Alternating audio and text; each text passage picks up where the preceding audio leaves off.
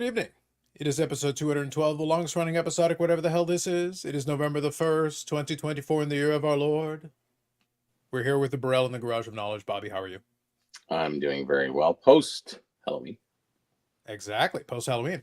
And I got a quick story about that. I'll touch on here in a second. And Eric over there is having a disaster because his mini fridge gave up the ghost. And for those of you, since it is episodic, I am going to remind you that we've already seen one mini fridge give up the ghost. This is mini fridge number 2 that has given up the ghost.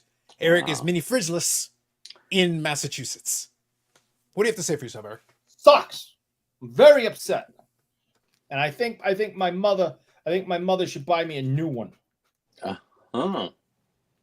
As a coming home gift when you come back from the expo. Exactly. Okay. Your coming home gift is them changing the locks. That's your coming home once he gets the lock. She should welcome me home with a new mini fridge. Mm-hmm. That's what here's the sound of the electric appliances as they quickly unscrew it, fix it, change the lock. Quick. Josh here says it's Friday night. Know what that means because I'm Carlos Live? No doubt. Zach says it's been a tough week. Been going through a hard time, but you say, well, at least I'm not Eric and I feel better. Facts. Yeah, I wish people would understand that. Yeah, I think that's fantastic, Zach. Now people finally understand how miserable my life is. And the best part is I basically do this, but instead I go to the Upper Deck Facebook group and I look at their latest post. And then I always feel better. I just go to the comment section and I read it. Look, just to be clear, I'm not the one posting anything. I just click on it and read. I just click on it and read. Right. That's it. I go, well, it could be worse. Man, these guys are mad. These guys are real mad. I could be an Upper Deck employee and reading the feedback for our latest product. Yeah, that's pretty bad. It's like they're mean. Those people are not swell people there, Bobby. Oh, they're mean. They're mean. Fellas. They're not men of peace. They're not men of peace. Good. It's like Paul says, good evening, gents. Poor evening, Bob Booby. That's right.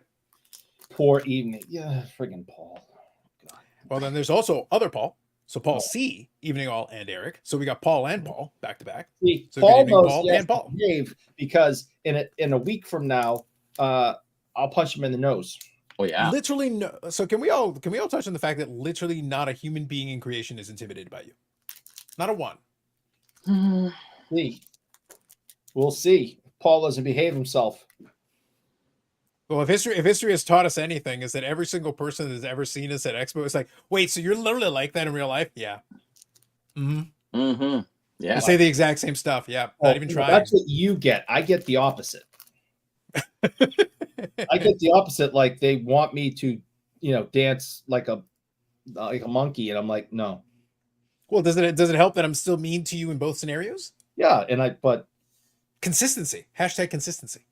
I love it how people are like, Eric, you're kind of quiet. I kind of thought you would have been like talking more and doing this and arguing with Carlos, and I'm like, no.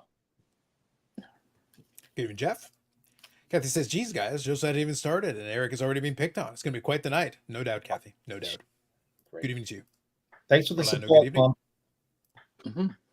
And PSA Canada says, stop trying to be a bully, Eric. That's right. Stop bullying. Can't handle abuse. I think it's going to be fun when we go to Expo and Brad does, in fact, do that to him. And then all of a sudden you just see our recap, and it's like a bunch of us just hanging out with Brad for like the longest. Eric is the only one who gets the wave. Yes. Everyone's just like, yeah, we were just chatting. And listen, we rebuilt some of PSA's policies. They asked the Burrell for some of that knowledge. He bestowed it upon them. Listen, I'm so fed up with Brad. I'm not even going to that side of the building. Okay, I don't want a stupid wave. I don't want that smug grin. Did you see the map? PSA has a building. Yeah, you don't want to go to that side of the building. You may as well stay on that side of the border. Going into it, I'm sick of him and that smug grin of his and his stupid wave. And no, I'm not going over to the Brad City. They're going to skirt you through there first before you can come into the show. No, that's right. Trust me. That's right. Listen, you keep this up, and you're going in the PSA Canada Stan Gulag is where you're going because they got their own Gulag. They've got a republic. They've got a whole democracy built in there, and Brad's the mayor. Yeah, they'll be there at the door going, "Oh, Eric, wait. Oh, you're going this way." Nope. See, you want to see how bad it is? So I'm going to tell you, Eric. This is how bad it is, and I'm going to accommodate this right now. Here's what's going to happen. Look at this. Say what you want to the mayor of PSA Stan over at the Expo. Your mayor Mr. Brad. Brad, how are you? Good, fellas. How are you guys? Do nothing. You have nothing better to do. I'm glad you're in the bottom corner again. Just like that, I put you in the bottom. Thank you, Carlos. Listen, we got to do what we got to do. Brad, I'm out here to offer help. This is what I do. I am a man of the people. I gave the people what they wanted in putting Eric in the bottom corner. We put him in the corner where he belongs. And then, pending, officially, the placeholder is in place. I may be speaking to BG on Monday, which I alluded to already previously. The placeholder's in place. So right now we've gotten some verifications back, and links may be sent in due course. But we'll see. By Monday, it could be very interesting. Leading into the expo, no less. And we're less than a week away. Less than a week away. Yes. Nice. I'm looking forward to it. Less than a week away just to start the expo. Brian, maybe come up to the expo. You might force him to come up for a round. I might have to, yeah. He was there last year. What's He was that? there last year. I wouldn't surprise me. Like, Was look, he? it's a good spot if you want to. I'm conduct surprised a I little bit didn't of see him. business. Oh, you didn't hear him? I'm pretty sure he was there Oh, last and I'm surprised I didn't hear him. Yeah, exactly. I was at my booth most of the time anyway, so I have no booth this time, so I'll be free. There you go. I'm very confident he was there last year. Okay. Jeff here says the Bruins lost 8-2 the other night. I'm sure that didn't help, no doubt. Bruins suck. And now it's mini fridge gave up. Like it's done. Like it's Bruins over. Suck. Done like the Bruins. Bruins Wow. suck. It is a Bruins mini fridge anyways, isn't it? No. I think that was just a generic one. It was like a baby It's blue a thing. generic one, yeah. Oh, okay. Yeah. But I went to open it and just water poured out of it. And I went, okay, it's dead. Water. Do you have a freezer in it too? Well, yeah, I guess. I guess it's supposed to stay cold. I don't know. It just stopped working. Doesn't work. Now we know what Eric Alright. knows about how a refrigerator. So it offers refrigeration. I'm not sure how this It works. makes drinks cold. And There's now it doesn't. condensation Okay. and ice. It made drinks cold. Now it don't. That's it. Contractors make a lot of money from that household there. Okay.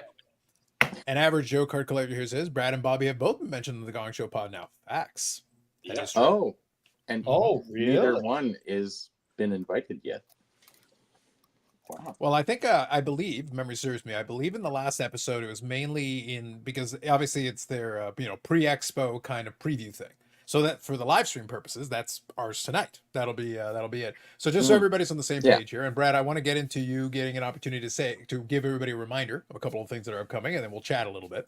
But obviously, so for the rest of this week, this is what it's going to look like. I'm going to try to have a video this weekend because I want to have some kind of an expo prep video, a specific expo prep video. I usually try to do one, so I'm going to try to get that done this weekend. So that's one thing. If everything goes according to plan, I should have a conversation with Brian Gray on Monday. That's the expectation. Placeholder is on the channel. If that comes to pass, that's exactly what's going to happen. Otherwise, I'll have a little impromptu live stream. We'll have a little bit of fun. So one way or another, the placeholder's there. I'm going to show up on Monday and we'll have some kind of a live of some kind. As for the expo week, and either way that'll meet because I like to make sure I always have a live. Every single week, we've been consistent on this since 2020. And I mentioned it earlier in the week. This is actually the 250th live stream on this channel. So that is another little mini milestone in addition to the 100 podcasts and approaching, I think now 990 videos. So approaching 1,000 videos on the channel. So we're making progress on all those things. Utterly ridiculous. And Isn't I'm it? only getting started, Eric. I'm not even warmed up yet. So Utterly on top of that, ridiculous. as far as the expo week itself is concerned, I'm going to try to have some kind of an expo live. Usually I do during the expo. That is usually what I get done in some way, capacity or other. But there will be videos chronicling different things in the expo. That's always part of the plan. That's definitely going to happen this time around. Most of the plan has been done.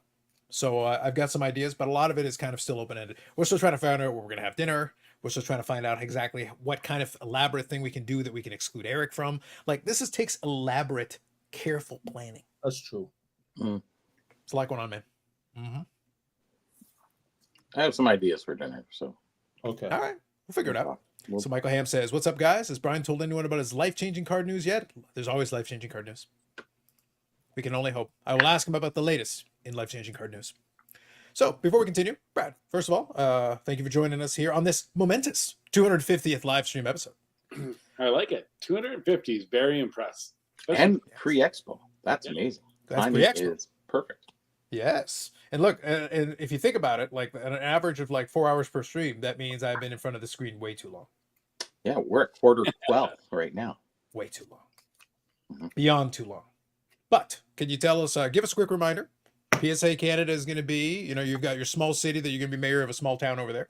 Mhm. And on top of that, we've got, Ryan Hogue from PSA. The PSA president will be there, the PSA president proper. He will be there as part of it. I have a few And- things to say to him Yes, and he will have a few things to say to you, Mr. Beckett employee. about some people who work under the PSA umbrella. I have a few things to say to him about some of the employees of PSA. I'm just saying, no names. I don't know how Conversation much we credence he had. can take from a Beckett employee, though. Can that kind of person be trusted? Can someone that shifty, that kind of an individual, the person in charge of Saturday mornings at Beckett, is that person to be trusted? That's why security's always around. Is that why we call you Senor Black Label? Mhm. Eagle eye.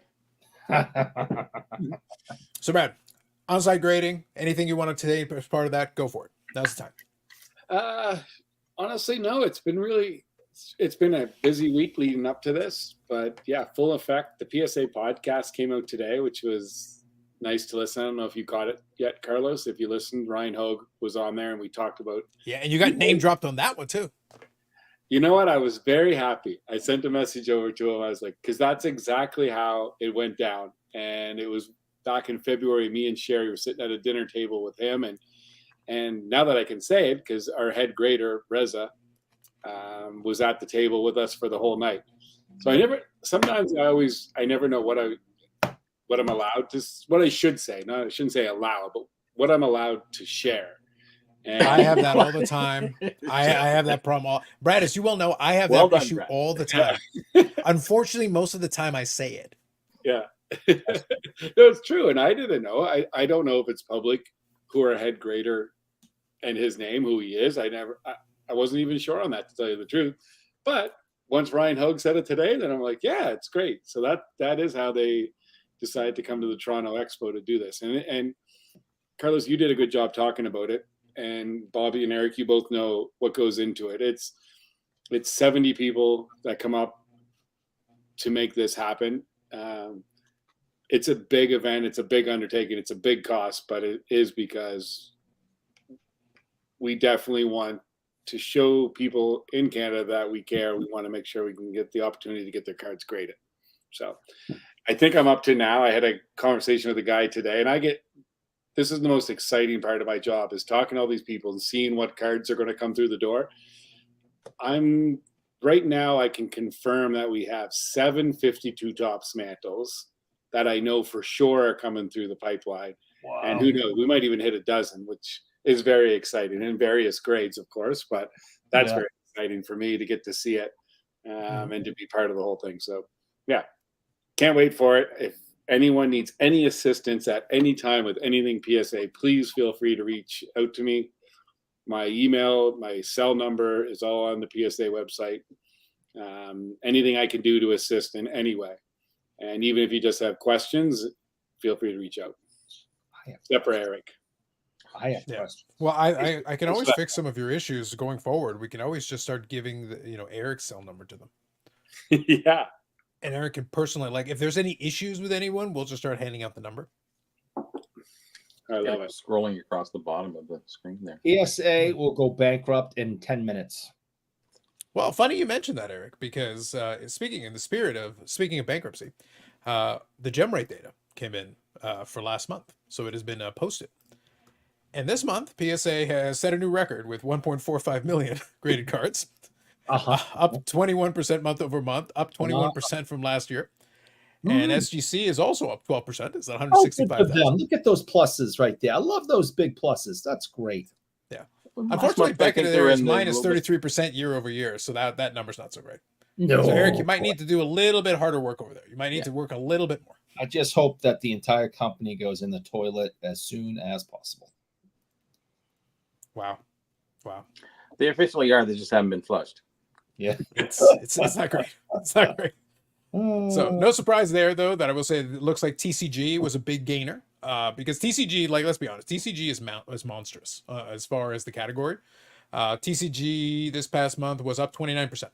So 564,000 of those cards were TCG, which is pretty big.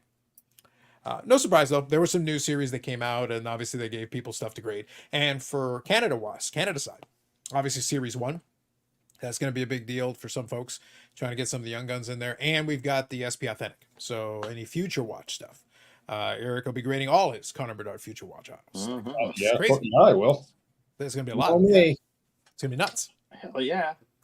Did you guys watch? I know Grant at GP Sports did. I think he the first night like opened 15 cases, 10 to 15 cases of SP Authentic, and never hit a Bedard auto. Like that's a lot of money and a lot of opening. Well, I was going to say, with the new price of SP Authentic right now this year, with Bedard being in it, isn't that like the gross domestic product of Massachusetts? Like, it's about how much it costs. Exactly. Yeah. It's like we can run the government for an entire month, or we can buy some SP Authentic. Let's go. Let's go. Oh. I was going to say too, if there's anyone in the chat that is going to attend the expo for tonight, Carlos, I didn't run this by you, but I know you'll be okay. Feel free to. How can we do this? Shoot me a message. I've got some cool things that I'd like, especially for the regulars in the chat. If you are coming to the expo, we talking some swag here. Swag, yeah, some cool things. So. Oh, I'm sure it's super cool. I've got Eric taken care of. That's easy. Yeah. Taken care of. I was like, was that where you sent? I was like, hold on. Is it so you mean taken care of, or you mean taken care of? Taken care of. He's going to learn a lot. Because we got two different messages, so I just want to make sure I know which one we're referring to. It's like, I don't like the direction this is going.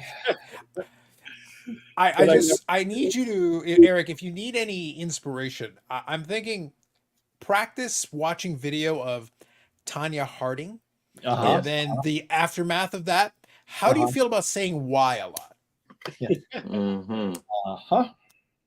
Yeah, that's good. I'm just saying your cross-country biking career might be coming to an end sooner than you planned. Oh, wonderful! Just throw it out there. Allegedly. I can find new people to hang around with. Justin says, I was thinking TCG was the big winner. You got the stock market on fire and the election. It's hard not to get excited about Carter's investment at the moment. It's hard to get excited, but we have to get through it. What's funny is people don't seem to have a problem with that. A lot of people try to worry about that stuff, but the average person doesn't really care. And here's the funny thing. And just telling you from perspective, it's not going to matter what happens in that election. It doesn't. You convince yourself it matters. It doesn't. It's going to be about the same. But tell yourself it's going to be. There's a difference. If it makes you feel better, I vote for Team Meteorite. That's who I endorse. That's who I endorse. Agreed. Average Joe Kirkland said it was meant to be my first expo, but I'll be having hernia surgery instead. Sorry to hear that. Basically, I'm Eric. Well, I think you're less broken than Eric, but nonetheless, we're sorry to hear that. Hopefully, you can make it out to one in the future. Well, that's too bad. That reminds me of Bill Murray in it. What was it? I forget the movie. It just doesn't matter. It just was it Reds? I forget the name of them. Eric, remember? No, I don't remember one. Concussions. I don't remember anything. Guys forget. Oh, it's all about the concussions with him. Yes. Lots of concussions. So we can do that, Brad. So you have to let me know how we can always do it so you're saying to your email. Is that the one you're referring to? Yeah, just shoot me out an email if there's anyone in the chat that's coming to the show, and we could put a little something special. All right, let's see if I can make some any particular company. So there you go. Yeah, sounds fair. So is Bobbles coming in? Is Bobbles coming? No. Oh. No, he was planning on it. He wasn't able to. He actually did take some of the steps towards it. It's just his scheduling wouldn't allow it for it. Now, mind you, part of the confusion was he thought the convention center was in a different place, and he thought the hotels were more expensive than they were. We may have made fun of him about that on the podcast. Just briefly, we may have, because he's literally quoting these ridiculous prices for the hotel. I'm like, it's not that much. What are you talking about? And he explains where he was looking up, and I'm pretty sure he was looking at hotels near the Metro Toronto Convention Center, which means hotels in Toronto, which are also the gross domestic product of Massachusetts. So yes, if you go to a hotel in downtown Toronto near that convention, yes, you will need to remortgage your house to pay for a night's rent. So do you want the PSA Canada one, Brett? Is the email for that? Yeah, that's fine. Yeah. Okay. Because that So I comes think, direct. So yeah, so I'll give folks a little I'll give folks the information here, kind of a little scrolling for a little bit just to put it in there. So if any of you are coming to Expo, you can use that. And if you use that, shoot a message. You know, there may be some free swag in it for you. By the way, we want swag. Just we already discussed this, Brad. Like swag. absolutely. Swag, yeah. Yeah. Swag/cardboard. Yeah. There you go. I like it. Could be either or. My one, it worked well for narrative purposes and for fun, but on the so I'll do the AMG scrolling ticker a little later. I want to let this one scroll for a little bit. We'll do the AMG one in a bit. But I was laughing because obviously it needed to be done for narrative purposes and also that it made for a better story. But then now we're starting to do the AMG podcast, and since we're starting to do a little bit of that, I had to give the Matt Stagen story. So now I have to worry at any point. Like I may be dodging, bobbing, and weaving. It's going to be rough.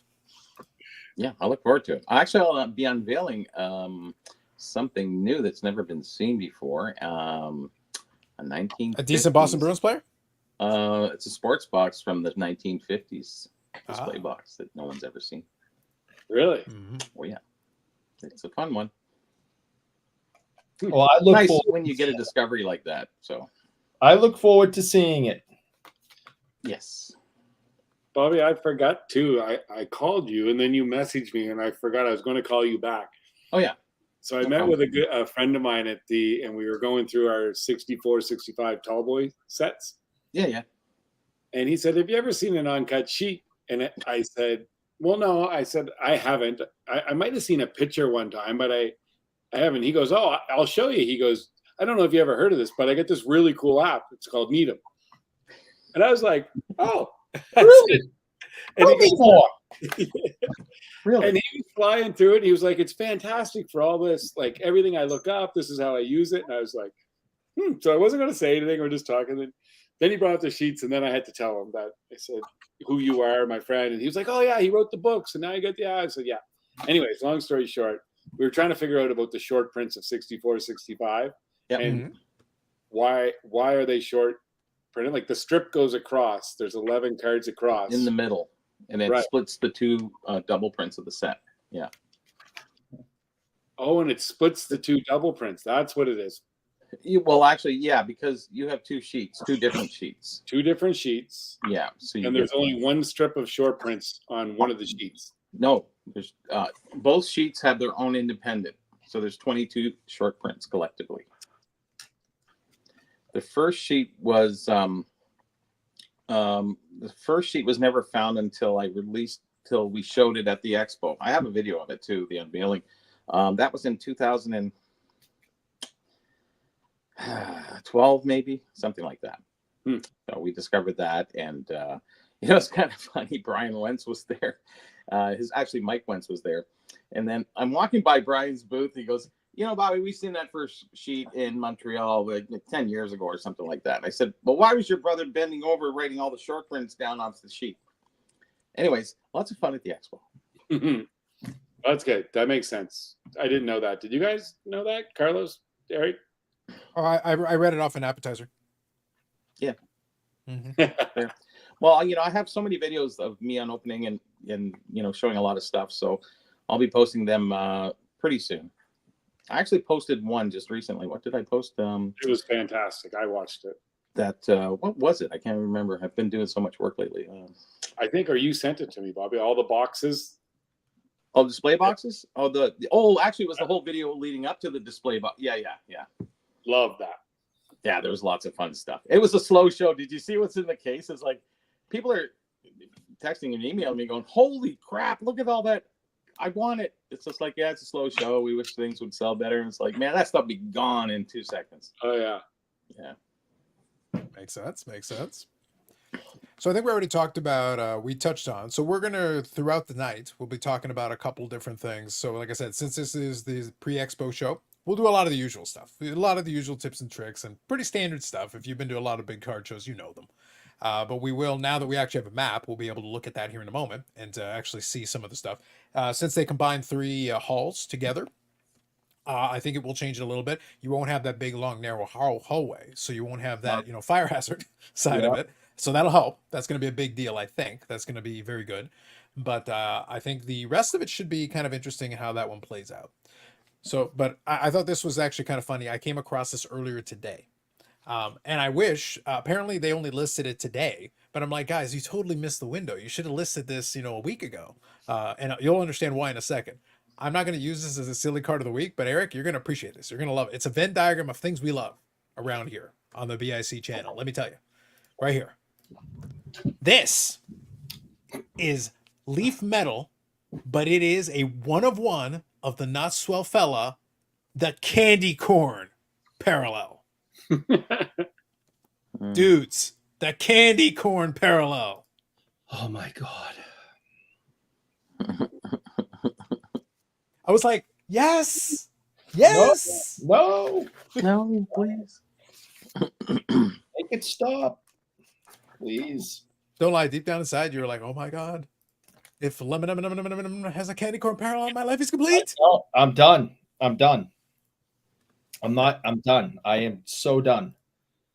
They just, released these, 1-on-1 pre-card pieces of crap, and they're like $15 a piece. No, they all suck.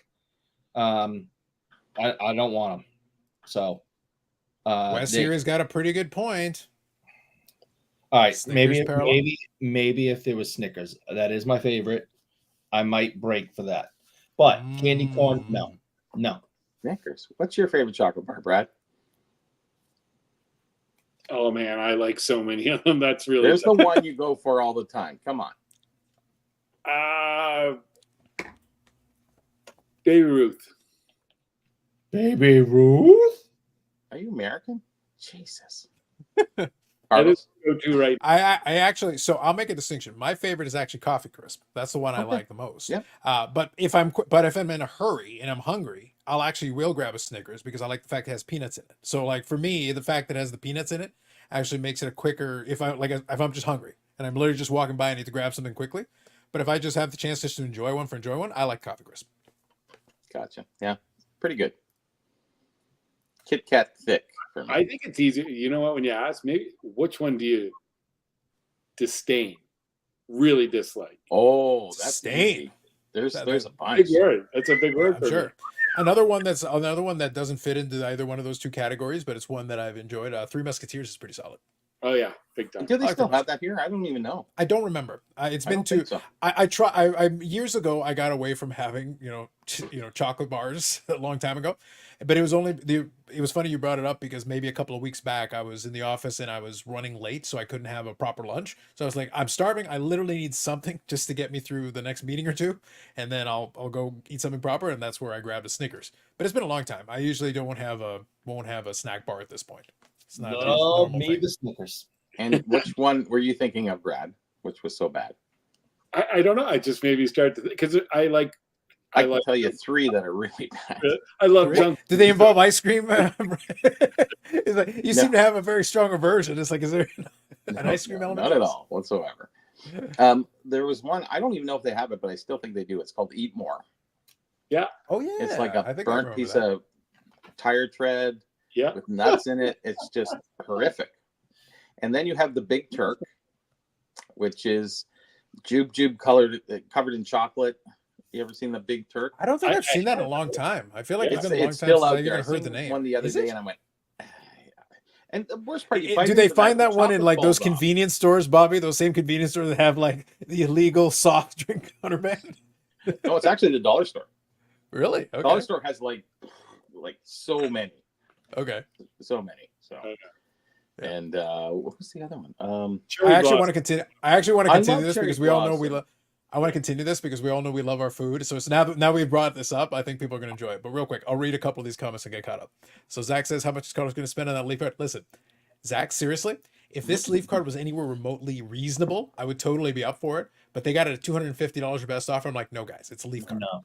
Like you're not even close. Like you're not even in the right ballpark. You could impress I- Brian Gray with that. No. Sure. Yeah. I was sitting there like, and this is 2024. So this is the new management. I can't even blame BG for this one. Oh, I So- can believe BG for anything I want. Fair enough. But he's been out. He's been ousted by that point. don't Does Eric care. have that Mickey Mouse card he purchased? There you go. I heard of something about a Mickey Mouse card. I didn't hear too much. which one? Pre-production cards. Eric, you need them all. That's right. Nope. I'm done. They can shove it up their ass. Whoa. Spoken know, like a man who will be buying Yeah, 10 at the take it. expos. He's practicing for coming to Canada, I guess. Yeah, I was No, gonna no, say. it's- I can't take Spoken like it a anymore. man. That's what the Currently- man says. He'll be like, Carlos, look at what I found at the expo. 14 one-of-one pre-productions. All limited. No, I'm done. Jock is And- parallel. Eric would hunt for all of them. That's right. Mhm. So now we're back in the chocolate bar. I wanted to get us back to the chocolate bar. Here. Oh, yeah. All right. So Josh says Mars or Mr. Big. Mars is a solid. I get you. Mr. Big as well. So we got a second one here. Mr. So Big Jeff, isn't as big as it used to be. it's true. Yeah, they've kind of fallen out of favor. I would say they're down in the power rankings of the chocolate bar game now at this point. So Sherry here has Eat More and Cherry Blossoms for the win. Really? So like, I always liked cherry blossoms. Hi, I Sherry. hate cherry blossoms. They're But just now they're kind of Ugh. they're dried out in the middle because they've been sitting around. Like it's like one that chocolate covered cherry, but it's like thick chocolate with peanuts and stuff in it. So it's anyways, yeah, I get it. So we got two good comments here. So Eric looks like he loves Mallow cups. I don't know what that is. We don't- Average Joe says Reese's that's- cups. So that's question, American. do we count Reese's cups as a chocolate bar? Because it's not shaped like a Yes. bar. God, But I think God, Reese's cups are excellent. I think Reese's Do cups we are great. count ice cream as a fucking cake? No. So obviously, we do. Yes, we do. God damn Yes, it. we Yes, we do. do. yes, anything that is The like Aero that bar, is yes. that, yeah. There you go. I'm Steve, going the with Aero Reese bar. peanut butter cups for the win by far. Reese peanut butter cups are solid. The That's a strong mega, choice. the mega cup is nice. Yeah, give you good. That's my mega number cup one is by good. far. Reese's Yannick? peanut butter cup. Yes, It's not a All right. chocolate bar. Oh, you ice cream cake guy. But, yeah. So what There's I'm a whole hearing is debate what I'm hearing now. is Reese's peanut butter cups and and a nice ice cream cake. You know, you put the two beside each other, and you got like the Venn diagram of all the things about, and then eat it in Atlanta, and you've got the Venn diagram of everything Bobby loves all in one place. Everything. Yeah. It's almost like that. Oh well. Score is a good one. Score is one I haven't heard in a bit. Score's one of my favorites. Top tier. I love Score, but I find I got older fillings in my back molars. Yeah. I'm scared to death. I think every time it's just going to pull one of those things. That, It will.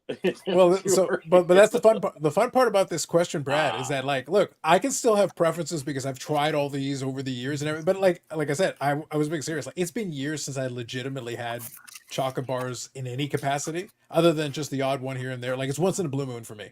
I used Carlos to- Senior likes to have a Snickers in the car, so if he gets hungry or whatever and he's sitting there, that's like perfect for him. But They're awesome. it's In the once in a blue summertime. Or a moon. cookie. Don't you get a cookie for Carlos Senior?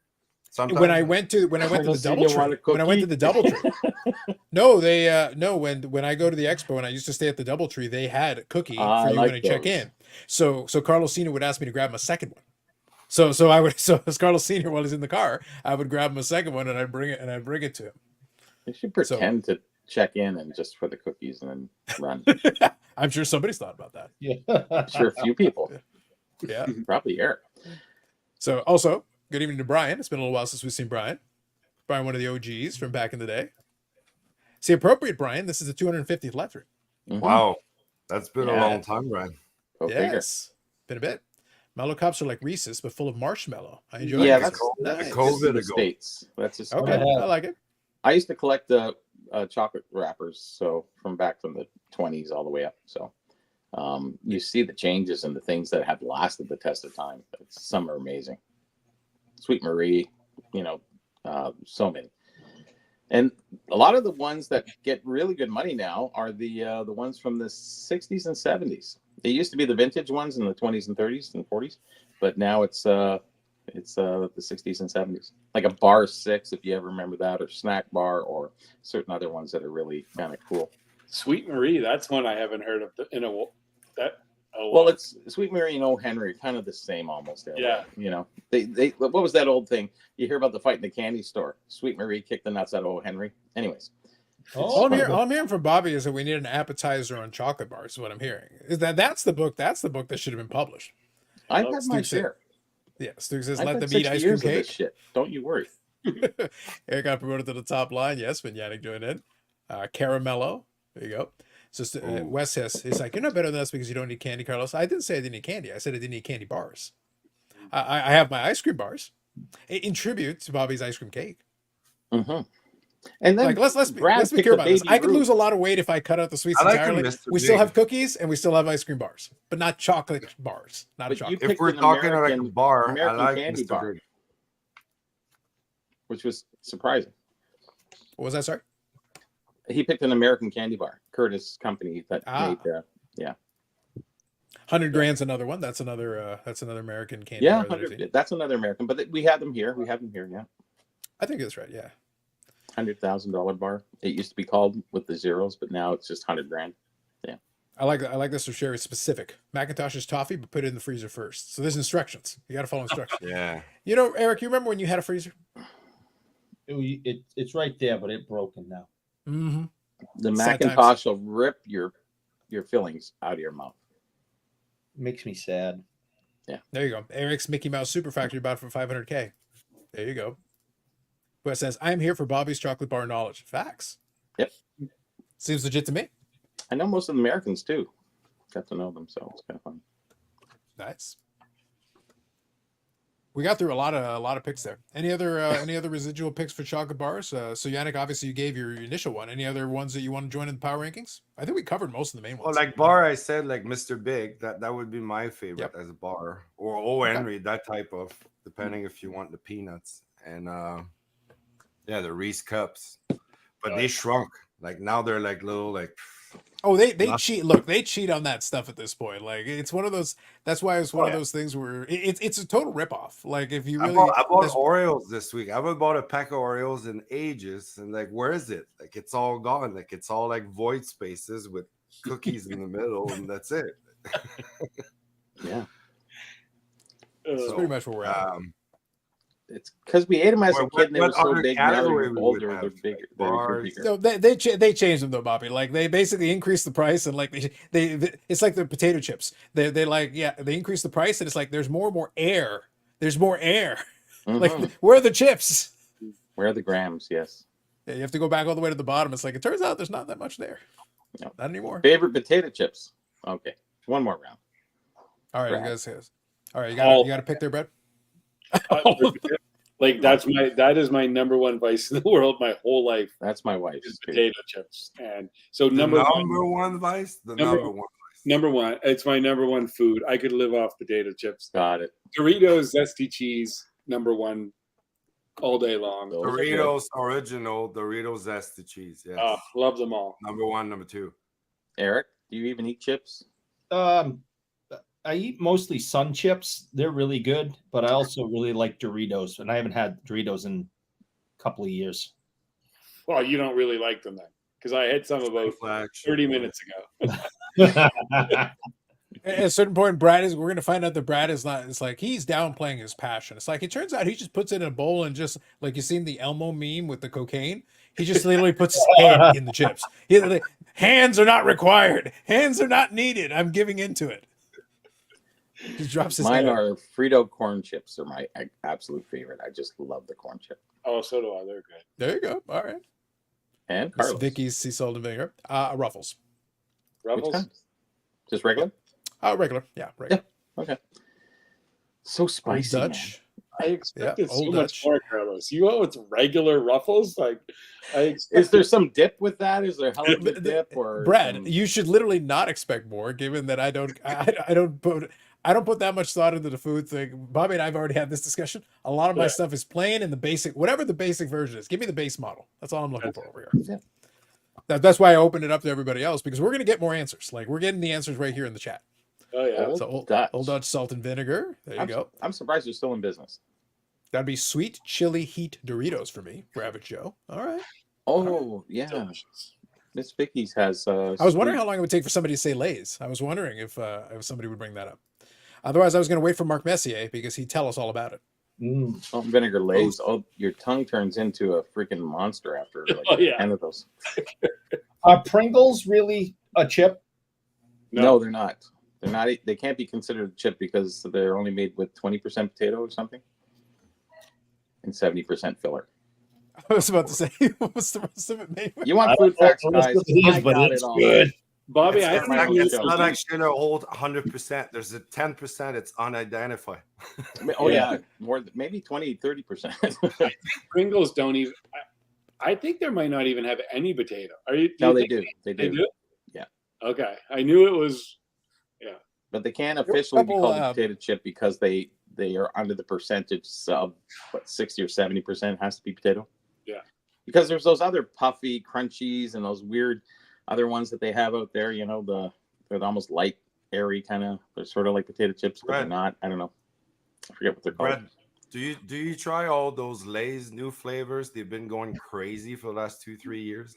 Yeah, don't you? I find most of them just taste like roast chicken. I don't even try them now. I guess Pizza tastes like roast my chicken. God. I know. They bring out like fries and gravy. I'm like, it's roast chicken. roast chicken. They bring out Donair chips the other day, and I'm like, roast chicken. Roast They chicken. They use roast chicken. They just call it different names. Well, that was one of the first ones that kind of came out that was way out there was roasted chicken. And then everything spawned after that. Okay, throw some roasted chicken flavoring and put that in too. And we'll call it something different. But it can't beat the cherry, grape, and orange flavored potato chips I had in 1979. Oh. They didn't last long. And I was a sucker and I bought them once. I opted for no Gretzky pack and went for grape chips. We got a snackables Horrific. in here. We got a snackables thrown in here. All right, fair enough. Thank you for chiming in. Appreciate that. When with Brad's description, what I was envisioning was basically this: Duff Dry, and Duff Light, all coming from the same bat. All coming from the same bat. Do you want to know the biggest letdown that I had in a long time? Because Sherry's down there. Meeting Eric? I was about to say, wait a minute. He lets me down. My name is about to be used. It's like, listen, I'm like Randy Orton from out of nowhere. Like, literally, Eric is minding his business, like having dinner, and somewhere off in the distance, Carlos is like, hold on, I got an insult. Let me call it in. Got back from the show, so he's excited putting his stuff away. Is that what he's doing? I was trying to figure out what he was doing up there. Yeah, he just got back from the Shriner show. Yes, I did. A lot of good stuff. What'd you buy? Well, By me. I picked up more 6970 cards to complete a second set in mostly mint condition. So now I have 2 sets. Yeah. Tops Don't or tell, peachy? Brad works for PSA. Come on. Mint condition. Jeez. Tops or peachy? Eric is 69. using 1985 mint condition, which is to say it's torn in half. Yeah. So I have 2 tops sets now of 6970 Where's the Opeachy? in this box over here. Okay. I don't have the full set yet because there's a lot, but I'll be coming. Yeah, it's a set. I got some other cool stuff. I got a whole bunch of 61, 62 sheriff. What is it? Sheriff coins. Yeah, sheriff. Yes. Salada. Shop the sheriff. Now, which is more desirable, the Salada or the sheriff? Well, actually, so Sheriff Horsey, they had a company. They used to have junket and everything, and they in 1959 they got together with they bought out Salada and they joined. So Sheriff Salada are actually one and the same. Right. But that was the only year that Salada came in. Out of the coin years, you had 60, 61, 61.2, 62.3, and 67.8. And Salada, that was the only time they came in and did a promotion for the coins. Otherwise, it was all Sheriff prior and post. So, But which one's more desirable? Doesn't 60 matter. Oh no, it doesn't matter. No, All right. Well, I think it's almost irrelevant. You can barely see it on the back, anyways, because it's just with the color, and it doesn't matter. Yeah. Some I people are sticklers both, and they want. but Yeah. I almost have a full set of Bruins now from 61, 62. Are they in the rare sheriff or Salado ones? There's combination. Sorry. Another interesting thing I got a Gordie Howe Eaton's ad, but Oh, nice signature on that one. look at that in silver. Nice. Absolutely gorgeous. So that was a promo that he would hand out when people went to get some of his equipment. Is there any printing on the back what it says? Yes. So there you go. He's a sports advisor at Eaton's, and when he would go do personal visits, he would bring different cards. So there's about 6-7 different cards of that in different uniforms and different designs. So I have the All-Star one, I think, kicking around. Yeah. Here's something I thought was very interesting, something I hadn't seen before. So this is a picture of Bobby Orr and the goal, okay? But it's an actual photo, not a reprint. It's an actual photo. And it is from this angle. Oh, wow. And you can see Noel Picard's stick right on his foot. Oh, yeah. And that's wicked. Yeah, I've never seen one. Let's see the back before. What's it say on the back? Nothing. It's just it's a photo. Yeah, most photos our first generation they'll be stamped with something on it. Okay. But living in Boston, you see 6x9, 5x7? Yeah, 5x7. Yeah. Okay. That's interesting. Living in Boston, you've seen everywhere you go, you see the goal. Everywhere, every single bar has it. Businesses have it. Schools have it. Everywhere you go, you can't go without seeing JFK and the goal. Okay, I'm a little surprised by that. Hold on, I'm a little surprised by that. I didn't think that the people in Boston were so keen on Brett Hall. Like I didn't realize that they were. Hey, Brad, I'm shocked. Like, look, I appreciate it, of course, but like. It seems weird to revere that, given that it wasn't Boston involvement. But hey, cool, whatever works, man. I hate you. So I picked that up because I've never seen that angle before. That's a unique one. That's really good. I want you all to read what Wes wrote in there, and I'm giving him bonus points over historical accuracy. Think about it. God. Think about it. That's horrible. And yet you're laughing, you evil bastard. What are you doing? Yeah. I found this. I paid $6 for it. I think it's pretty cool. It's an absolute perfect shape. And you guys tell me why I thought it was so cool to get. See if you could figure out how long it takes you to figure out why this is really cool and unique. Because Bobby Orr's in it. Nope. He's in everything. He's in everything. There's a reflection on the bottom. I don't know if that means anything. Oh, no. Okay. Oh, that's a mail away. Nice. Who's the goalie? Huh? Who's the goalie? Oh boy, what's his name? Perrant? Nope, that is Jacques Plante. Jacques Perrant? Yeah, that's right. No, not Perrant. Plante. You heard the man. You're questioning Bobby in the garage of knowledge? If it's Jacques Perrant, then it's Jacques Perrant, goddammit. Okay. Damn it. So this was to send away for photos for Sports Illustrated. Posters or photos? Photos, it says. Really? SI Photos. Freeze the action. And when I saw that it was Jacques Plante, I'm like, there is hardly anything out there with him in a Bruins uniform. Because he played. That's pretty rare. That's worth about $6. Oh, I see good. 8. Okay, well, I paid $6. Full value, full comp. How dare you? I know you can send away for posters, but I didn't know they had those cards. Yeah. So I thought that was pretty cool. That is really cool. You will like this. And I like a little Jason Voorhees reference. Well done, sir. There you go. You guys will probably all like this. Hate it. I know that Yannick and I have a special place in our heart. for this, and I saw this, and for $20, I couldn't say no. Bada bing. There we go. Mr. 21. That's a nice autograph too. And it's JSA authenticated, $20. I'm like, yeah, I'll take that. Right on. So in Toronto, that would go for a lot more. I would assume. Yeah. See, that's the difference when things are regional. Like nobody gives a fuck about Bobby Orr up here, but I mean, you know, down where you are. Well, outside of Chicago, how could he ever mean anything? Right. I bought some random cards that were in good shape. AKA most of your collection. Random cards.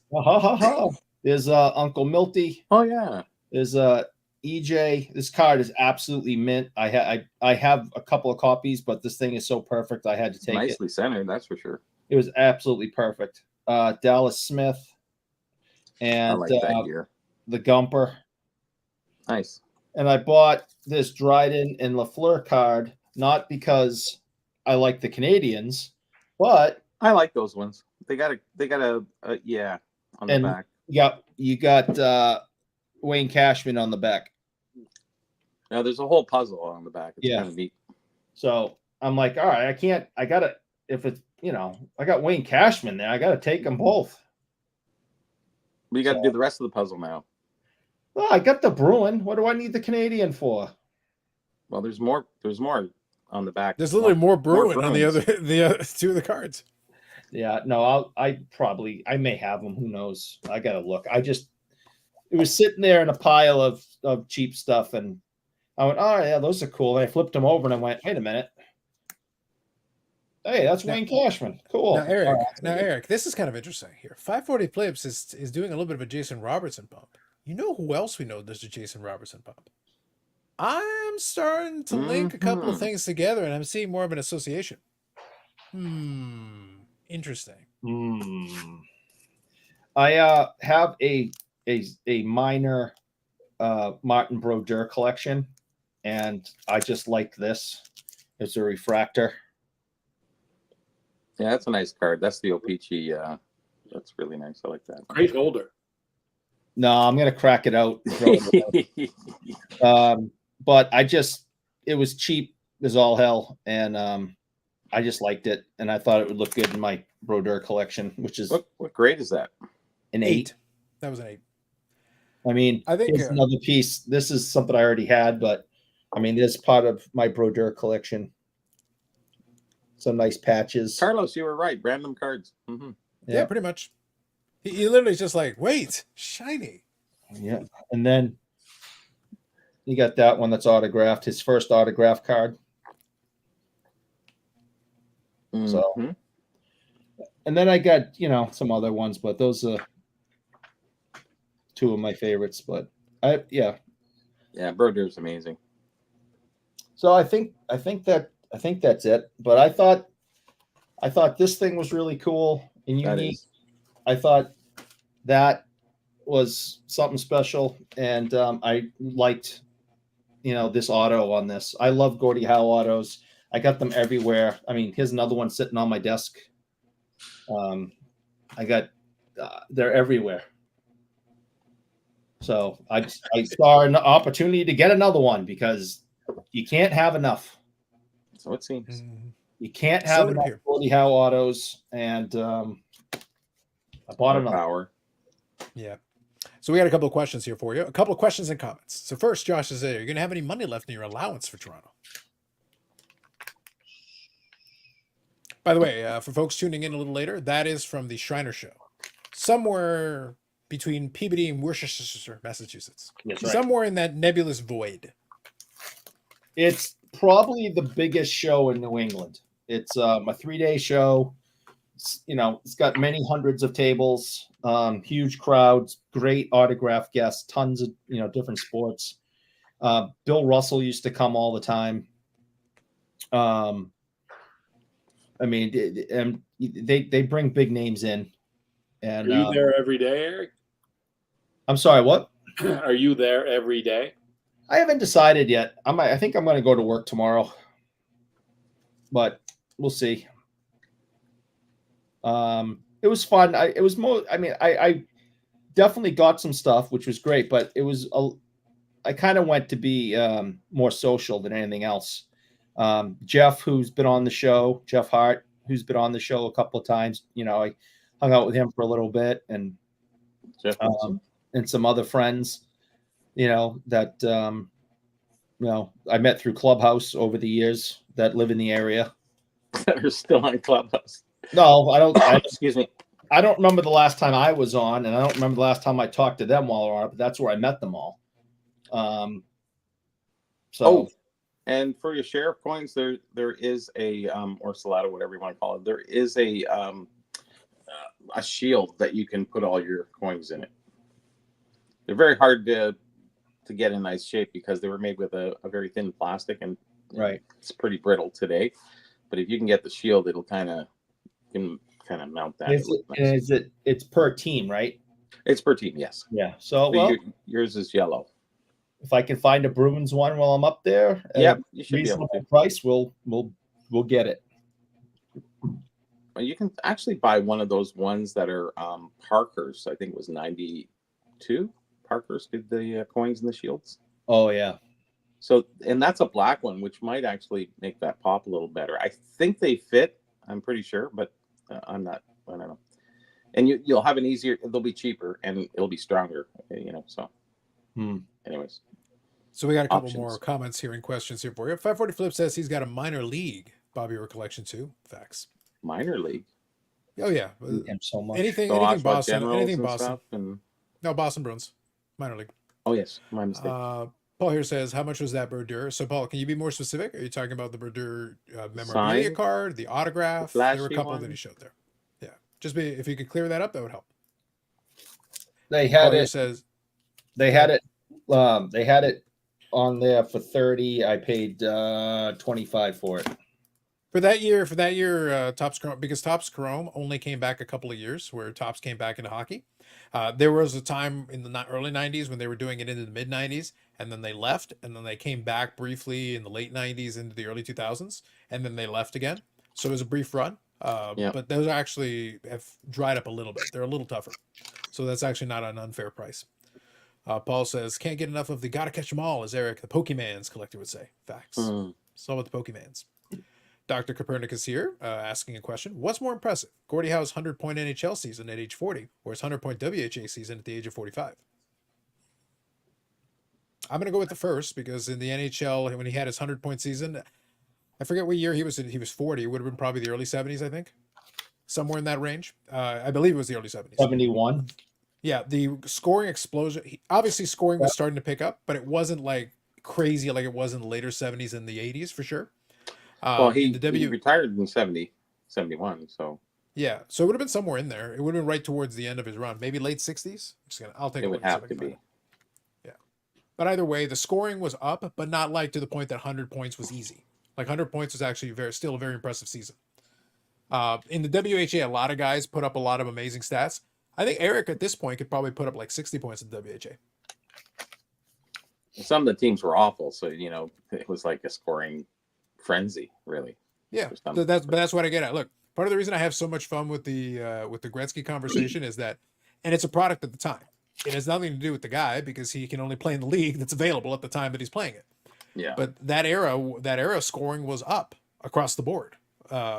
The argument is always, well, he put distance between himself and the next closest guy. It's like, you're right, but he was best suited to take advantage of the way it was at that moment. Because I think because there was a period there from about 1980 to 1989 where defense was illegal, and goaltenders were shot on sight for making a save. Pretty much, yeah. Okay. So, it helped. It helped a little bit. So Gordie's age 40 season was 68-69. So it was 103 points, 44 goals, 59 assists, which is very good. Now, what's funny is that was his first 100-point season in the NHL. Yeah, it was hard before, and there was less games when he started out playing. I honestly didn't even think he had. I didn't even know that he had one. Yeah, he had one 100-point season in the NHL. Did he get 100? Like, it would have been towards the end of his career, and I don't remember the end. Yeah, numbers. Yeah, that was the year. So age 40, he played 2 more seasons in the NHL. Last NHL season was 70-71. That was the last one in the NHL until obviously he came back. but 103 points. It was 68-69, was 103 points. That was his only 100-point season. The next closest I can see here, he had 95 points in 52-53, which may as well have been 100 because if we're talking 52-53, 95 points is very good. And obviously that wins you the Art Ross at that point. His next highest point total was like in the high 80s. Outside of that, yeah, he had 89 points in 56-57 and 86 points in 62-63. And then the next two seasons, he's 71 points, 52 points, and then he goes to WHA and has he actually had another 100-point season at WHA at age 47. So I would say, so out of your question, the 100-point season at age 47 in the WHA is the better of those two. I still think the NHL 100 points is more impressive. In the late 60s, 100 points at age 40, I think that's the most impressive. I agree. How about playing at 52 and making the All-Star team? Well, I think a lot of that was a nod, but he was still holding up with his points. So, yeah, he was good. Like let's put it clearly, he made the All-Star team making 41 points. Like he's Gordie Howe. You're giving him an All-Star nod. Like that was his last season in the NHL. He could have scored a point, and they would have put him on the All-Star team. He didn't earn that All-Star appearance. That was a all-time achievement award. You're playing at 52. You're still good. Like you're not a bad player, but you're not an All-Star at that point. You're like, no, you're 52. We're grading on a curve. You're Hal Gill or someone, So yeah, he's not a legend like Hal Gill. I like this. Paul says, here's where the story falls apart. Friends. Eric's story about Well friends. said. Well said. Okay, so refractor and patch. So the refractor, Eric answered that. How much was the patch? Do you remember? No, I've had it for a few years now. Gotcha. Stu here says, I noticed more hockey than usual at the Dallas show, which is true, actually. They've got the Dallas show starting up this weekend. Some 51-52 Parkers, 79-80 Oilers team issue postcard size, a few stacks of 60 singles, and a lot of Topps Gretzky rookies. What's funny is, I've heard for the Dallas show, like hockey is very sparse. It's very few and far between. Wes in the past he found one of those Medano Ben dual patches from the Cup there. So Dallas Star is actually even though it's in Dallas Star cards of some of the better players is just not there. There are collectors in Texas and in Dallas, but they're not bringing the cards to the show. They're not selling there. Because I'll buy stuff from them and they're in Dallas or in Texas. But then at the same time, then you go to the card store, it's like, yeah, there's not a lot of hockey here. And I'm like, clearly they're not selling it at the show. They're leaving it for elsewhere. They're shipping it on eBay. That's why. Basically, yeah. The number one card shop in San Antonio, they have one cabinet about the size of my desk with hockey in it back, and that was 4 years ago, 3-4 years ago now when I was there. And, beautiful shop. It's the one that I think they won a contest, I think with Upper Deck or something, and Upper Deck paid to have the whole shop redone and everything or something like that. And, they have the state has a hockey team. They've won a Stanley Cup, and their hockey counter was the size of this desk. But I bet you were able to find the odd football card. I bet you found a few football cards with you there. Yeah, everything else. There was basketball, Spurs stuff like crazy because I was in San Antonio. But yeah, football, baseball, everything. It was just this one little. The hockey's over in the corner for you weirdos. That was it. Eric gets that sense all the time. Well, that's true. Mm-hmm. So this one's for you. So Dom, good evening. Evening, fellas. We'll be at the Shriners tomorrow. Eric, you going to work? You going to the Shriners? I just came back from it. Got here, sat down just as the show was starting. I just got back from it. I don't know if I'm going back tomorrow. There you go. Anything interesting? Did you not see everything I showed? Yeah, you missed the Yannick. He literally went through all the pickups. He literally did go through all of them. Yes. Yeah. We'll catch it. You can catch that one on replay. You can catch that and one even the Burrell said that some of my pickups were interesting. Yeah. You should have seen some of them. Matter to take care of, which is way more important than your crap cards. So. Oh, the cat shit on the cat shit on the floor? Yep. I knew it. Yeah, Yannick, let's be fair. Let's be fair about this. The bar is real low for things more important than Eric's pickups. Like we're talking like sub basement, subfloor, subterranean moon base. I got a plan to find Eric this year. I'm tying a balloon on him. That might be Where's a Eric? fun. Follow the balloon there. I think in honor of his favorite creation, I think it should be an inflated helium pink pony. Poopy pony on floating. Yep. Whatever. Yeah, there you go. It's all wear good. it. I don't care. So, a couple of things real quick. First of all, for those of you who are catching on a little bit later, what's been scrolling across the bottom ticker there is something where, again, if you want to reach out, Brad has graciously offered some possible swag. Again, but you got to reach out. If you are coming to the expo, use the email. Hang there, on, and I'm you can reach out. emailing right now. Exactly. Get on it, man. I'll switch over to the AMG one. You guys know AMG podcasts, live streams, podcast episodes. We talked about SP Authentic this past week. We want to make sure we include that in there. But Brad, just while we got you here a little bit, and again, you're more than welcome. I know it's long days, but we appreciate you hanging out a little bit. I want some tips from you though. Let's talk a little expo. Let's touch on a few things. I'll bring up the map here in a second. Yeah. But experience, obviously, one of the things for you, like obviously from your side of it, if someone does want to get their cards in for grading, they might want to get to the front of that line early. They might want to do a direct, make a beeline for it and drop off stuff, especially if you're doing on site and you want to make sure your stuff quickly and efficiently, you want to get to that. But do you have any other tips you can offer to the people? I do think that's important. If you have your cards, try to get them in as early as possible, especially if you do one on site. I don't think we're going to run into an issue with capacity, but that's always, you never know.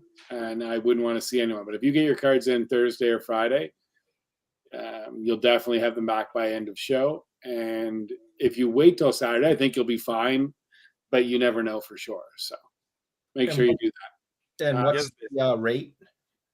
$99 USD, provincial HST included in that price for on-site. So it's really for regular size, anything like $1,500 and above. So it's $99 for anything 1,500 and below.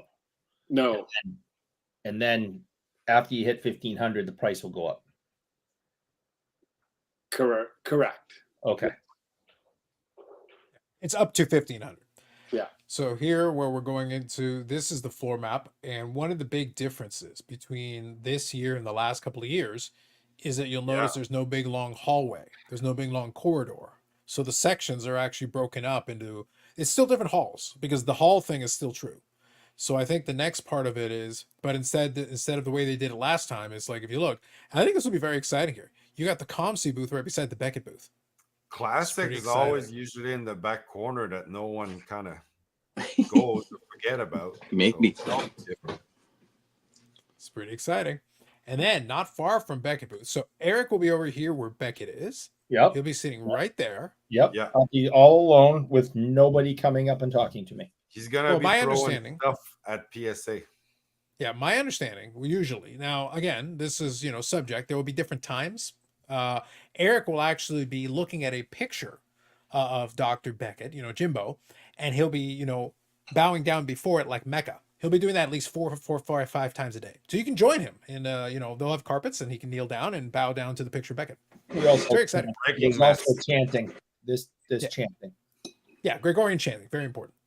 And then you got, Brad has a small town over here. He's got a small continent here. They may have interballistic missiles that they may be able to shoot over to the Beckett booth. So they may have some of that going on. It's like a map of risk. And if that wasn't exciting enough, over here playing Switzerland, you got KSA and MNT over here, here in this spot. You got CGC right here. So they actually did put all the different graders within basically striking distance of each other. So if you got any grading to do, you kind of know what section you're in. All the way on the opposite side, you've got Upper Deck over here on this side. So they've got their little section already quarantined off. Usually they got a lot of stuff going on there with the pack breaks, and they're giving away the cards and all that stuff and giveaways and all that. It's kind of an interesting spot where they put them because it's not all the way at the edge. It's kind of in the corner. You got Grizzly Sports Card, who does a lot of unopened stuff, has got their own wall over here. CSC Marketplace is over here in the corner. So I got to be honest, this is my first opportunity to actually look at this. This is a weird configuration for me. I got to be honest, Wait, It'll be different for sure. Yeah. where's Tag? Who? You're it? Tag. Hall 7. Yeah. Oh, Q5. Q5 is where you think you find them. I don't see them here. I assume they have a booth, but I don't know. I like, jokes aside, I don't actually see them there. They're I not. assume they got a booth. They're not here this year. Them or Fanatics, PWCC both aren't. Well, PWCC, yeah. PWCC, I heard about that. Okay. Fair Wow, enough. that makes sense. Yeah. So no tag bots. What a shame. So you got Upper Deck's pavilion, so the autograph. So this will be the, when he's not doing his 3 or 4 time a day bow down to Jimbo, then Eric will be over here harassing hockey players and the Probably. Baywatch ladies. So that's the autograph pavilion where Eric will be. There's a possibility. We'll see. We'll see if I can get the same access as last year, but I may not. We'll see. I'm not counting my chickens before they hatch. Chickens before they hatch. So it would appear. So let's see here. So these are all the tips you need. Comfy shoes, blah, blah, deodorant. Fact. Well, Cash is king. I've been going to card shows since 1988, and the deodorant message is not getting through. It never has. The thing is, it won't. I think at this point, your only hope for that. So Brad, I don't know if you're familiar with this. So the last time I went to Vegas, it was during the summertime. I actually went in July, which amused me to no end. But I think, but my favorite thing is you walk by, though, because it was July, you'd walk by some of the bars and they would actually have misters that would mist out into the sidewalk. So you could actually walk by and you get a little mist of fresh water to like cool you down as you were walking by the strip. I think maybe that's what they should do at the car show, like spray people. Why not? When they identify somebody pushes a button and it's like, you're getting sprayed. Dr. having a Megan says birthday hello. here. Talking for a few minutes I today. got a birthday here, so I'm just enjoying some ice cake. I was going to say, is it ice cream cake, though? That's what's That looks so good. What kind of actual cake do you have, though? What kind of cake is it? Kind of melts. So Dr. Becca says hello. Talked to him for a few minutes today. There you go, Stu. So we answered that one. See, I made it look like a piece of fucking ice cream cake. And really, all I did was take the ice cream and cut it with a knife and took that piece out.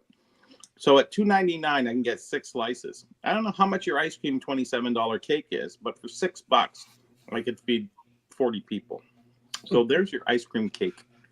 It's Debunk. personal. I was gonna say, yeah. It's I'm eating I haven't ice seen cream Bobby with a take fork, this personally just to since prove a his point. war with Atlanta. Every time I want to piss him off, I just say ice cream cake, and it's like That or mention Atlanta. It's Yeah. like I Ice remember cream one of the cake sketch from comedy. Atlanta. Oh, Exactly. I was gonna say it's Atlanta. like that sketch comedy show. Whatever you do, don't mention the war. Don't mention the war. Don't say anything about the war. Domir says, I thought the Toronto Expo was legit. How do you not have the hobby's #1 custom coaster company? I know. It's devastating. I'm sure Pather could have some custom coasters. Well, actually, hold on, he Brad. took the extra space. Speaking of the coasters, maybe the answer is maybe we need these guys and their custom coasters. I know, right? Yeah, we got everybody's boy Fish Boy there with an Otani on the side, so thematically appropriate from this year's thing. And these guys are like, it's cardcoasters.co. Oh, really? So these are actual Brad, you coasters. grade those? Yeah, you know what? They were selling those at Fanatics Fest in New York when we were there. Guy had a whole table, which to me was kind of weird when they were there, because Fanatics, I'm assuming these are not licensed, made by somebody. Mhm. What? Yeah. Outrageous. Maybe you know what? That's kind of funny for Fanatics, right? Maybe they do have the license. I don't know, but the guy was super nice selling them. He had a big table of them. Anyways, he told me he made them, so my assumption is they're not. Yeah, the There you copyright you got to watch. Yeah, and especially at Fanatics Fest. Yeah, Fanatics has, yeah. Indeed. Don't cross Getty because they'll get you. Mhm. But even if they get you, it doesn't really matter because they let out everybody, so it seems. So this was for you, Brad. Did you crack Yes. out the McDavid 9.5s? They are all completely cracked out. Oh, wow. Cracked out, ready to So roll. how many total did you end up getting? I have. I think I got up to 30 now. Mm-hmm. McDavid's. And these are all 9.5s, right? Nine. No, there's a couple. I thought there's a couple 9s that were mixed in there. Okay. So yeah, so I cracked them all. I will have the results. Okay, but here's what I want to know. So this is I want to open this up. So I'm going to grab my refill here, but while I do, I want an opinion. So let's use 30. So let's use 30 as a number. Yeah. I want to know how many 10s people think are going to come out of that group. I want guesses on number. So let's use 30 as the cap number here. How many 10s do we think are going to come out of that pile of McDavid rookies that Brad is going to be submitting? But I'm they going were first. I'm going to say 10. BGS. 10 out of They half. were So most of them were BGS 9.5s. Yeah. So varying subgrades, but BGS 9.5s. So BGS 9.5s is what you're starting out with. How many of them are going to go over to become PSA 10s? That's the question that I'm posing around the board. Whoever wants to answer, and also anybody in the chat. I will be right back. let's take bets. I'm going to go with 0 because You're such an Beckett is. Hold on a second. Hold on a second. God damn it. Beckett is such a shit ass company. You can't take their grades for anything. Give them a 9.5, a 2.3. It doesn't matter. It's all crap. So you can't actually say that a 9.5 at that crap company is going to mean a 10 at PSA. Nope, the card's the card. They're all going to come back 6s because Beckett is trash. All 6s. Market. I love that, Paul. That's great. 28 6s, 1 authentic, and 1 10. So, speaking of that, I did have a customer, I think maybe I talked about it on here about 6 months ago. He sent in 587 Flair Barry Bonds. 500? 500 of them. And like we talked, I said to the guy, it was a friend of a friend, and he said, "Why are you doing this?" He was like, "No, he wants them. He wants them all in holders." Anyways, 500, and he got 110. What does just can you give me a rough estimate on what something like that would cost? It was $13,500 because we don't usually prepay, but where I didn't know the guy, it was a friend of a friend. I made sure that he did prepay for the grading up front because I was nervous. Like there is people that will send cards and then they won't pay. $13,000.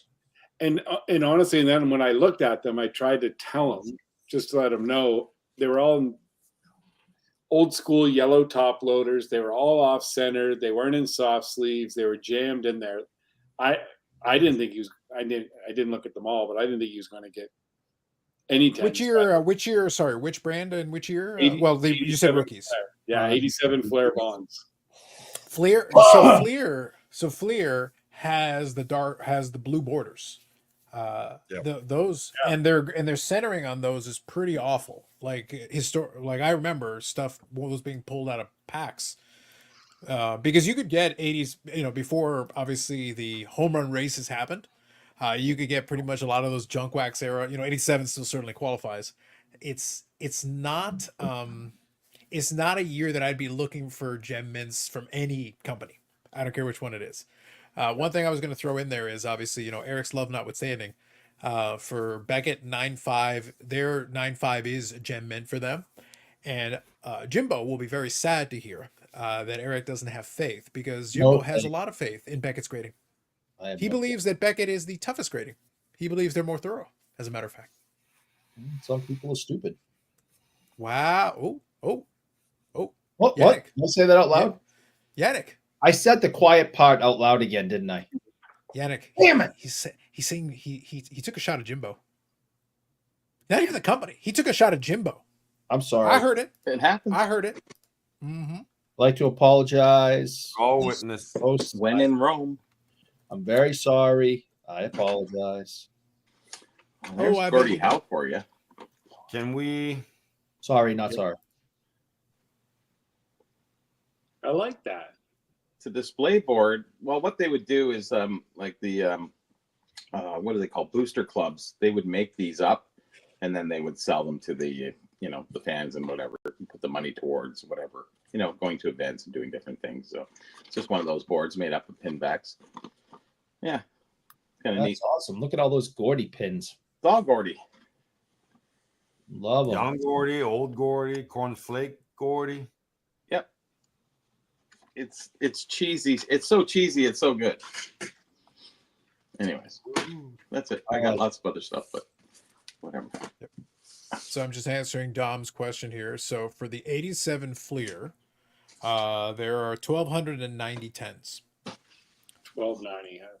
Yeah. So now the thing is, so there's no lack of tens, but the reality is that 27,000 were submitted. So even how much so is a 10? How much, like right now, if I want a PSA 10 of this, like what's the going rate? What's the comps? I was going to say 500 bucks. I don't even know. Wow. There was a while there where it wasn't much. And then obviously, I'm just trying to crazy. think of how many tens you would need to cover even the 13,000 bucks. What is the comp?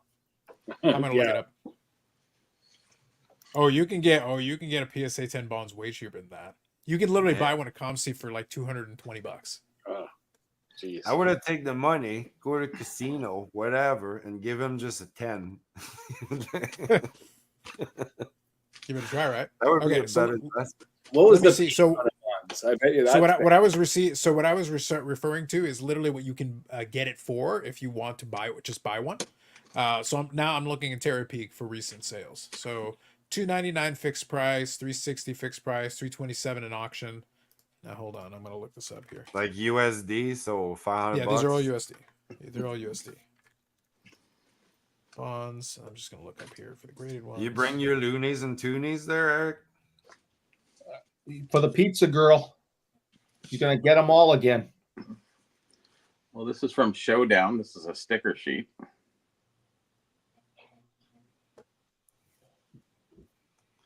Use numbers and decals for stick helmets, skates, books, and posters, etc. So these are all stickers. Looks like Tony Esposito. Yeah, that's what I was guessing. It's the Milek mask. Yep. And Eric's real favorite, quick, the 72. I'm just gonna media show photo. something real quick here. So just for the record, folks, if you just want the damn card, you can literally buy it for $200 on ComC. So paying $300 for it is stupid. $199. It's right there. From thepit.com. It'll be in an old PSA holder, but if you just want a 10, it's $200. Like you can literally $300 for the other one. Like I would double check it right now. Yeah. Exactly. So now, obviously, on the other ones, they were selling for a little bit more, but it's like, yeah, you don't really have to. One in October sold for $224.50 in auction. So you're barely making $200 for them. Like it's not. So that would mean a 9 is probably not even worth the grading fee. No.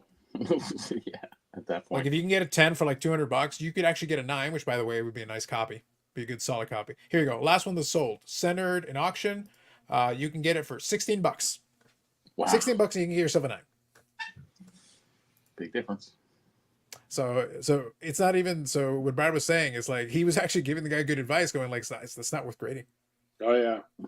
Like it's really not. Especially if you're not 100% sure or like 99% sure that you'll get the grade you're looking for, you could pretty much take 90% of those cards probably out of it and save a lot of money.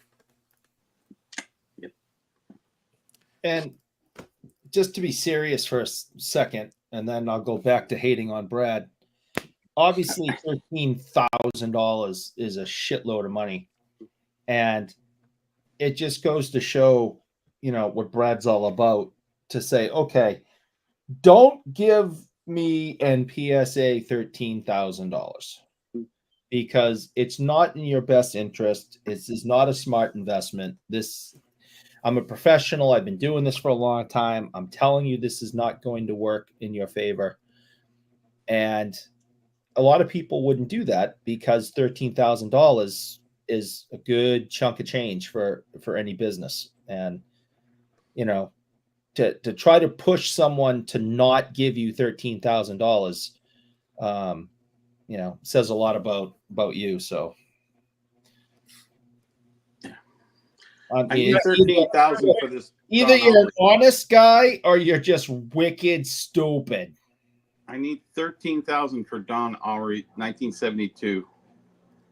I got definitely. Can I pay you more? Can I pay you double?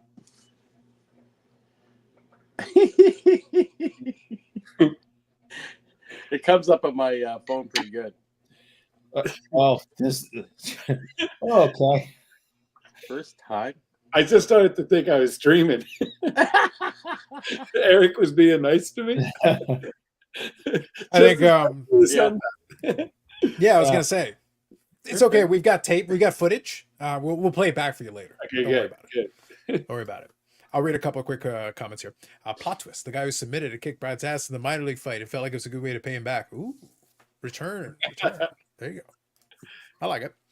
So real quick, so let's talk about one or two things here. And Bobby, I think you can help out with this. So in all seriousness, so I showed the map and everything. Yep. Obviously, we always talk about it. Like I said, we've always got the cliched. I missed most of it, so. Well, yeah. We've got the cliched advice that everybody gives. There's always that. Yep. But one thing that it should seem obvious, but I don't see why most people don't take advantage of it. Now that we have the map to it, to two things. Number one, the Expo actually has an app that has the map on it. So you can actually use that. It's actually pretty handy. It's useful. Yep. It'll give you notification when signers are happening and all that stuff, and it lets you find any booth you like. And they actually do a decent job getting the booth numbers figured out. So that is useful. That's helpful. But in this case, since all the halls are all together, actually checking the map ahead of time will save you a ton of time, because it'll help you find certain things a lot quicker, especially if you already know some of the dealers. Yeah, because no one's going to be used to the floor plan coming in. So, don't you guys like this layout? Like, I love the layout.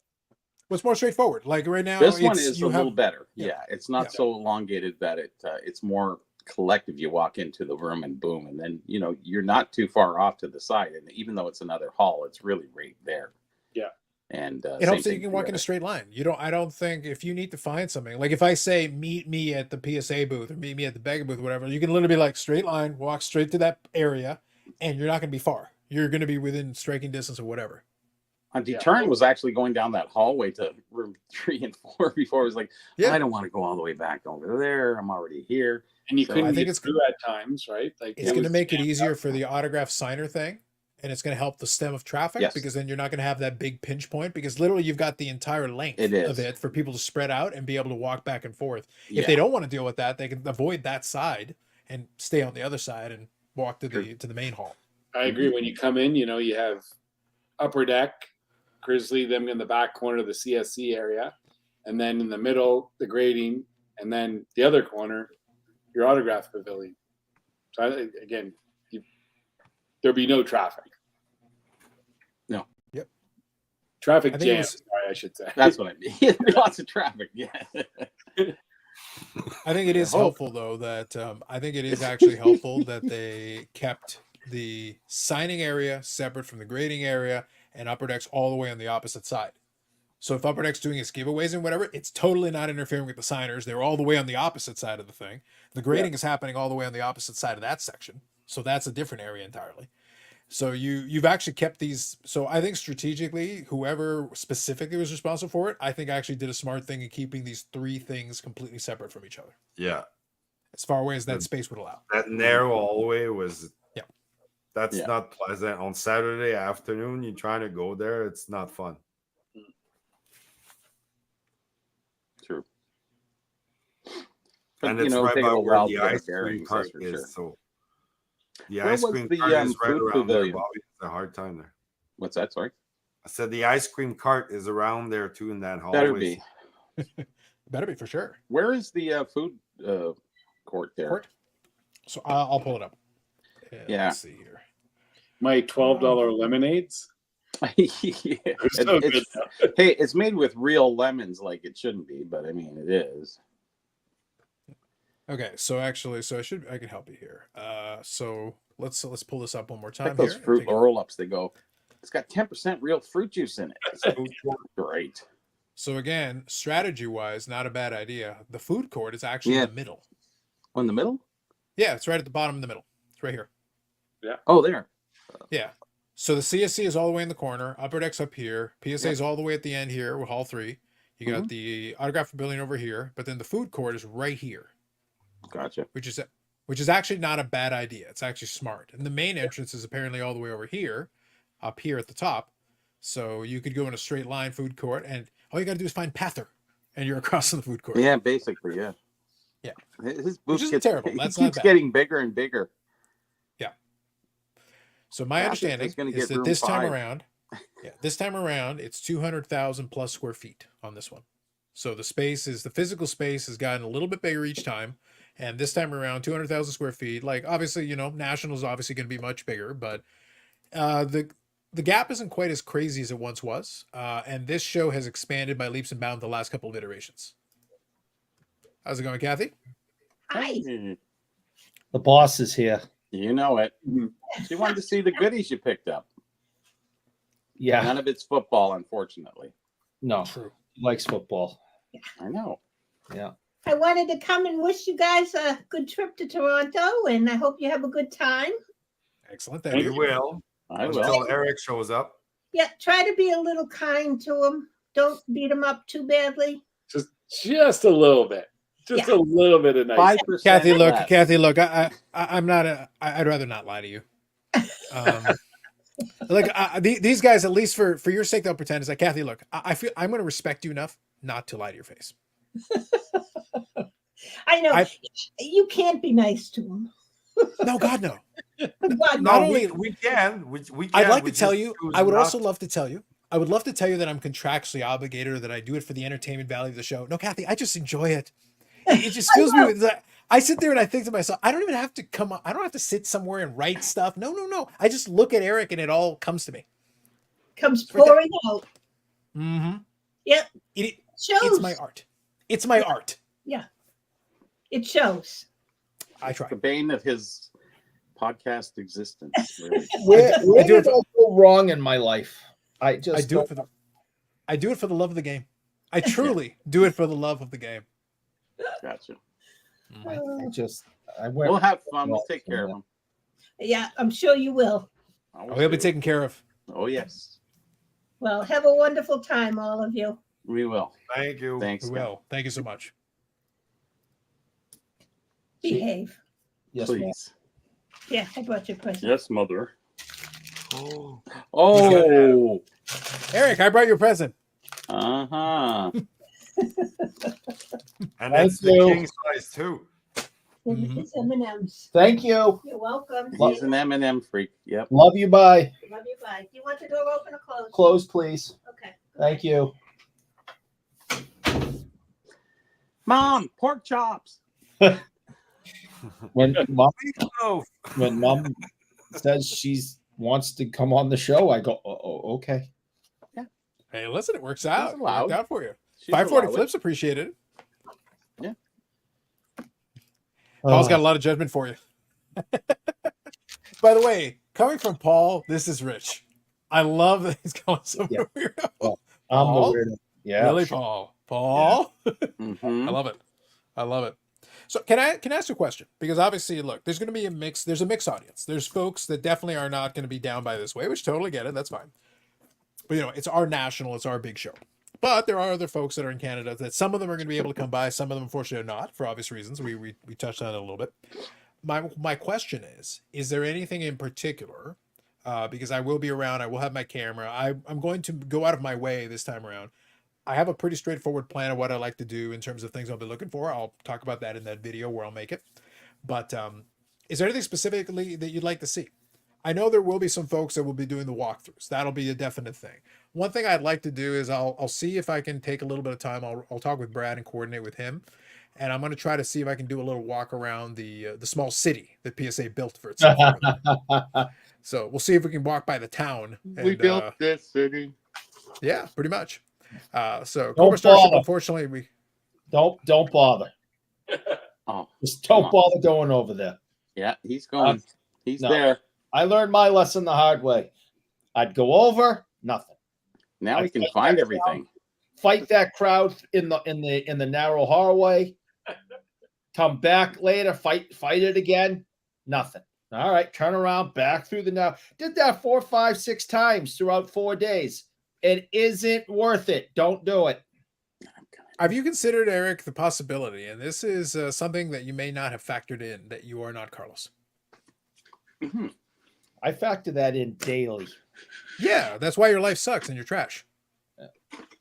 Yeah, it's something I should investigate. Yeah, like I believe there is a common element to it. So when Carlos walks over, then stuff gets done and we're good. We'll be fine. I'll look into it. Yeah, it's like, well, we'll see when the video comes. And here's Ryan Hogue, and here's Brad. Hey, here's not Eric. Yay! It's never Eric. It's never Eric. Can you just find for humor and comedy? Go try to negotiate a deal on inventory control numbers. Yes, that would be a thing right there. I want video of Eric sitting in the Becca booth, whether it exists or not. We'll make sure it arrives. So my question is there anything specific?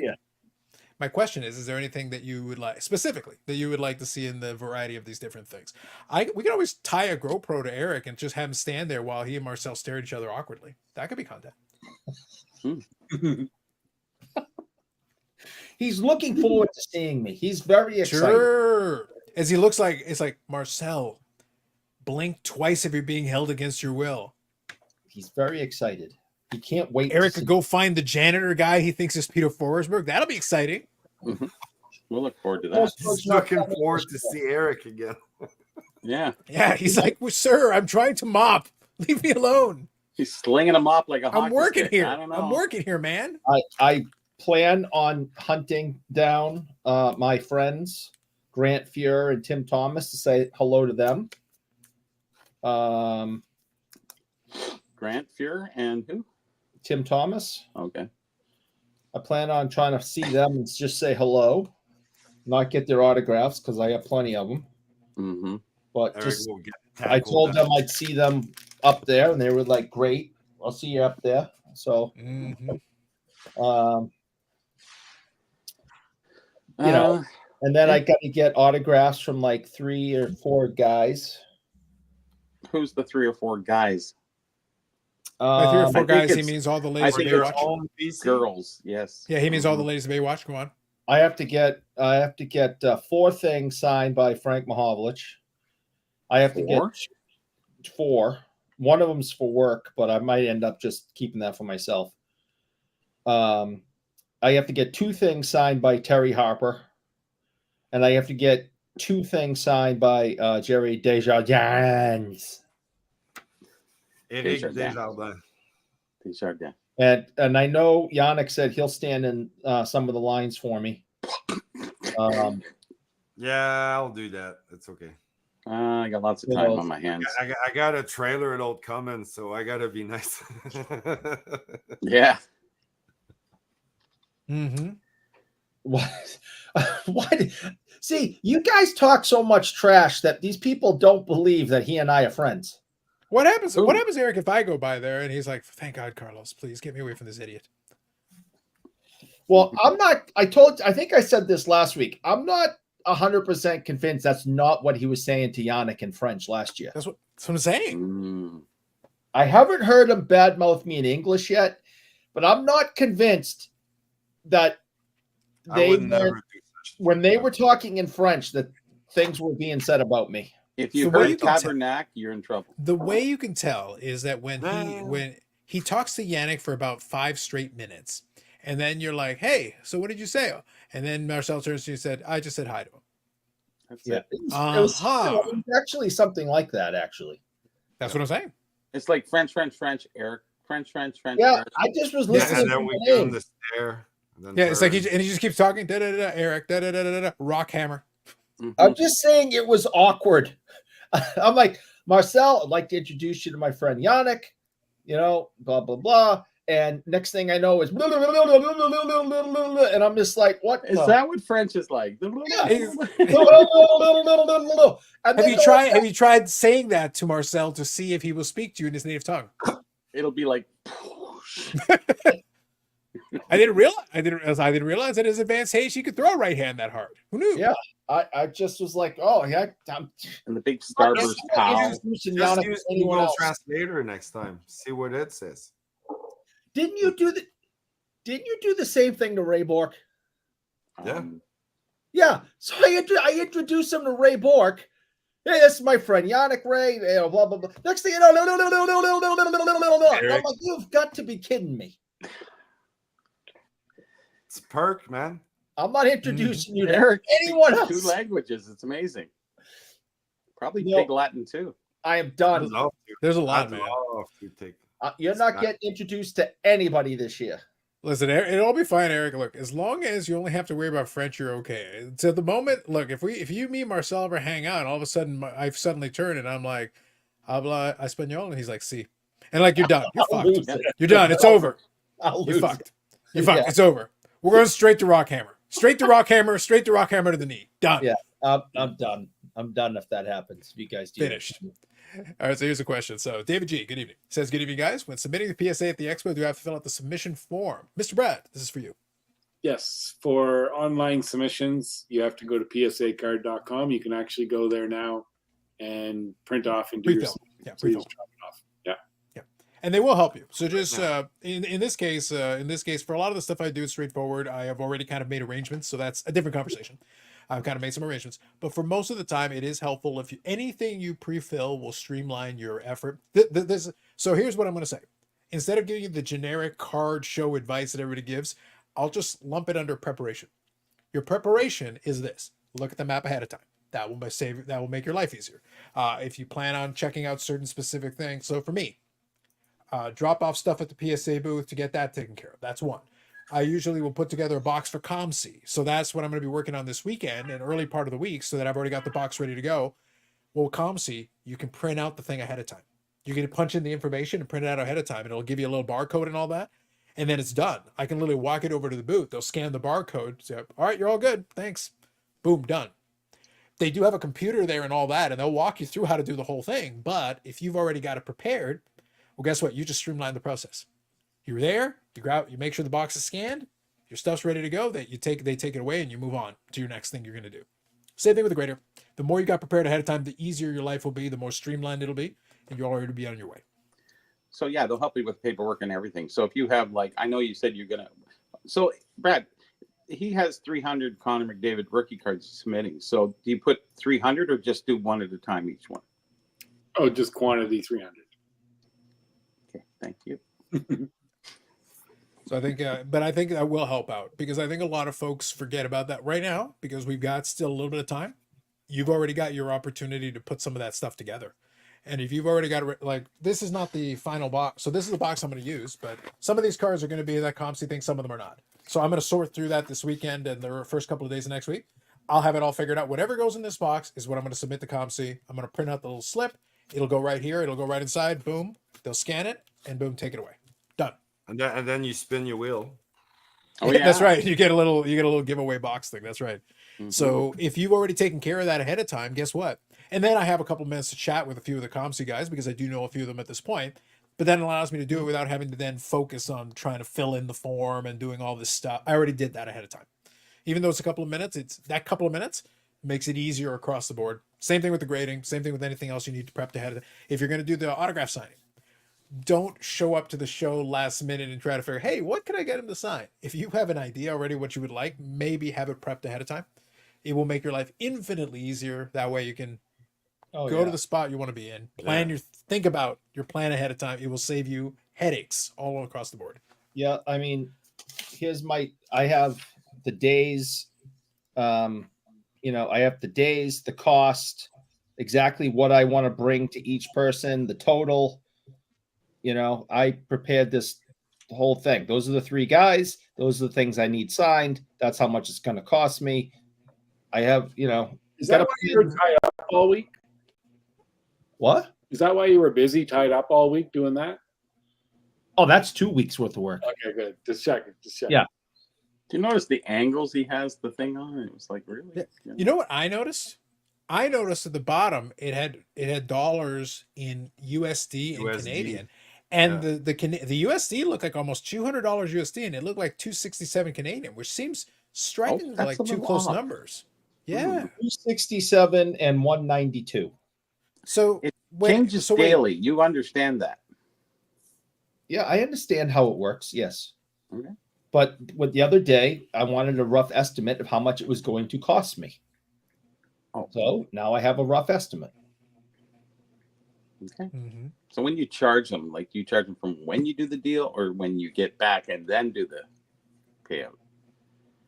because that can vary. Like I 4 or think 5 points. I think the players should include hazard pay in there, and like they could bump up that rate quite a bit. Yeah. Paul here says, "Can we submit Eric as a card and just encapsulate him whole? Is that considered TCG or not, or sport?" Brad, I think I've got an idea. I have a project for the village. No one is gonna Han Solo me. You know, like the Funko Pop containers? We just get a really big one. No. We stuff his bouginess into it. He's We, like, need to, we need to make one of everybody in this show here. This would be good. Our own Funko Pop. Just keep them in a big giant jar of mayonnaise. Just He's not. Oh It'll preserve him. my God. I was gonna say, so Sickos. I actually think, what's that? You guys are a bunch of sickos. Oh yeah, that was a given. What I was gonna say was that keep this up, and when we encapsulate you, we're gonna put frozen Mayo packets, and that'll be your sustenance. Eat it or die. So anyway, what I was I gonna say, choose death. I think that's fair, and we all agree with that choice. So anyway, what I was gonna say was that I hate one thing I hate though is that all the Funkos literally look the same. That's one of those, like I would like even a smidge of variant. At least the bobbleheads, you can have a little bit of fun with the bobbleheads. Those can be kind of fun. But the Funko ones, like no difference in shape. Like you change nothing.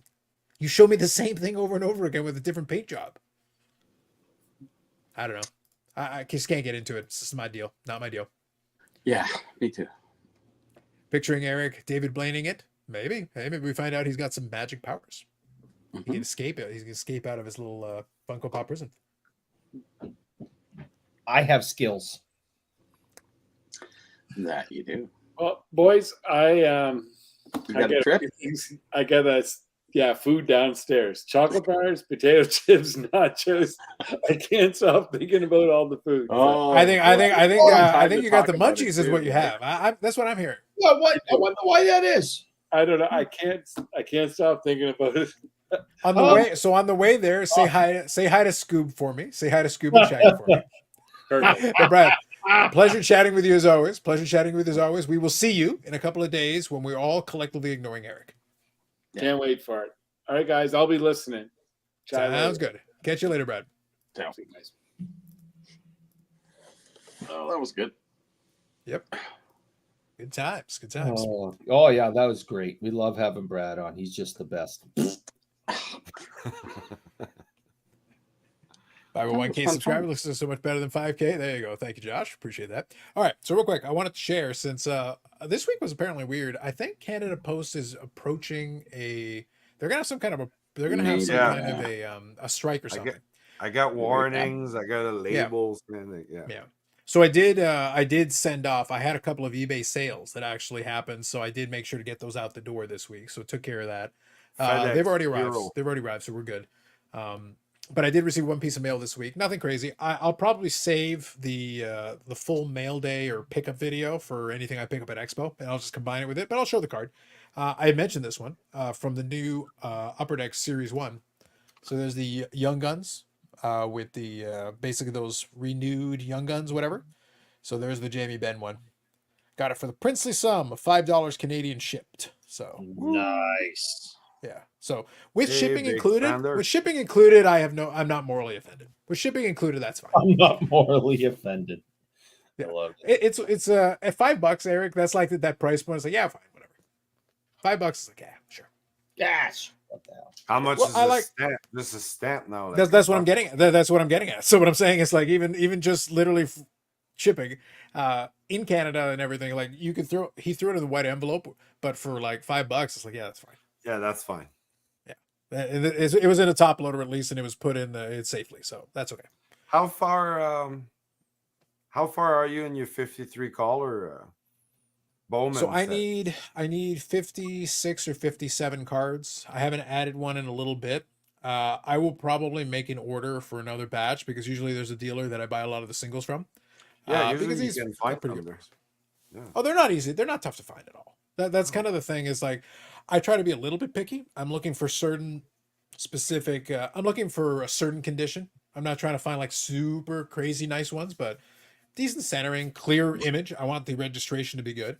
So really my conditions are I want the color to be good, the registration to be good, Yeah. and the centering to be decent. It doesn't have to be amazing. It just has to be decent, and that's enough. That's one thing I don't like when it's out of focus. Like even Yeah. if the colors are great, the centering is great. If it's out of focus, that's one big no-no for me. You're talking about a set. You're talking about a set that is based on photography. Like you Yeah. need the image to be clear. That's like the Yeah. number one thing. Everything else is like you can forgive it a little bit. That's But okay. like you know what I mean? Sometimes like even on the way they print it, like it's Yeah. like you see there's a distortion in the face with it. Yeah. You know, That's why I can like- afford to like- be a little bit picky and just take my time. There's no. Yeah. I feel like if I really had wanted to, that's why I kind of talk about a lot of the vintage sets. Now, there are some sets that have like legitimately short printed, super tough cards and whatever. But if I wasn't being picky on condition, I could have finished it months ago. It's just a matter, it's just buy it. You know, just buy the singles, pick them off one by one. I could go on ComC and pick them up. I could go on eBay and hit buy it now and just buy them all and I'd be done already. It's kind of being just picky. I'm grabbing off a handful at a time, a couple here, a couple there. I don't think at the expo I'm going to find, I'll be honest, amongst the stuff I'm going to be looking for at expo, I'll keep my eyes open. I would be shocked if I added anything to my collection from any of that stuff because it's dried up. Or if it's there, it's overpriced for what it is. It's not, I don't want to pay this for that. I know I can get it cheaper if I just wait. You had your There's no- 63 Fleer too. You're always on there. Yeah, but that one is all graded. So that one I've added I've actually got 2 at Fanatics. So the next time I do the shipping from Fanatics, I will get 2 more that I've already marked off the checklist. Those will be nice when they come in hand. Those will be good. But it's going You to take do me a little bit. shipping from Fanatics. Ask Eric. You never know where it lands. Like it might just like, you know, get mail here, over there. Yeah, it's a blast. And then you got to go chase it down to 3 different FedEx shops and make And it them end up calls. in Peabody. Yeah, in Peabody. That's right. Making me For go real. all over there. It Oh, could be my- worse. It could be worse, sister. oh I Could've would been- Could have been could have been Salem this week. True. No. And it would have stayed there.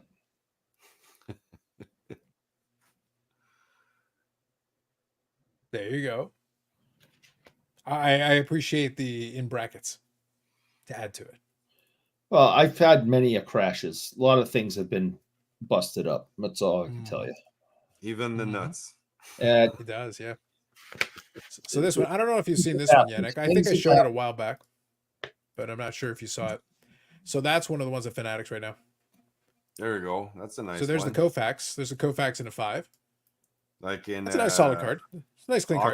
auction, a Sunday auction or buy it now. Yep, that was one of the Sunday auctions. It's been a little while for this one, but I picked that up at the Sunday auction. There you go. There's a nice clean copy. Yeah, it's perfect. There's the back. Very nice. Like now, that's why I say like I can afford to be picky. There's no rush. There's no like, oh my God, I gotta finish it. I'm making progress on all of those, but it's been funny to me because it's like there's no urgency to me to rush through it. I'm working on those projects, but also like, yeah, when I pick them up and when I'm done, like I'll work on the next project and I'll shift through. But that's why I say for me, the reason the wrestling cards have been so much fun is because like I feel like I'm accomplishing a little bit more with that project. It's just been easier to find some of that stuff. But I'm hoping, crossing my fingers, if I'm going to buy something at Expo, it's probably going to be bigger ticket items. I'm probably not going to be looking for too many of the small ones. But we'll see. I'm willing to play by ear. Usually I come back with some good stuff, but every year is a little different. And this year it's been a little trickier because I'm getting a little pickier with some of that stuff.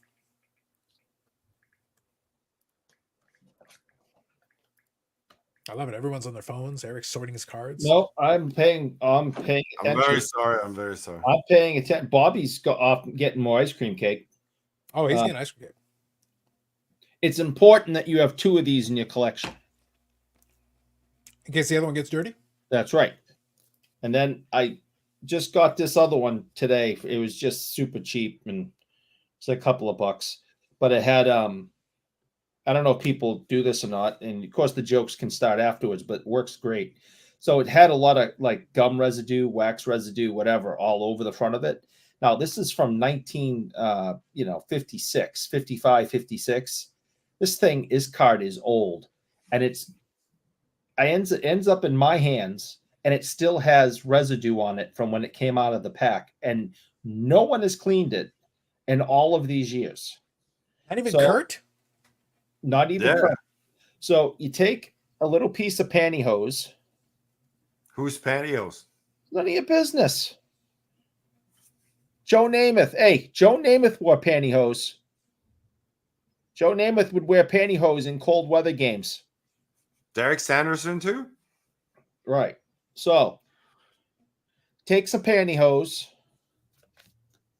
and you get that nice and gentle, and it will take all that gum and wax and all that stuff right off the vintage cards. Does it? Yep. That is actually the old the old thing. Hey, I appreciate that Eric is like, yeah, it's like, yes. Mm-hmm. Mm-hmm. So There you go. I just cleaned that up, and now I got this really nice Milt Schmidt card, and all the staining and roughness from the wax or the gum, whatever the hell it was, it's all gone. The card looks great. In the box it goes. Derek's got the pantyhose out. Yep, pretty much. That's what happened there. You got it. Five Works Word Lips is going to add him to the list. It works great. Oh, Josh is asking the important questions. He's got technique questions. Today it was back and forth. I was going to say, so do you vary it? Is this like an Emmanuel in Space situation? I'm not answering that question. Okay, so real quick, I'm going to share one more.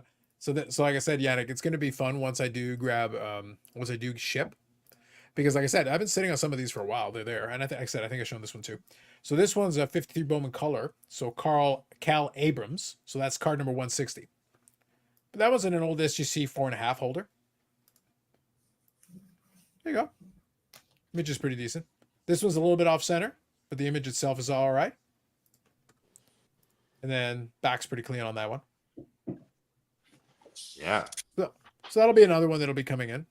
Do I have to get them graded? No, they don't have to be graded for that, but it works in this case. And the price on that one was reasonable, so no complaint on that one. So I was able to get it at a reasonable price. But that's what I say. Like I'm chipping away at all these set projects, but it's like there's no urgency. I'll get to it when I get to it. And when I'm done, I'll move on to the next project. I know what's coming down the pipeline, but no worry in that regard. There you go, Jeff, backing you up. There you go. Man knows. I think we already talked about it, Yannick. You're going to be working on your pre-war set there. You made progress on getting your checklist all up to date. You're going to put it on a shirt. Yeah. What's the plan for that one? Basically. Just the shirt won't happen, but the I got my list Oh. ready. Really? I couldn't find the right fit for the shirt type of like. I brought my own shirts to the guy for shirts, and he just did the Okay, logo. fine. I got lazy. Enough said. It was a great concept, though. It does. Yep. I will. You invoke the thou shall not effort. I'll just tie the balloon on Eric, and we'll write.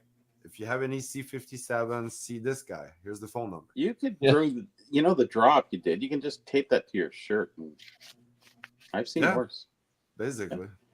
So yeah, pre-war set, but that narrows it down to probably like 3 or 4 boots. That's if I'm lucky. So. You never know who's holding. Some True. guys are random. You just never know. I hope to find the guy that shows up with the binder and then he goes like, "Are those worth anything?" And then, No, but I'll give you $50 for the binder just to take it off your hands. yeah, just take it off your hands. Doing you a favor. One less thing to carry. Can I I got all have the your name answers. in case I Any change other my good mind? answers I'm out there, Eric guys? Wade. That'll If be it's the a one. burden to you, I will take your burden from you. Yeah, that'll be the one with the wood grain booby ore. Yes. It's like wood grain booby ore card. That one, $10. Okay, here's $10. Go away. $10. It's Go funny. So you want to read that, and then I'll make a Yeah, I'm comment. gonna read it. So can't focus on a vintage project right like right now. I'm looking for a play ball, Honus Wagner and Connie Mack. Do they fit anything in my collection? Not really. And then we also got the Bowen colors here. So yeah, you can get some nice Hall of Famers for relatively inexpensive. It's not crazy. At 2 different tables today. Now, this could be a common card. I don't know. I don't know the first thing about baseball cards. I have no idea. 2 different tables today. saw Honus Wagner cards. I don't know if he was a manager or something, but there's a card that has his first has his real didn't say English Honus. English piece. I'm trying to think. It wasn't Honus. It was Hans Wagner, probably. Hans Wagner. That's one of them. Yeah. I should have taken a picture of it, but it was he must have been a manager, and it was him actually like eating, Chewing tobacco. like holding something, and like It's tobacco. I couldn't tell what it was, but If it was Brad, I'd say chips, but yeah, it's probably Yeah, Canada. oh, I'll pull up. I'm like 99% sure this is the one. Sorry, John Wagner. So here, Yeah. I'll show you. Oh, is it John Wagner? I suspect this is the one you're talking about. Is that the one? yeah, So So- that is him chewing tobacco. yeah, and he must have been a manager or something at that point. Yeah, for Yeah, sure. by 1948, he was long But since I'm like- retired. Yes. Hey, if you want a Honus Wagner card, there you go. Oh yeah, like Well, that's a that's Wagner card, not a Yeah. Honus, John. yeah. It is the same guy, but Same difference. so No, on the that's back, Honus on the Wagner. back they put it in brackets there for you. Yeah. Greatest shortstop of all time, member of the Hall of Fame, because by that point he was in the Hall of Fame already. Yep. Lifetime batting average of 329. Won the batting title in 03, 04, 06, 07, 08, 09, and 1911. That red ink there at the bottom, does that look like one of those salesman stamp or something? Or? Looks like a stain of some kind there. There's definitely a thing.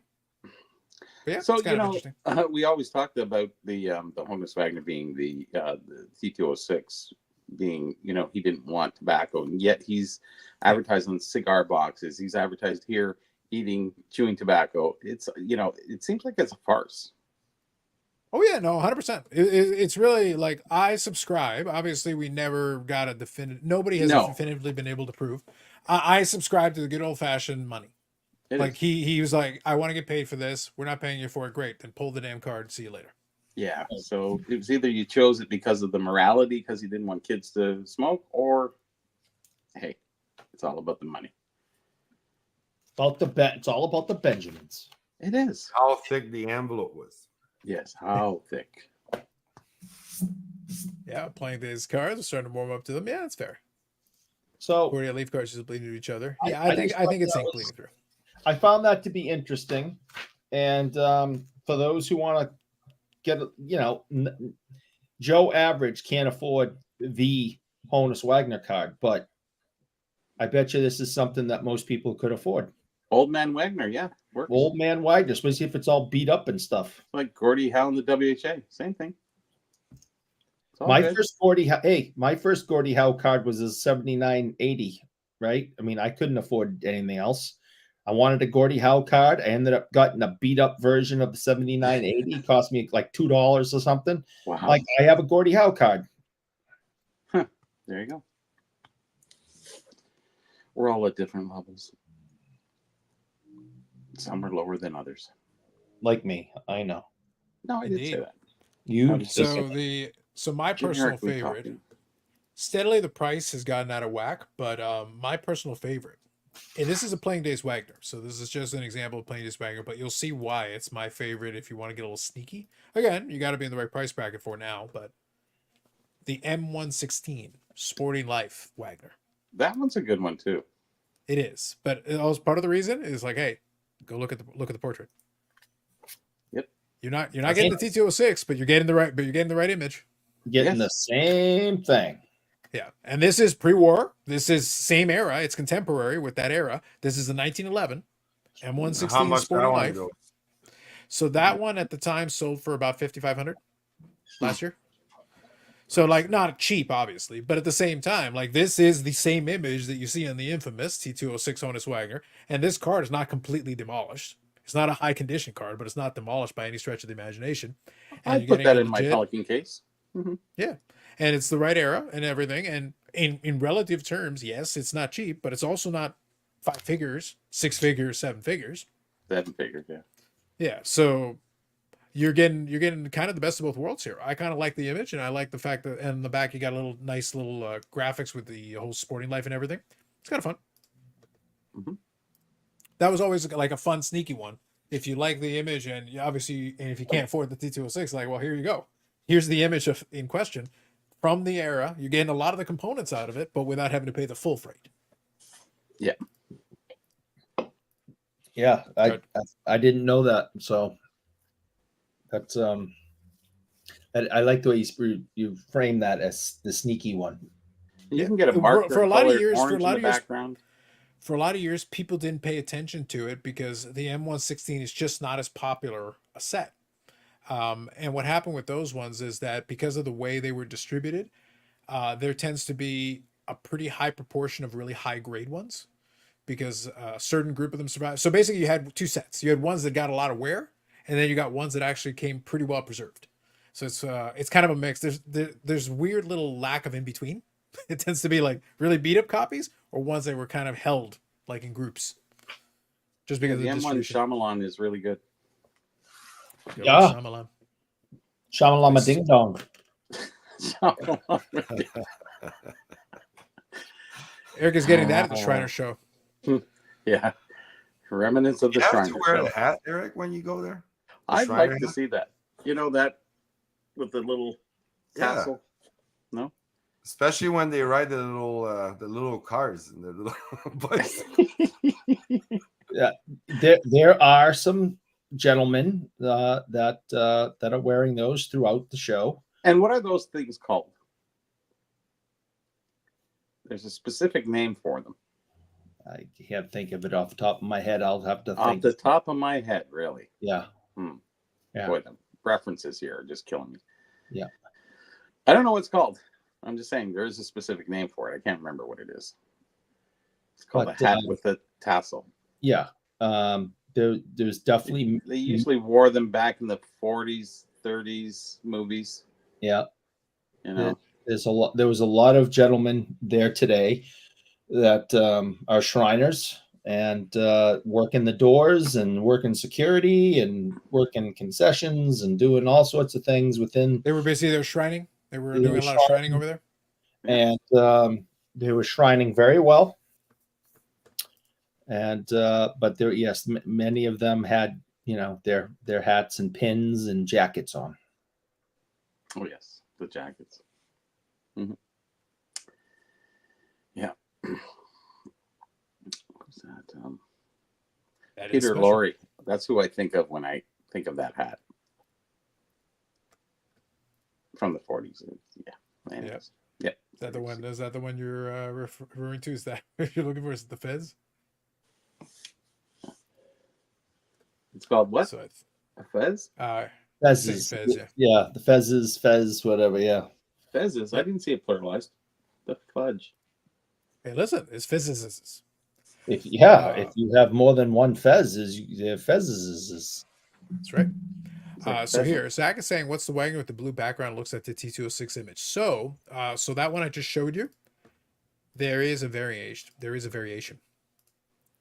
That's still That's the better. M116. Better with the blue because the white It's drinks still the the white. it's still the M116. So as you can see, it's still the same thing. So like I said, so here's a little fun thing.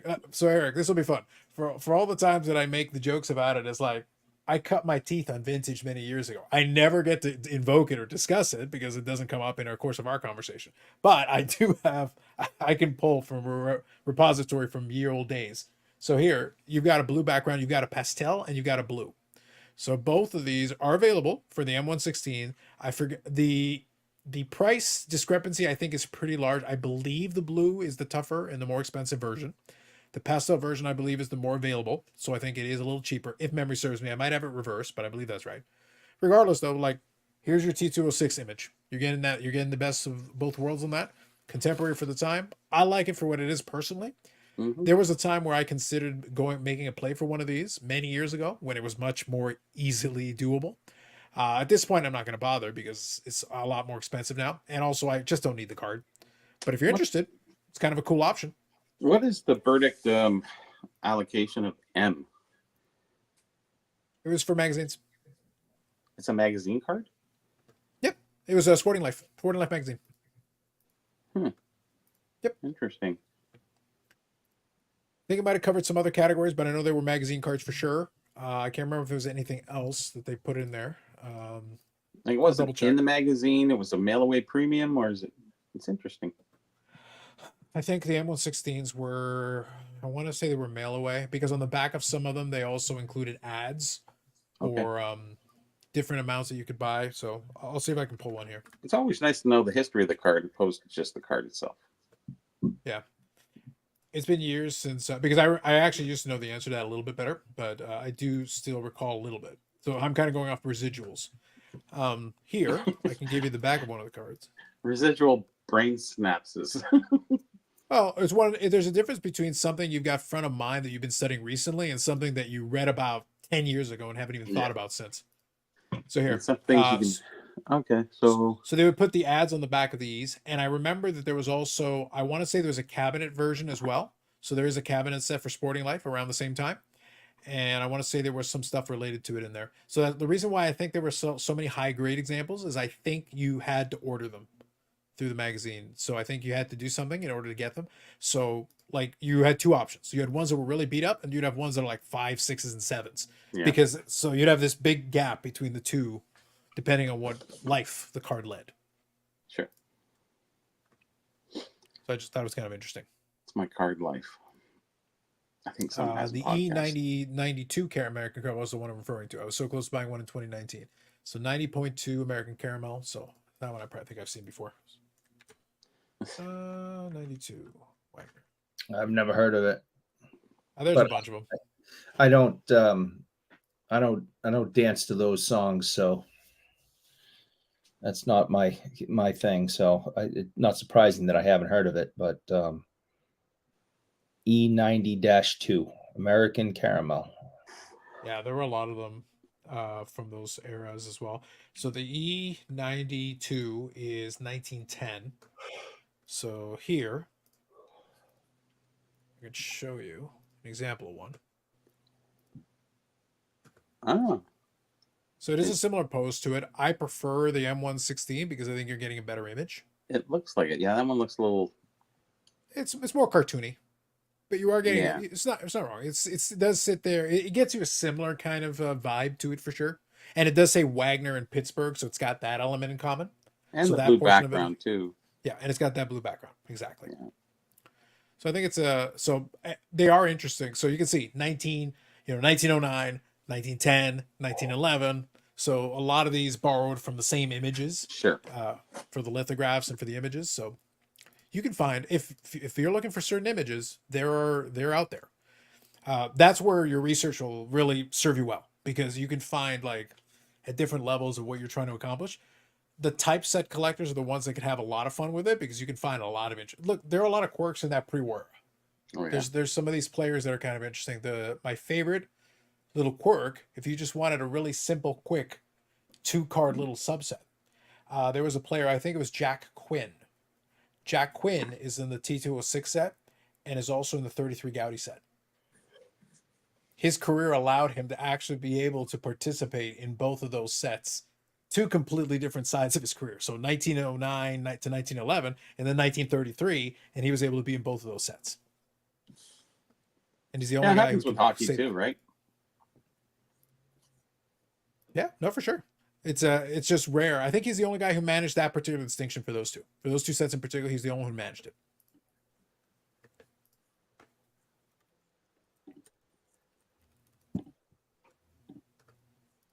I'm just finding the card here. No problem. Let's see. Took me a while to find it. Yeah, exactly. I think there might be a couple more. I just haven't thought about it in a long time. Wouldn't surprise me though if there are a few more out there. So let's see. So here you go. Here's a nice beat up copy. So here's your boy Eric, Mr. Jack Quinn. So there he is in 1933. And that point here, the oldest pitcher in the big leagues, but still able to fool the batters. He was born in 1885. So there he is in the 1933 set. He's Wow. getting old there, right? Huh. Oh no! By that point, he's already 1885, and this is coach. 19. Yeah, he's 48 at the time of this card. So like, this is long after he started. Yeah, Still no that's Gordie Howe. pretty close. Pretty close. Yeah, it's not. He's not that far off. Let's see here. 52 years old, right there. Yep. So what you're saying is steroids is what I'm hearing. Steroids. Don't say that about Mr. Hockey. I don't know. Okay, there you go. So here's the other one. So that's the 1933, and here he is playing for the New York Americans in the T206 set. He looks older there than he does in the other one. The lithograph doesn't do him any favors. Yeah. But yeah, that was him in his youths. In relative terms.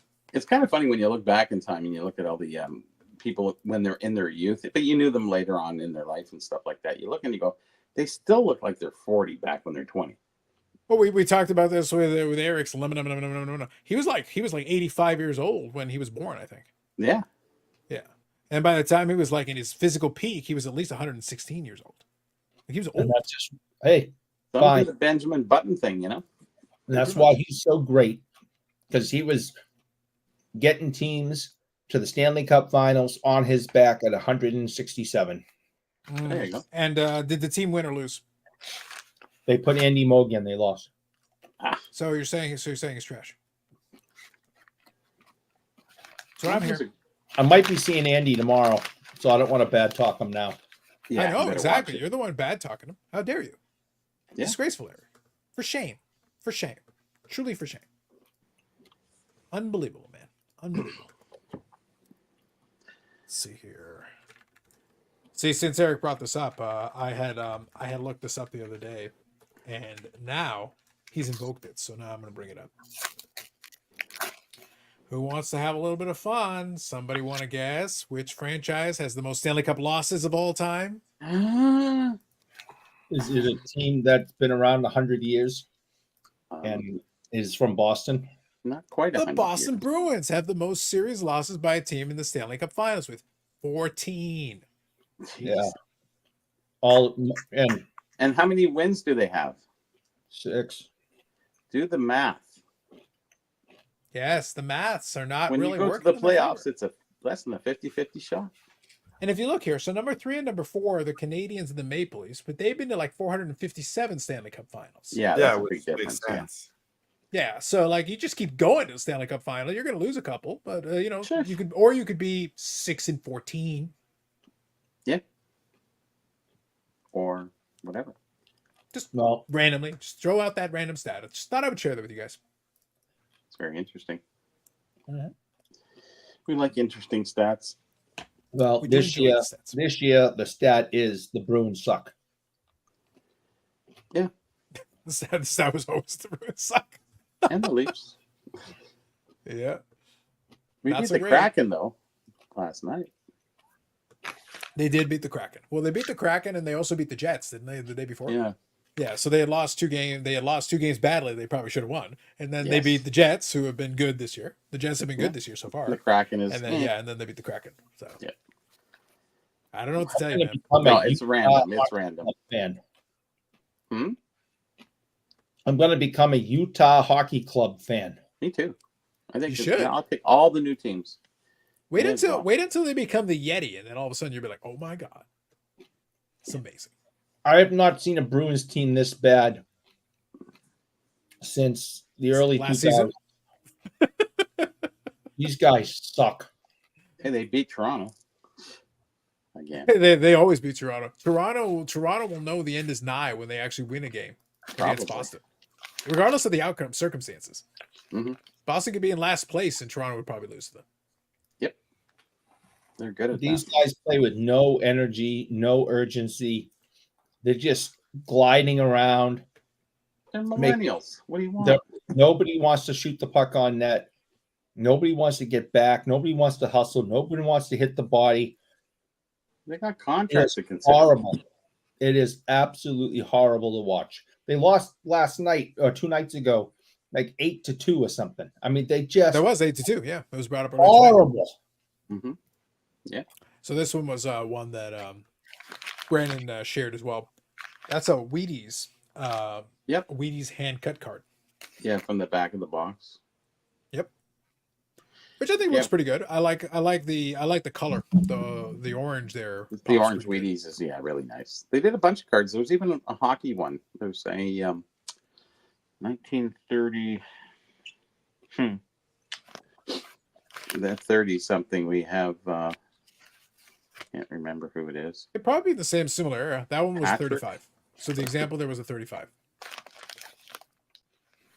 Hmm. So it'd These probably be ones- around the same era. These were stamps, kind of cut out cardboard stamps. Weird. Anyway, we didn't get much for Wheaties or General Mills, whatever. Not I till never later. liked Wheaties.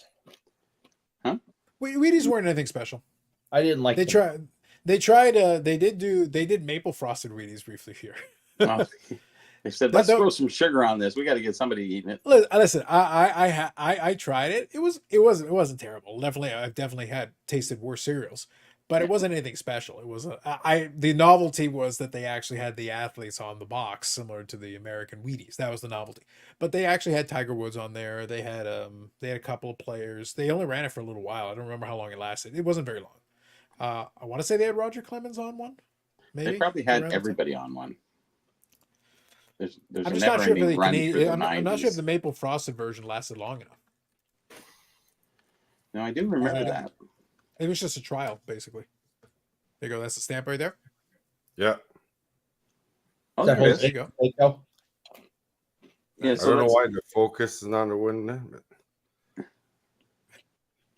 I like how Yannick's camera plays games. I do enjoy it. I have Yeah, no so idea it's where kinda it like does a that. I don't perforated- even know where the option is, but It looks like a stamp, right? Around yeah, that. it is. Basically, it is, yeah. Yeah, there's a hockey one in that too.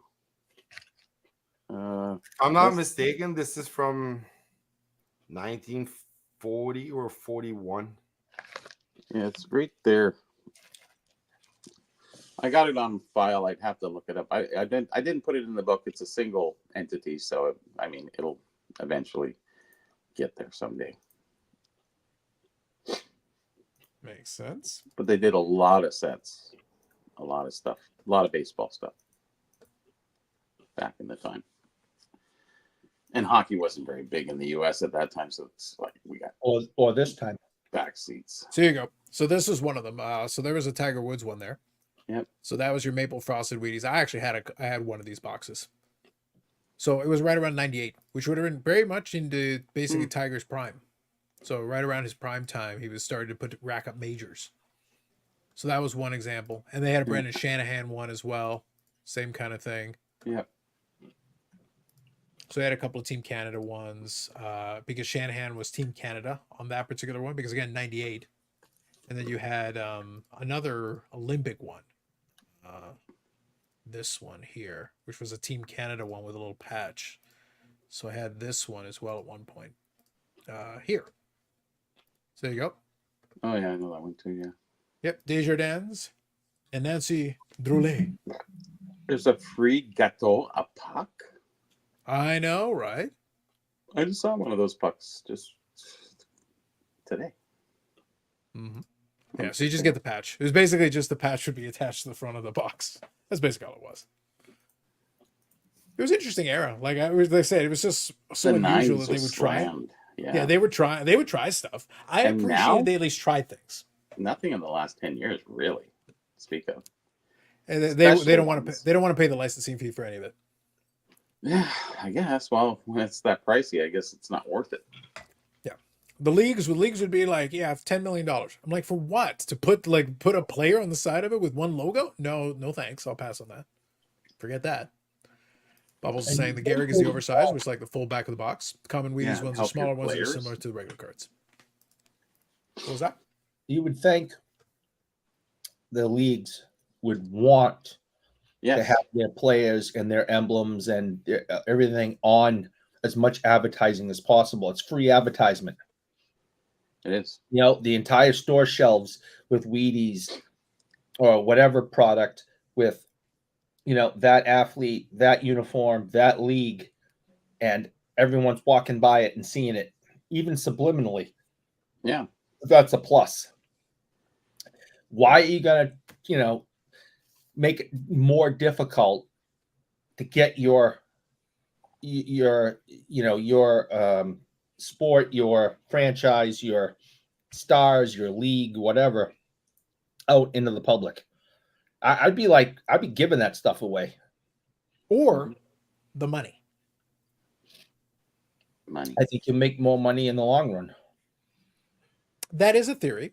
At the time they were doing that and basically shoving their stuff into everywhere it could, they made less money. So they're like, we could not do that and make more money, which is what they're doing right now. Well, It didn't help. Like, let's put it this way. They shoved it everywhere they could. Still didn't make traction in the US. No one gave a shit. Our ratings haven't gone up. They've gone down. So clearly it didn't work. Didn't matter. Obviously not. Yeah. So that's you so know, you're not I don't seeing the disagree with future, Eric's though, premise, but the problem is it hasn't translated. All that would have happened. So it kind of similar to the paying the players, not playing the players. So what would happen is you give it away, you put it in there, your ratings don't move 1 millimeter, not even a fraction of a point, and the cereal manufacturer makes a couple bucks maybe, and it still doesn't translate into a buck in your pocket. So you're like, wait, why are we doing this? This is stupid. But it's free advertising for what? The rating didn't move. Who cares? Well, it might sell more boxes to the company. Yeah, And but unless you're the league, unless the league is getting a cut, how does that help them? Oh, I'm sure the league would get a cut, obviously. That would be the key to the entire agreement. If the cereal Yes. manufacturer like, yeah, we're not giving you a cut, like no thanks, we'll pay a licensing fee, but the league That's is it. like, yeah, okay, if we're going to get a licensing fee, then that's the sticking point. The licensing fee becomes the sticking point.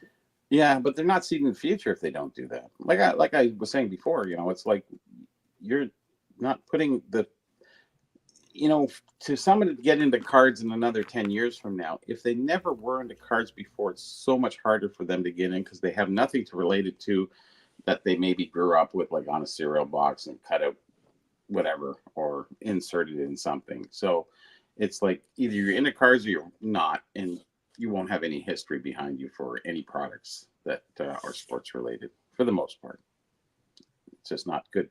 And they bought the company and they're looking forward down the road, but they're, like I said, you're seeding the market.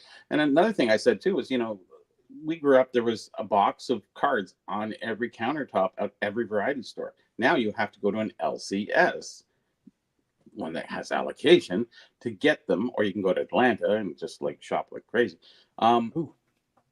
Going forward, it doesn't really help you down the road because you've segregated the marketplace into a specific mode of distribution and purchasing. So what does that help you down the road? It only helps the people who were into cards at that time. I don't think it opens the door later down the road. So if they're not looking 10 years down the road, then why did they buy the license?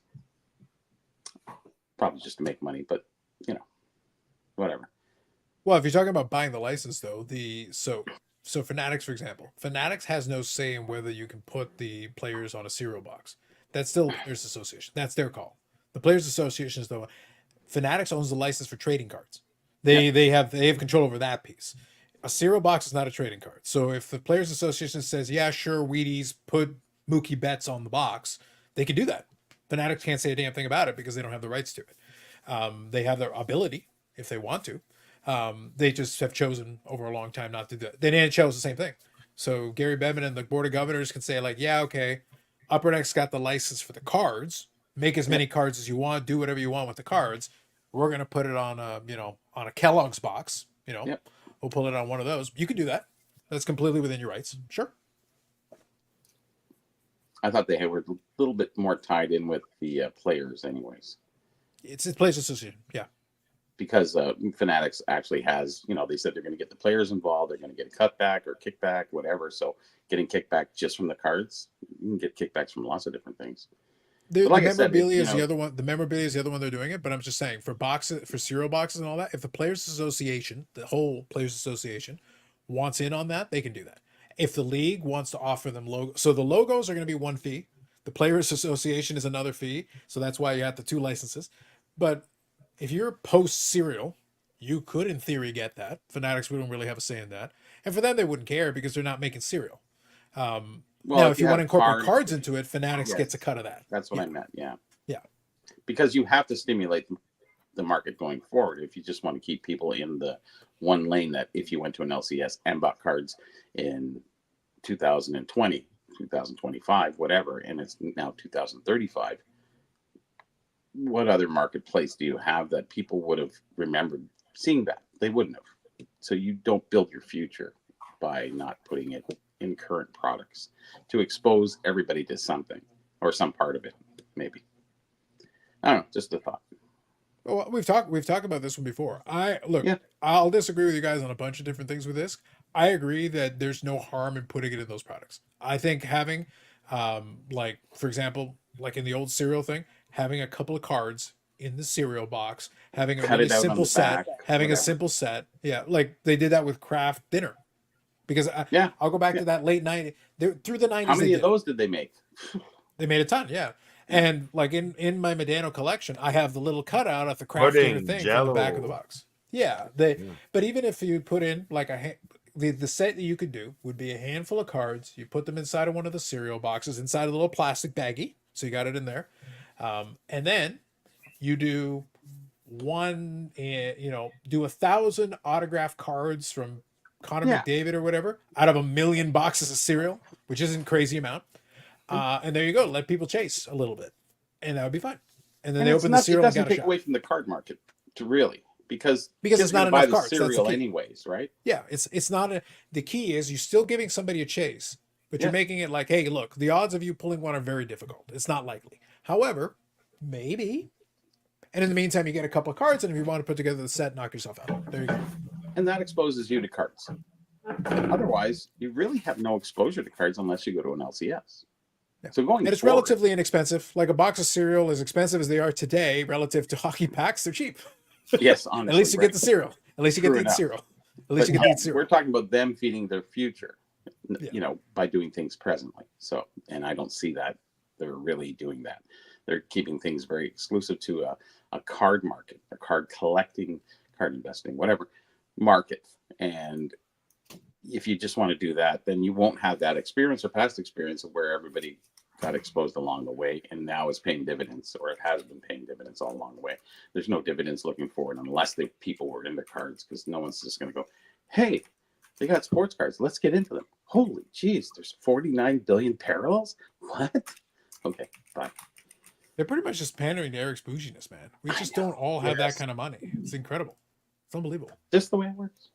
Bubbles here says there's lots of stores in the States now, Bobby, that carry cards. Hell, Cracker Barrel and Lowe's has them out. Eric, go to Cracker Barrel. Get some cards. I've never been to a Cracker Barrel. You should go to Cracker Barrel just for the cards. You There's should be like, lots of I don't care about places in your the food. States. I Go am to Cracker only Barrel. here for the goddamn cards. All right. I'll try to growing find up- Cracker Barrel. On the way to school, it was like a mile and a half, and there was like 5 variety stores that all had different packs on their countertops. So you can say, oh, it's check Cracker Barrel. Like, we don't even have them here, but I get it. It's just like, yeah, there's some here and there's some there, but it's just whatever, random shit, and it's usually the garbage crap. It is. Kellogg's 3D That's card, yep. Kellogg's 3D, yep. There were a Yeah, lot of that those. ran for like 11, 12 years. That It was was a lot, amazing. yeah. And even like later on, like I referenced it in the past, but 91 Kellogg's was they had 91 Kellogg's hockey set. That was in the early 90s. Yeah. They even had a card That was a of good one. I like that set. That yeah, was it was they were I think it was Score who did that one. They were simple Yes. looking cards. They weren't anything wild. They were basically equivalent to what 91 Score was in the day. Like True. the cards felt proper to the era, to the time period. The They cereal worked out boxes pretty were well. cool too. They well advertised, very well done. Bubble says here, I love the Hostess sets as a kid. My grandfather used to buy the baseball cupcakes until we had the complete set. And So- that was basically what happened. People would buy food. We take it 20 years down the road and we talk about this stuff and we go, oh, I think I seen a pack in Cracker Barrel at one time.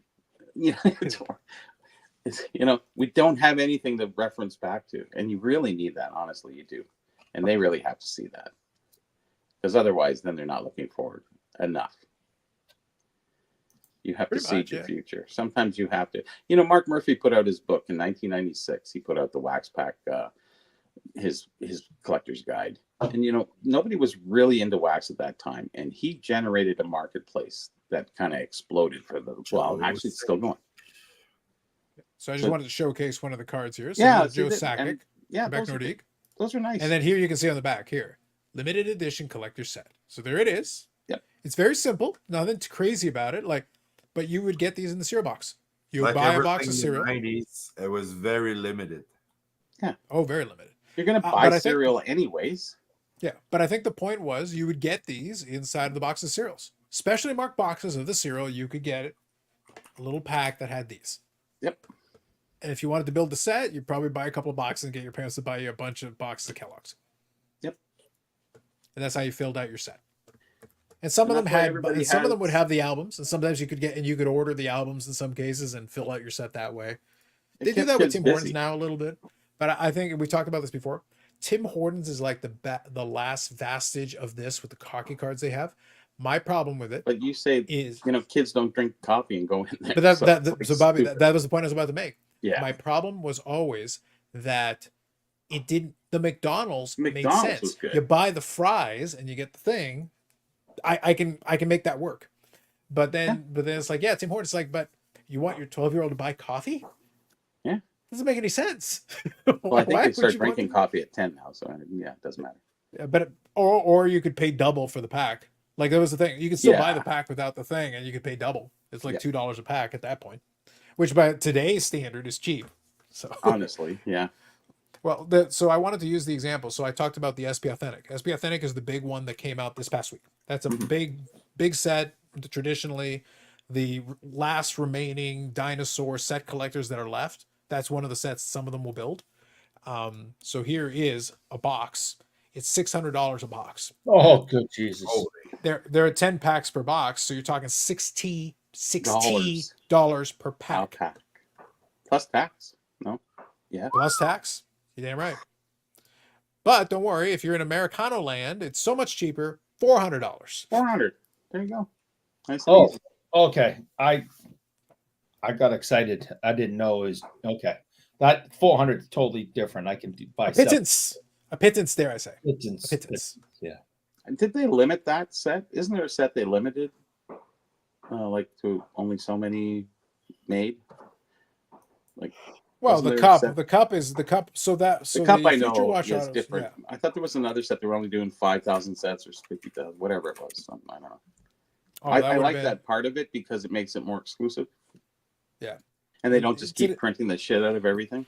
Well, the thing is, if you wanted to, so if you were a set builder for that, the Future Watch Autos, the common ones are $999. So you can only build less than 1,000 sets. So 1,000 you sets, can't yeah. go above it. Yeah, Yeah. so 1,000 sets is like your cap. You can't go Yeah. beyond that Got it.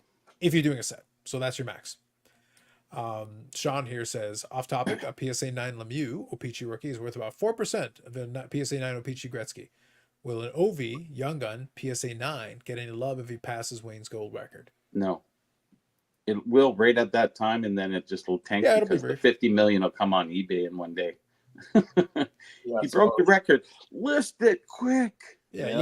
you got a little run up at the very end towards as he gets close, but that's about it. Now the thing is, the Ovechkin card will hold value because both he and Crosby have distinguished themselves. They're both first ballot Hall of Famers. They built up Hall of Fame resumes. They both got cups. Sure. So like my job is not in hashtag investment advice. I would say the Crosby is probably the sneakier play. The OV one is kind of obvious. I think Crosby's closing in on 600 goals. It's a little bit sneaky. He did it kind of quiet under the radar. Ovi is always the better goal scorer. Crosby's the better overall player as far as points and playmaking and all that. Ovi had the better physicality. Both guys had pluses and minuses to their game. Yeah. So, but they came out of that same rookie class, and both guys are first ballot. Really solid. Yep. But I think both guys will settle in for a little while and then maybe get one last little bump after Hall of Fame, and then that's it. Yeah. They'll kind of be where they are, but they'll never be cheap. No. Those cards are pretty well settled. The floor on those is pretty comfortably established at this point. They're good.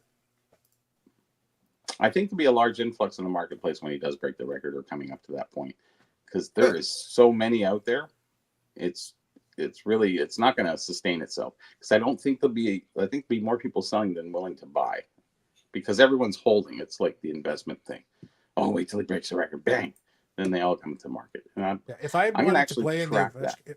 if I Hmm? wanted to play in the Ovechkin game, for me, it would have been a more interesting play to look at some of the numbered yes, that would be better cards.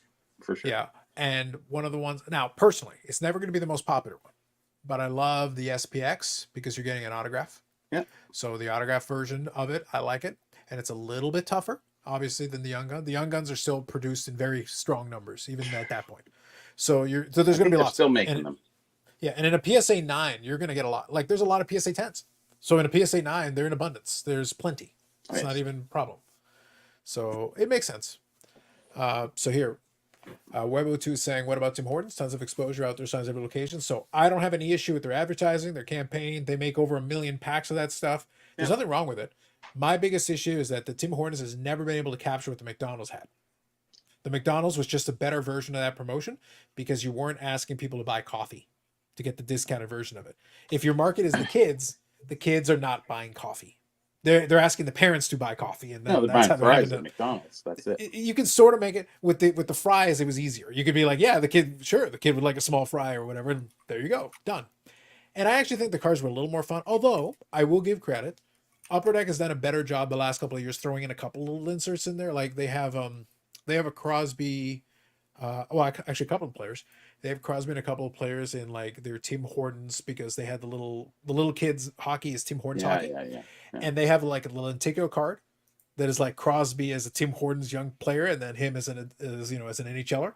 So it's like a lenticular card that goes back and forth between those two. I'll give them credit. At least they're trying stuff. Like, hey, that's something. Yeah, but it's more for adults, anyways. They're not for kids. They're the ones that are buying the packs in bulk. Because you can go as an adult, you can go up to the front counter. So you in the old days, quote unquote, you used to have to be all sneaky like and talk to the McDonald's manager, and then they would sell you a case of the 100 now packs. Now literally you can walk up to the front counter and I go, I would like 100 of them, please. That's it. I can either buy this coffee and we can pretend, or you can sell me 100 of them. That's it. And they'll be like, fuck it, here you go. It's like throwing it at the kids. Yeah. Doesn't matter. Doesn't even matter. It's fine. So for you, it'd be $200. $200 for 100 packs. There you go. Done. And the sets are out before the sets are out. Yeah. The only people that are doing that for the most part are people either making content or people that are trying to make master sets. Yeah. That used to be the thing with the McDonald's because some guys would actually sell master sets and they would put together all the inserts underneath. And then Pacific and Upper Deck and those guys actually used to be pretty good about including memorabilia cards and autographs and stuff like that. They've got stuff in there, but like the Tim Hortons, they've got a couple of things in there, but nothing too wild. And realistically, some of the hits are like coupon cards. You want a free coffee? Really? Oh, yippee. I had to buy a coffee to buy this coffee? pack, and you're giving me whole a free coffee? So occasionally they'll give you a donut. This is if you get the donut. Wild. Then you get the really good one where you get a coffee and donuts. Amazing. Half a box of Timbits. It's nothing wild. Nothing that I get excited about. Hot chocolate and 2 chocolate sticks. They don't have chocolate sticks. I can't They believe do. They do. You don't know. Ass country. It's called a cruller. No, I have It's to come called up a cruller. to ass country and for like almost a full week. Okay, so anyway, Carlos says, when I was pulling Kellogg's cards back in the day, the milk was still delivered to house by a milkman. Bobble says, I mentioned Cracker Barrel because it was an odd place to see them. I can name a huge list of store they're carrying them out, all place for kids, no doubt. Eric's making some good points there. The problem is, though, Pokemon is doing better marketing. Yes. As you said, cereal boxes, they made their own cereal and put cards in boxes. Yes. McDonald's did a set. They have varying price points. Very true. It's easier for kids to relate to. And 0405 Redemption Auto was a sneaky one, since it was mostly noted that it was 05 because of lockout. Yes. All right, so we're all caught up. All right, what were you battling about, Eric? Well, I'm not going to repeat all that. That was profound. That was great. So anyway, so bottom line, I agree with a lot of the sentiments. I think some of the old school food products were good. I think, so my biggest argument, so look, I made it very clear. I'm anti-collector. At this point, I've just decided that collectors are stupid. So I'm against them. However, when it comes to this one thing, I think it would be a good idea for the manufacturers to produce a set or two that would be in cereal boxes or insert food product here that kids might actually buy. Put a couple of cards in there. Do one chase.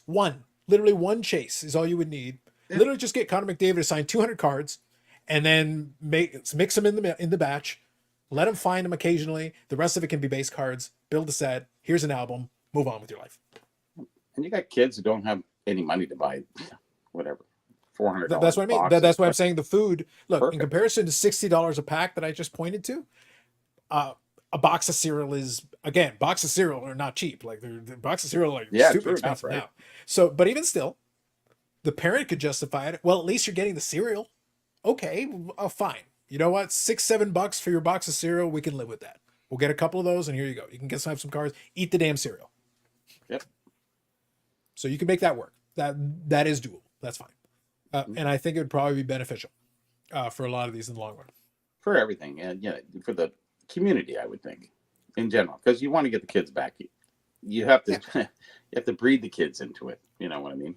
They have to get into it somehow. If they've never been into it, why would they want to 15 years down the road? I think the window's shut though, because I think you have a lost generation in between now. You do, yeah. And I don't think the parents are going to really be that interested in it. They're going to move on to other things. The kids are, and by the way, the ratings are going to eventually reflect this. I think the kids are going to be more into esports anyway. Yeah. So it's not. There's, I joke about it a million times, but I'm being truthful. If I was starting now, I wouldn't get into cards. Or if I got into cards, I'd be getting into cards with some of the other stuff. Like sports cards wouldn't necessarily even come into the equation. Why? Yeah. What for? Why? It's just not that it's not that compelling, relatively speaking. So I don't see the value in it. For me, it's because I've been in it so long. I do still get entertained. I find my entertainment in it. Mm-hmm. So for me, that's how I do it. But inherently in and of itself, I could very easily be turned off what they're offering for a long time. So if I allowed myself to be bothered by it, but I'm finding these little pockets, these little things that I can enjoy, that allows me to enjoy it.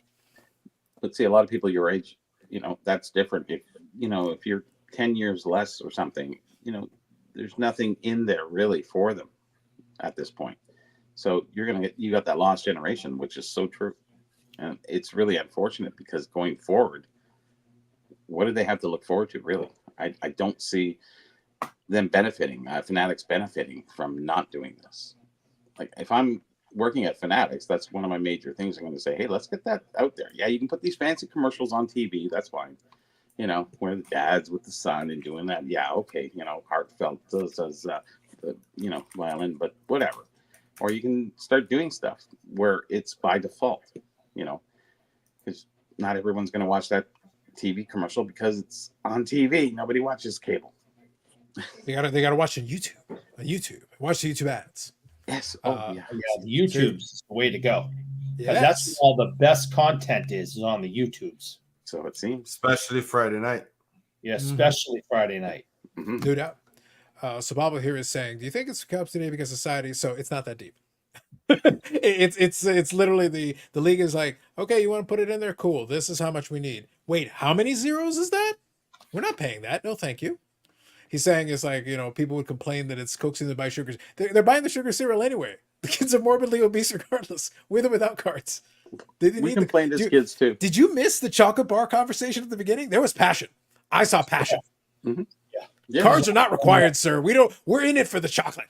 There was a lot going on there. Well, they had something just a couple of years ago. Was it on Arrow and a few other bars that they had it was the NHL something on it, and then it was some little thing, and I don't know. I don't even know what it was about. I kind of read it quick, and I went, how do you even figure this out? Oh, you have to go online, you have to register, take this number, and then you can see. It's like, all right, whatever. Here's the wrapper, garbage. Yeah, pretty much. That's right. If you have to put in too much effort, no dice on that. Sean here saying, back in the late 70s, I got into it for the love of the cars, not what they're worth. Maybe some today would. I think for the most part, like I said, I honestly think. But somebody tomorrow, maybe not. Yeah, it's not even that. It's that, look, the reason why I'm using the example and I'm saying, like, if I was getting into today, I wouldn't be into it as much. No. Because it's hard to say, but yeah. No, I know There's myself. I would rather be force playing around unless with you're in the know, right? Yeah, I would rather be playing with the technology. I'd rather be playing with the games. Like, I wouldn't be bothering with the cards. No thanks. Pass. Yeah.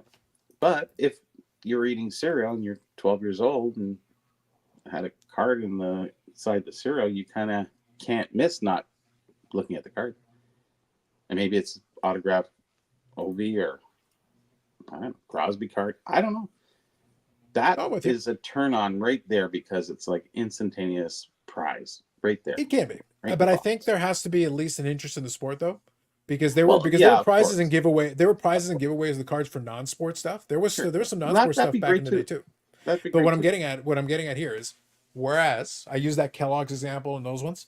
I remember them. I participated in those things, and I went after those cards, etc. There were the non-sports ones too. So sometimes my parents would buy the non-sport box with the non-sport item and non-sport card, but I'm not interested Star in that item. Wars. There was lots Yeah, of cards. but I lots wasn't of interested in boxes. those things. So here's the difference. On the sports one, because I was following the sport, I would be like, oh, cool. I'll put that aside and whatever. For the non-sport one, I'd be like, ah, garbage. Garbage. Well, see, you would buy the cereal. You'd be the influence, you know. like, No, "Hey, but my, Mom, buy my that. parents I bought like the cereal this." because they saw it in the thing. I would see the card inside the thing, Yeah. but I wasn't picking it. It's because it wasn't my deal. I'd be, Yeah. in the trash it goes. If I'm not into it, I'm not into it. You can't sell me on it just because it's in the box. No. I have But to you be engaged in you wanna terms of, buy the hey, box that looks with interesting. specific intent. Exactly. Correct. So There has to be some input from the consumer. I'll use it in quotation marks. It's the parent consuming, but the child pointing to the box and saying, hey, I want the thing. like, hey, get me that wrestling one, or you know, there'd be Correct. basketball. Maybe Caitlin It would have to be Clark, something she'd like be, that. Yes. She'd be the greatest thing for inserts for cards and stuff for kids. Like honestly, for especially for young girls, you know, it's like They did. They saw. So I remember it was also a cereal one. I want to say might have Kellogg's was all over it back in the 90s. Like they were really on it. They were putting stuff in all kinds of products. I remember one of the ones. I forget what year it was. I want to say it was somewhere in the mid 90s. They had one where they did a small series of Toronto Raptors. So this would have been in line with their early years, with their inauguration 90 years. yeah, right. Yeah, somewhere in that mid and early 90s period. They actually put some of the tops basketball cards, but they were the Toronto Raptors specifically. And made sense because obviously, that's It's the team that they 96, just I had. think. I want to say something like that. I'll see if I can find it. But I want to say it was Kellogg's or it might have been Post, but there was definitely a cereal one. Yep. I'll see if I can find it. Yeah, they had that run. Like honestly, the 90s was the cereal box generation for sure. There was more stuff in cereal than more cereal boxes. And you can see them at shows. They're stacked up, they're all the same ones. But you got Allen Iverson, you got all these different, basketball stars, baseball. Even they did it later with Shard and stuff like that. So there's lots of good stuff there. Now it's nothing. It's just cereal. Yeah. It was really good advertising at the time. So here. So you can see those little packets. Yep. Yeah. Oh yeah. So those are a couple of Toronto Raptor players. So that was right around that time. So these are Topps licensed basketball cards, but Yep. specifically for the Toronto Raptors. So this is regional. It's for the Raptors in Canada, but you're selling them, and you could get Damon Stoudemire or a couple of the early players from the inaugural Yeah, that's team. smart. That's how you sold it. Yep. Simple stuff. And it doesn't cost much to do that promotion, really. But that's what I I remember would the see executive, feeding there the was stuff like future. And You're not putting high end cards in there. You're putting in Nothing cheap crazy. stuff Yeah. available. Carlos, if you say that it's missed a generation, what's going to bring back that generation that it missed? When is that going to reinstill itself as the generation again? Like I don't Oh, see that's it. easy. If you find enough money, then the Pelican kids will come back. They don't give a shit about the cards. It's about It's flipping about the the cards. money, yeah. That's what'll bring the next. Wait, I can make the monies. Yes. Tell me more, Mr. Bougie Man. Yes. They It'll be did- Eric telling them. It'll be Eric They telling them. did like the monies. The monies. It's all about the monies. They did like the monies. And being at the show today, which is the largest show in New England, and I was there from noon to I think I left around 6. So I understand that kids had school today, being it's Friday. So noon to 3 that they're in school. But we really didn't see any young kids, from 3 to 7. Because it closed at 7. I don't know where all these kids have gone. They've all disappeared. Now, maybe they're going to show up Saturday and Sunday, because it's the weekend. But back when the Pelican kids were around, these kids were hitting every single show, going table to table. You buying? And you had all these, dealers constantly having to deal with this onslaught of middle school kids with cards that are worth thousands of dollars in their little Pelican cases. Are you buying? And they're like, no, I have to sell my stuff. And there was not one kid there today. And There you go. And I couldn't. I was surprised. Again, I understand that for the majority of the show today they were in school, but nothing after 3:00. Not one kid. I think so. Jeff was referring to us, but I think they were saying they all ditched you. I know Jeff was referring to us, but I think the kids also ditched you. Yeah. What was that about the show? Yeah. But you're right. It is the. So this is the Shriner show. This is the Shriner show, Paul. Yes. I know. I heard it. It's at the Shriners Auditorium, so it's always called the Shriners. But this is what's the name of the show? Shriners. Yeah, I know. That's what. I honestly think we just call it Shriners. Like I know That's what everyone's called it for 30 plus years. I'm not in the area, and I know the Shriner show, so I'm familiar. Right. I've heard of it. But it's actually called something else. So Bougie Eric and Friends. Bougie Eric and Friends. It's called Bougie Eric and Friends. And that's why it was empty. Shriner show. Couldn't find the which friends. I have none. Couldn't find the friends. Yep. Right, which I have none. So. Yep. He has to make friends by buying stupid stuff. Yeah. If he hands out Pelican cases, he'll have friends. Yeah. Zach says, reminds me of Monopoly sets. Yeah, people try to pump whatever they put cards in. That's kind of what happened. So, like, realistically today, now, if you made the mistake of putting too many good things in those, in that kind of a promotion, what you'll get the folks that, I will take a case of the catalogs. It's like, why? They put You can have the numbered cereal. I cards just in want there. the cards.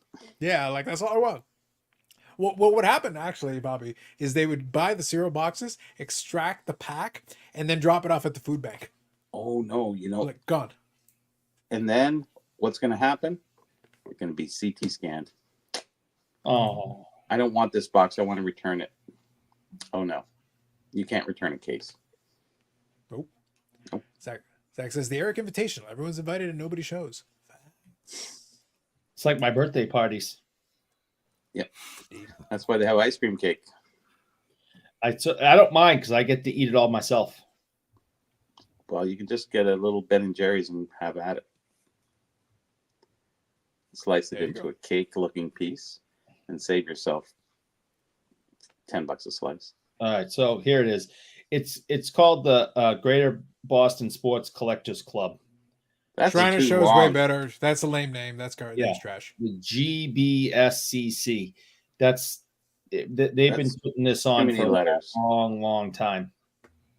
Long time that they've been long time. But everyone just calls it the Shriners. Shriners. Which someone asked me earlier what the Shriners are, and I meant to explain it. The Shriners are a subset of the Masons.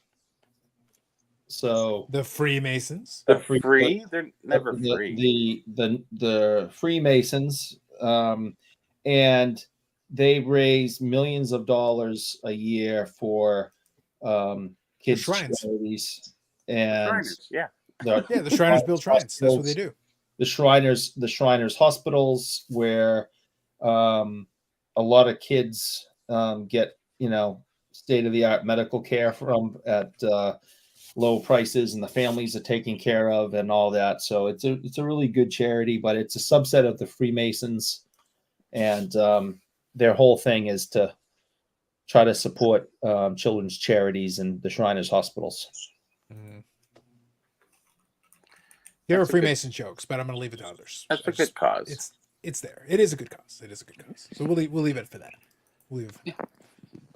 But yeah, that is a show that, like I said, is pretty commonly known by Shriners.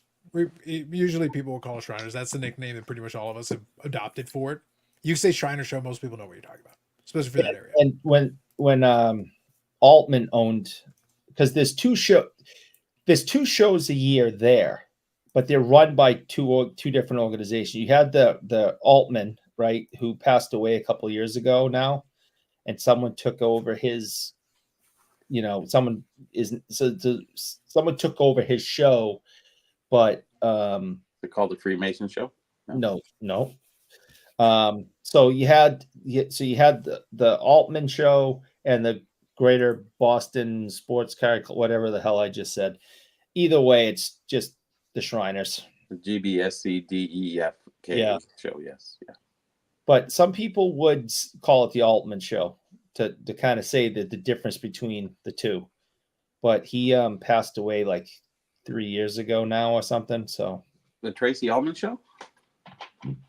used to love the Tracy Ullman show. And That's you where and Bart Simpson started. I like the old, It's true. the old ones old enough to have watched that, I think. Yeah. I think it's valid. Older than dirt. CC says, do you think 2018/2019 was a better environment for true collectors, or is current day a better environment? See, I could actually make a case for both sides of this. I really could. No, I would have to say 2018-19. And you can even keep backing that up. Oh, I think you can, yeah. So this is basically 2018-19 is pre-pandemic. So it's pre-most recent boom. So here's kind of where it gets interesting. I agree in general terms, but if I wanted to make the pitch for the other one, the disillusionment could actually make this current environment very fun for you. If you're looking as a collector, because if enough disillusionment comes in, enough negativity comes in, then you're going to be able to get your stuff in short order. Like we're basically on the cusp of being in a pretty good. Now, some stuff is already making itself available because people are so inundated, they're so overwhelmed. Stuff is falling between the cracks now as we speak. Mm-hmm. So I've operated in both those environments and the one in between. I honestly did well in all three environments. The pre-boom, during the boom, but what I was doing in each time period changed. Pre-boom, it was just kind of chugging along, grabbing stuff as I went. Boom period, it was taking advantage of people seeing dollar signs and making tougher stuff available that I wanted as a collector. So taking advantage of this fact. So I became more of a buyer. And I did sell some stuff, but I became more of a buyer. And then post, if you're going to be disillusioned and you want to give me discounts and then discounts on discounts, again, I'm willing to play that game. I'm Right. okay with that. So like, if you're operating in the true collector environment, you kind of can't lose. It doesn't really matter at that point. It says, but you will have to adjust your tactics. Maybe you're going to have to be a little pickier at certain times and be a little bit more open to other possibilities at other times, but you can make both work for you. And I've been able to, again, I didn't specifically focus on that during the time, but if I had specifically mapped it out, I could have even made more out of it because you were getting a magnified, you were getting an exaggerated period. In that boom period, everything was on fire. You could make money on everything left, right, and center. So at that point, if you had stuff cheap, you could have just been like, yeah, I'll sell it to you for 16 times what I bought it for and knock yourself out. And then I'll buy it back afterwards for 3 times what I bought it for, but I already sold it to you for 16 times in the first place. So I can give you I did some research today. We were at this guy's table. It was pretty friendly, and me and a buddy that I met up with were talking to him and everything.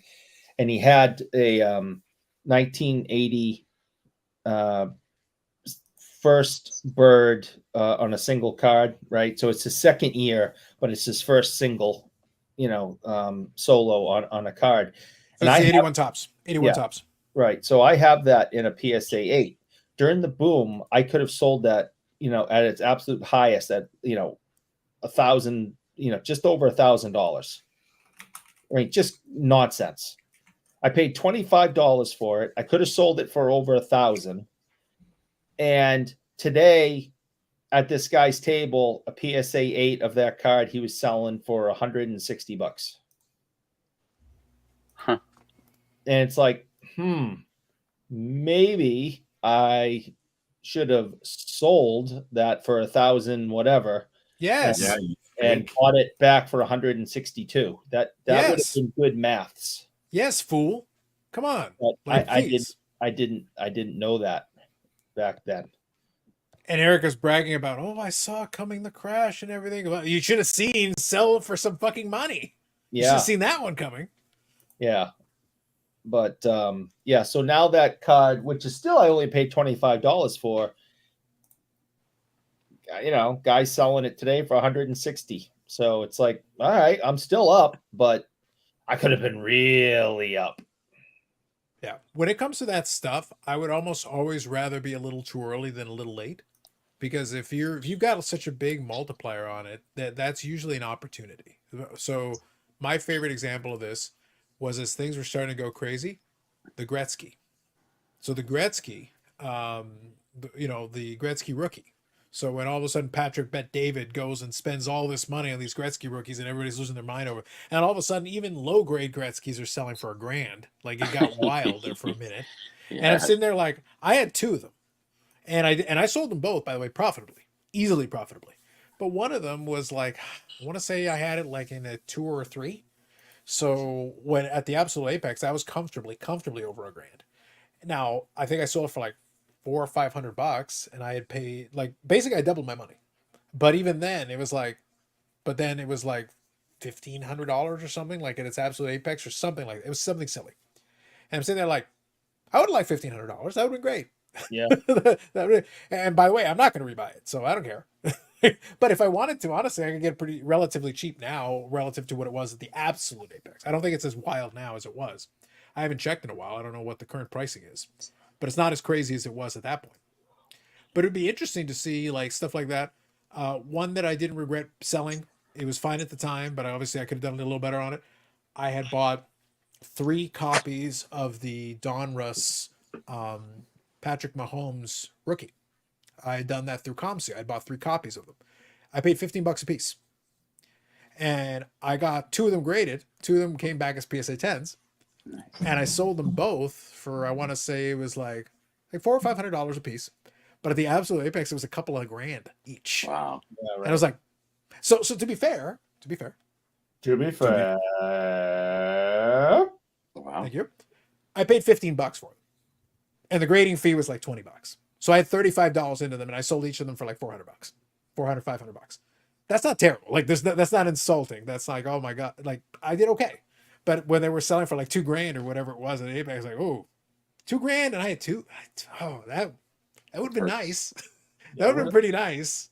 That would have been a really easy score. Like it would have been pretty sweet. That would have been a pretty sweet score. You could brag that story up a little bit more. Yeah. At $2,000. But I missed the window maybe about 12 months. I missed the window by about 12 months. I was a little early. I still made money, but I was a little early. Yeah. It's all right. Crystal ball wasn't working that day. Who knew? Stupid crystal ball. It just wasn't working. The point of that story though, is you should not feel bad about taking a profit because some people sit there and they are trying to time the absolute apex. We have no idea what that's going to be. Even if it's in the progress of going up, how are you supposed to know what the exact moment is, the precise moment to be like, sell it now? Nobody knows. Nobody knows. Even if you suspect, even if you think, optimistically, I think it'll go up, whatever. Yeah. Well, exactly. If the fix is in, then you got a little control over it. But if you just if you're riding momentum, you have no idea when the momentum crests and when it breaks. So take something on the ascend. If you're doing well, just roll it into something else. It's fine. Because if you're that smart, you can probably come up with something else down the road and make something else profitable for you. Well, it's almost like that, don't look a gift horse in the mouth at this. At that point, you got to sit there and go, okay, I made enough on this. You want to push it up, maybe get another 10, 15 points out of it. That's fine. But, there's a time you should just bow out and say, yeah, that's good. And move on. And then you go, oh, if I would have saved it, I could have made another, $200. Just like, whatever. How'd you know? At least you made that much. And you're fine. You're happy. But everybody wants that last little bit, If I would have stayed that stock of whatever, I would have been, whatever. Move on. Yep. Okay, so I was able to find a couple of examples just so I could get a ballpark here. So a PSA 2 Gretzky in February of 2022 sold for $2,000 fixed price. 2022, can you go back one more year? So what I've done is I've got these sorted by last sold at different time periods. I have 2021s, but the 2021s aren't as high as the 2022s that I see here. Oh, these are so it must be early 2022. It is, yeah. So it's like one of them's like January, February. Okay, January, February. Yep. Yeah, so January, February 22. So 1,000, 1,300, 1,200, 2,000 was one. It was like one outlier. It was 2,000 USD. These are all USD. Yeah. Now, if I go recent. The last one that sold in auction, also PSA 2. So we're giving apples to apples. We're keeping it the same. 631. So now imagine if you had bought it like the equivalent of a 2. Imagine if you buy a 2 raw, which was available in abundance. Oh my god. They were the door stoppers, like literally available by basically, yeah. piles. You go get it graded at the time that you could, because at the time you could. You come back in a 2, and then you sit there and you can make 2,000. Let's say 1,200. Let's go in the middle, $1,200 US. Yep. Cash out, take your 1,200, and then go and buy it back for half that amount. Basically, yeah. You can get the card back if you want. Actually, at a 2, you didn't even have to get it graded. You'd still get great money. No, you probably, you could have made some money on it. But the key point though is that even if I add in that extra element, it's not really hurting your profit margin. Like you're doing all right. Yeah. And then you could have bought it back for half the price that you sold it for. Oh yeah. You still got the card and you got to pocket the cash. That's it. That's like being a loan shark, really. You're getting a good number, man. Didn't Geoff predict the hobby floor like in 2022? He predicted a lot of things. Or he tried to. And he's still predicting a lot of things. Yeah. I still think he'll be out of business next year. Well, listen, Because of Atlanta Atlanta. is the land of milk and honey, man. I don't know. Because of Atlanta. Well, look at how many cards. Look at how many. What did he spend on cards? Like, what, $500,000? Too much. Too much. Too much. No, he's Guys, all in on this. I gotta go. I got an early start. So thanks for having me. All Carlos. right, but hey, Remember, Yannick, you got a certain amount of sleep, so get yourself ready. Brace yourself psychologically, mentally, physically. Brace your training over the weekend because we got to deal with someone. Yannick, did you win? I'm a coming. If I won, Did you win? yeah, I did. Cheap? Not yet. It's tomorrow. Oh, is it tomorrow? Yeah. I thought it was tonight. No. 8 Oh. p.m. tomorrow. We'll talk. There you go. Sounds good. All right, boys. Better not good ship night, it Yannick. to my house. No, it won't make it now. So. All right. See you later, Yannick. Take it easy. Bye, Have a good Yannick. night. All right, buddy. Bobby, have you been tracking yours? Is it going to get here by Tuesday? Yeah, he sent me a tracking number and everything, so that I would assume it was coming from Minnesota, I think. So Minnesota to you, it's not that much, I guess. Well, hopefully it'll get here by Tuesday afternoon. Yeah, Yeah. he shipped it Wednesday. 2 days ago, I think. When Tuesday? Yeah, you're leaving Wednesday morning. Wednesday morning, like 4 or 5 in the morning. Yeah, okay. I'll make sure it's. I'll give you the track. I'll get the tracking number and I'll just let you know what's going on with it. So that's the last desperation, because otherwise it wouldn't have showed up here. And we have a postal strike looming too. So when did you hear any more about that, Carlos? Supposedly they're able to like midweek. Is like Well, they had allowed a mediator, and they said on November the 2nd, they said that's when the negotiations are either gonna make it or not. I don't know. Yeah, so I'm pulling up now. Like I remember seeing a date here. Here you go. Cooling off period coming to an end November the 2nd.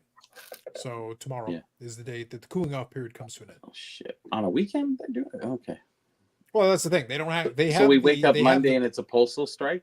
That's going to stir a lot of people up trying to ship stuff up for the show. Or yeah. Well, but that's the thing though, is that so they will be in a position to be able to do it basically at any time after that. Yes. So that was kind of the cutoff. It means they could do it Monday, they could do it Friday, they could do it 2 weeks from now. They have that option. It's whenever they decide to call it. They would probably call it sooner than later. More than likely, yeah. They want because basically what they would want to do is threaten the holiday season. That's right. That's your maximum. And we're in position. holiday season, so to speak, right now anyway. So we are, yeah. But that's basically that's what they be weaponizing. Yeah. So if you're gonna try to push leverage, that's basically what you're shooting for. Yep. Yes, it's well, that screw up everything for the. Well, it always screws up shit for the hobby. FedEx likes it. Yeah. Well, goodness, it's not going to affect my cards. I usually get a FedEx. I wonder if it would affect Chit Chats, because Chit Chats actually go through Canada Post. It would. Yeah, it would. Yeah, it would. You're like, hey, what? Oh, you didn't know it went through Canada Post? So Canada Post is bleeding money. You can go to Chit Chats and get a cheaper shipment. So Chit Chat gets a bulk deal from Canada Post. It's almost like Why? So you're losing money, and then you're going to have this other company come in, and then you're going to charge them less so they bring your business like you weren't going to get it in the first place. Well, you're not losing money per item. You're losing money on the aggregate because you're not getting enough items. So the That's idea right. is to try to push volume through. Their problem is that, like, so just again, this is not usually in our scope, but what the hell? It's the Friday Live, so we'll talk about What's things. the hell? But the bottom line is that Canada Post outlived its usefulness a long time ago. In general sense, there is still things you can do with it, but realistically, they used to deliver everything. It used to be we don't write letters anymore, so that's out. We don't even parcels. Yeah, we can do parcels, but if you need it fast, you're not going to use Canada Post. No. The price has gone up over time, where it's becoming ridiculously expensive. It's almost They've comparative to they the other. they nickel and dime you on the little thing. You want to Yeah. put tracking on it, $10 Yeah. extra. You want to Yeah. put this, $8 extra, $9 extra, 10, It is. 15, whatever. Gas tax. Yeah. So you keep stacking all this stuff. All of a sudden, doesn't make sense to you. So it's become small. But they It's keep become upping business. the price. They want volume. You have to actually lower the price or instill, the smaller items. Because honestly, if you're going to buy a $20 item, they're all out of there because it's $40 by the time you ship it. If it's not a card, I'm just saying, Yeah. But and it's just going day into to day. Canada too on top of that. Yeah. So But I think your problem is that, like, look, you're not sending out catalogs anymore.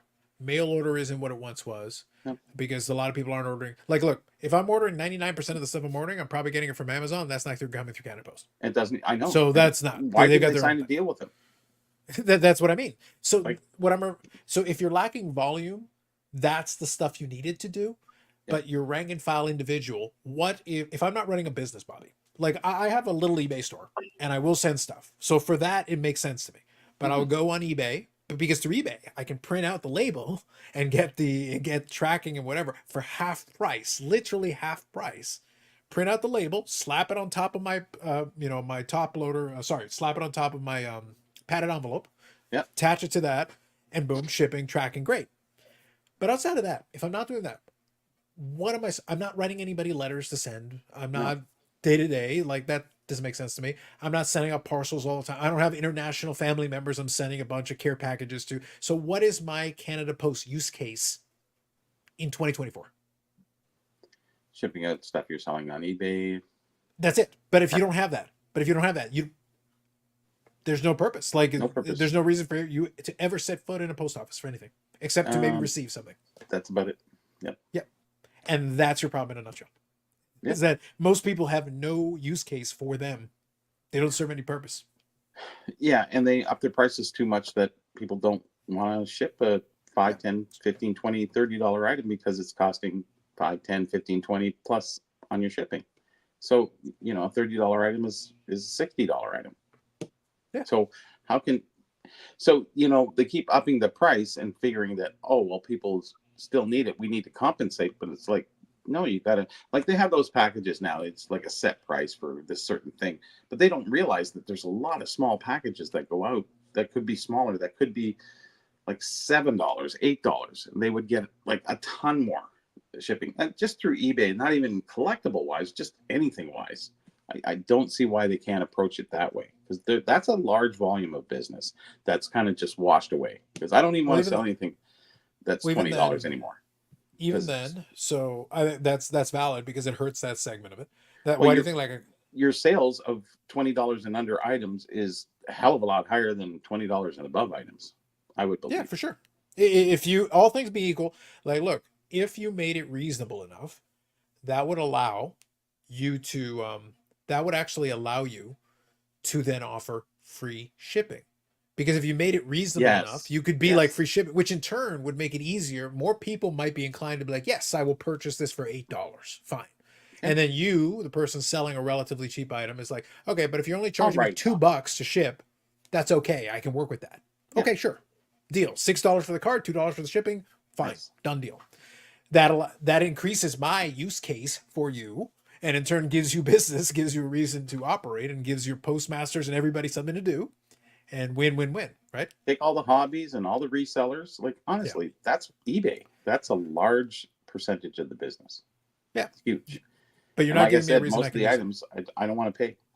I see stuff on Marketplace. The guy has one hockey mug. He wants $5 for it. I'm going, Okay, it's going to be $25 to ship it, so it's $30 mug. That, where's the deal gone? Looked good at $5, but now I got to pay shipping. So you can't make, is there not a smaller shipping? They can get it out for $7 to $10. Like, why does it have to be $25? Like, it's just too much. So you eliminated that sale of every mug on Marketplace, eBay, wherever it is, and you just say, forget it. I can't do it. Yeah. Yeah. And then if And it's in even- the States, forget it there, because No, then as soon as you got cross border, basically, that's the reason why if somebody wants to do something off eBay and it's to the States, I'm like, no thanks. No. Because I can get the subsidized shipping with that label, Yeah. and it actually saves me some money, and it actually allows me to offer more competitive shipping. True enough. Doing it through eBay, because literally the subsidy allows it then to be like, okay, $7 to ship to United States with It tracking. has to be a viable card though for that. Yeah, for sure. But I'm getting at, like, but still, $7 for tracking for a lot of items is more viable. It actually makes it more easier for me than to do it, Sure it because does. then I'm not asking you for $12 to ship. It allows me to make it a little bit more reasonable. And But the funny part about that, okay, it's $7 to the US, but in Canada, if you ship that, it's $2-3. Yeah. Yeah. Now So- the thing is, I don't get tracking on it though. The $7 includes tracking. No, I understand. Yeah. Oh, yeah. Well, if it's that much of a worth item value, anything under $70, I don't worry about tracking. After that, it kind of goes, oh, okay, maybe. But yeah, there you go. It just depends. For some of those items though, if you're charging $5 or $6 shipping, then the $7 is paid for. Then you're even, and then it's like, yeah, I'll give you tracking. Absolutely. So actually it feels better for the buyer. They were like, oh, okay, so I'm getting tracking with it. That's fine. Okay, then shipping's justified. Everything small is tracking US. That's the funny part. $2-3 item up to whatever. In Canada, no, you got to pay for the extra for the tracking. Yeah, well, for them, they can kind of cheat, because having 10 times the amount of people means you've built in 10 times the amount of volume. It allows you to kind of go in between. It's a little bit easier to throw the volume into it, because then you can scale. You can actually scale a little bit more. And the problem here is, if you want to go, if you send something to Saskatchewan, you basically have to send one guy on a mule. It takes forever. It doesn't make sense. It's not worthwhile. They have to navigate the wheat fields. Like it's like, this is trash, guys. We're not doing this. In Eric's place, if he wants to send mail to somebody and it's over in Peabody and he's in Worcestershire, they literally just take a rock, wrap it in there, and throw it at him. It's about right. It's a little easier. It's a little more efficient from that perspective. It's easier to do it that way. And if you're on a hill, it'll just roll down right in front of their house, mate. So forgetting about a postal strike, possibly. Yeah. If I wanted to take, this envelope that may or may not have a bomb in it, and send it to some jerk in Western Canada, that wouldn't save me money. Because if I tried to send this jerk that lives in Western Canada, whose name will remain nameless, it's going to cost me a whole bunch of money, $14 to $20 to send that bubble envelope. Oh yeah, pretty much. Yeah. So from the but US, the cross border from the States is now basically caught up with us. Yeah. So if I cross the border and mail it from Mississauga, it's still going to cost me the same amount of money? No, it'll be like $3. No, it'll be $3. like dirt cheap. $3. Oh, all right. That's what I was hoping. Because bring it and mail it here. Yeah. And then you got the exchange, so you're actually getting it for free. No, if you put it in a padded envelope to Canada, if you're just sending it regular, they'll slap a couple of stamps on it. Stamp. One stamp. Yeah. Okay. They might do the little printout Depends on the one, but weight. it's still basically the equivalent of a stamp. It's the sticker. Well, it's going to save me a ton of money, though. It actually would, yeah. All right, that's what I'm going to do then. Yeah. It was like It does make a big difference. Is it like 1 or 2 cards or something in there? Right now, there's only like 3, but I got to see. I got to go to work and between now and time I leave and see if he wants some others. Yeah, it'd be like $250. Yeah. It's the same thing that happens to somebody who's right in a border town and they just cross over into Buffalo. Yeah. They could literally walk into USPS, go, hey, can you put a couple stamps on this? Boom, done. Yep. It's easier for them. That's why some folks will do PO boxes in Buffalo if they're like right on the border, like Niagara Falls, Canada to Niagara Falls, New York. They'll be like, "Yep, we'll cross the bridge. Go grab your stuff and bring it back." Well, I just had an instance where the last couple times FedEx has been charging me, although I keep it underneath the $60 free gift. So it's a $35 item in US, so it ends up to be about $45. They're still charging me $27. There's a $17 fee for the duty officer, and then there's some other tax some other whatever tax, and it's supposed to be duty free. And they say, well, it's supposed to be duty free, and I'm saying, okay. So for the last 15 years I've been using FedEx, I said, has any laws changed about this, $60 free, shipment? I said, what has changed in the last year that you're charging me this? And they said, has anything changed? I said, well, why haven't you never done it? And now you're just doing it now. And she couldn't really answer. And I said, well, I'm just not going to pay you anymore because, I understand that you're not getting any duty, but you get the duty officer who's running 1,000 parcels through it, $17. $17 times 1,000 is $17,000 this guy is making. And how much is he getting per hour? Please. Police.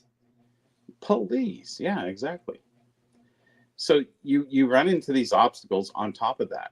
There's just no way of getting around it. I wish there was another private enterprise that would do something better. Even drop boxes would be fine. If you went to a drop box and they just went, all one parcels here, all goes to this one postal station or one drop box, you go get it, pick it up, no problem. You're saving a lot of money. Do it yourself. That's fine.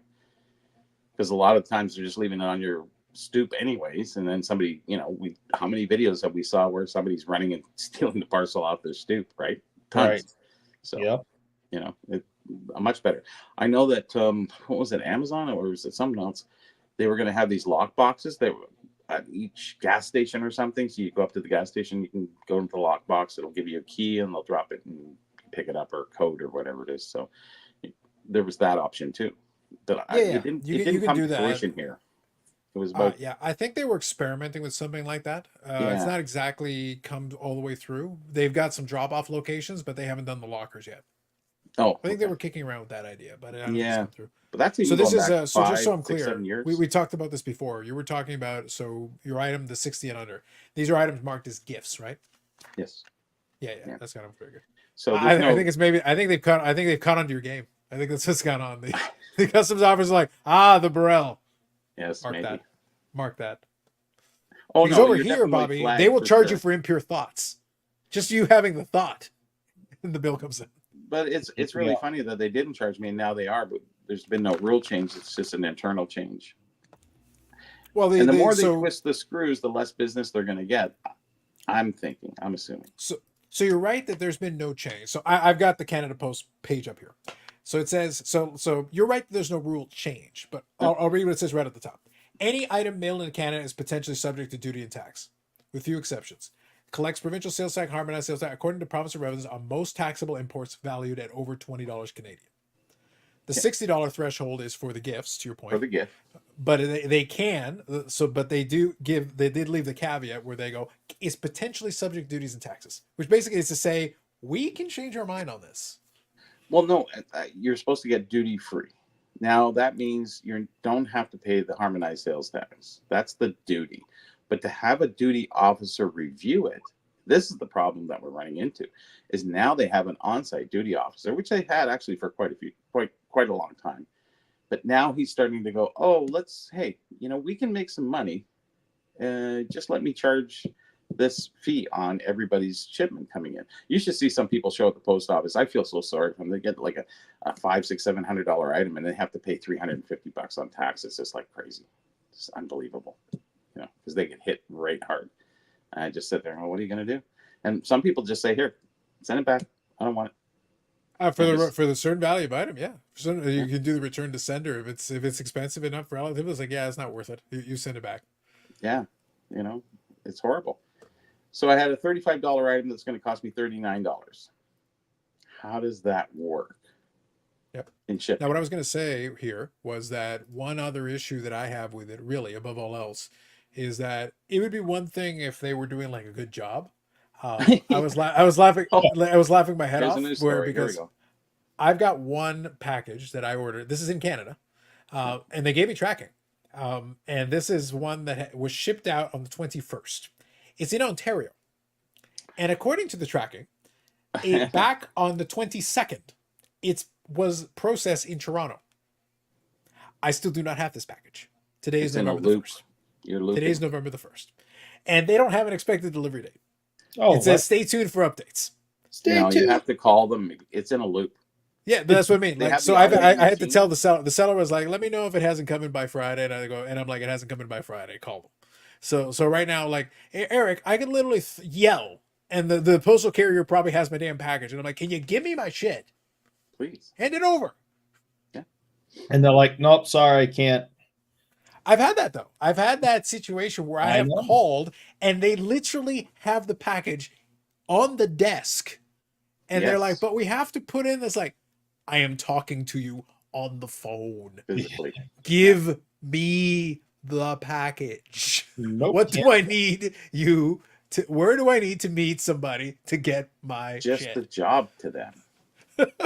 I was dying of laughter. It was see at a certain point, Eric, it becomes laughable, and at that point, you just I'm actually kind of cackling. I'm like, you know what? This is so stupid. I actually find it kind of funny. But if this was something important to me, I'd be really pissed. As it is, it's like it's an inconvenience, but I'm gonna tell the sellers like, hey, dude, you got to make a call then. Make a call. Well, Because actually, I we went got through the that track. with the FedEx just recently, just 2 weeks ago. So it left St. Louis, and it sat in St. Louis from Saturday till Friday, the next Friday, and then into the Monday. And then I called, and they said, "Oh, okay, yeah, we're gonna look into that. We'll get back to you by Thursday." I went, "Hello, this is a kind of easy, just a quick fix. This is not one difficult one." I said, "It must be looping." And then boom, she goes, "Oh yeah, it's probably looping or something like that." I said, "Okay, no problem." Boom, they got it. Then it made shipment on the way. So then it started to move. So not only was it 2 weeks, 2.5 weeks till it got to me, it was the charge that came in after. I said, "And you're going to charge me." Actually, I got to pay that. Whatever. And you're gonna charge me. And the worst part is what was supposed to be in the package. I bought these hockey rings. You know, they weren't in there. I went, "Where are the rings?" He goes, "I can't find them. I must have lost them. Maybe threw them out with some packing material." And I went, "All right." It's been one of those months. Indeed. Horrible.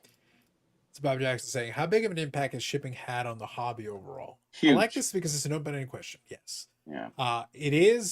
It definitely had a huge impact. One of the things, so if you remember Eric that I was mentioning on the last podcast episode, I said, I would almost love to have like an expanded thought. I may just do a video talking about it because we don't count it. It's never part of the equation. But when people talk about comps and then they'll cite eBay sales, Yeah. one thing we don't do, which maybe would be worth considering, is what's the actual cost of acquisition? Because when you're paying for something on eBay, you're paying the price that the item is, whatever the shipping is. Now, beyond that, I'm not Fees. expecting anything. But realistically, for most folks, well, there's probably taxes. And if there isn't that, there's probably taxes, and in our case, duty. So there's all these additional charges. And again, depending on the item, in some cases, those additional charges could be significant. That's the reason why I started using Ship My Cards, is that even though they charge me a fee per item, per whatever, Smaller. the difference, the gap, we talk about spending money on the hobby and everything. I'm spending thousands and thousands of dollars per year on shipping and duty and customs. And this has nothing to do with me getting the card. No, I know. But it's part of my expense. As a hobbyist, it's part of my budget. I have to budget that in. It's part of my expenses. It's and part you're of the just deal. one person dealing Correct. very small in this business, Correct. And if we look at even just marketplace on Facebook, like, there's a lot of business there, but I'm looking at stuff and I'm going, I can't afford the shipping. I can't do it. It's no longer a deal. Like, it's maybe marginal at that point, and then you go shipping, it's $25 every item. Like, that's not a card, but just saying, it could be a widget, could be this knife. They're still going to charge you because it's thicker than 20 millimeters, and A knife.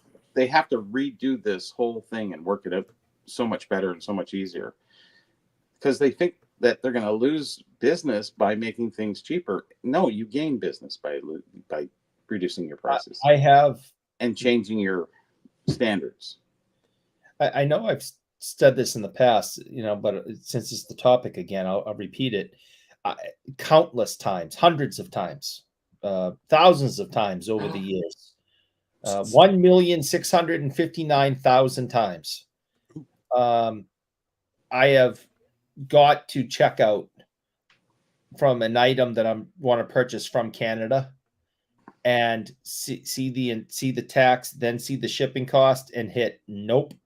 And just said I'll get the card another time. I am not spending $15 in shipping for a card I want that's $5. And there's all these. I mean, You don't even have to really pay tax because you're coming across the border, really. So you're not going to be paying any of your tax. You're buying from a Canadian, and there's no tax between our nations in that sense. Like I can't get charged tax from buying something in the U.S. Massachusetts will Only tax across. me every chance it can. Yeah, I know. When I buy stuff, I have to pay the Missouri tax, but otherwise you shouldn't have to pay the tax but you're importing an item at that point. So I get that. Yeah. But So it's not tax, but it's duty. It's but duty. I'm not. But I mean, countless times I'm like, oh, I really want this. It's $5, $10, $15, $20, whatever. Nope, I'm not spending another 14 just to have it shipped to me. And like Carlos was saying, if they would just take that off of there, I think you would just get more people.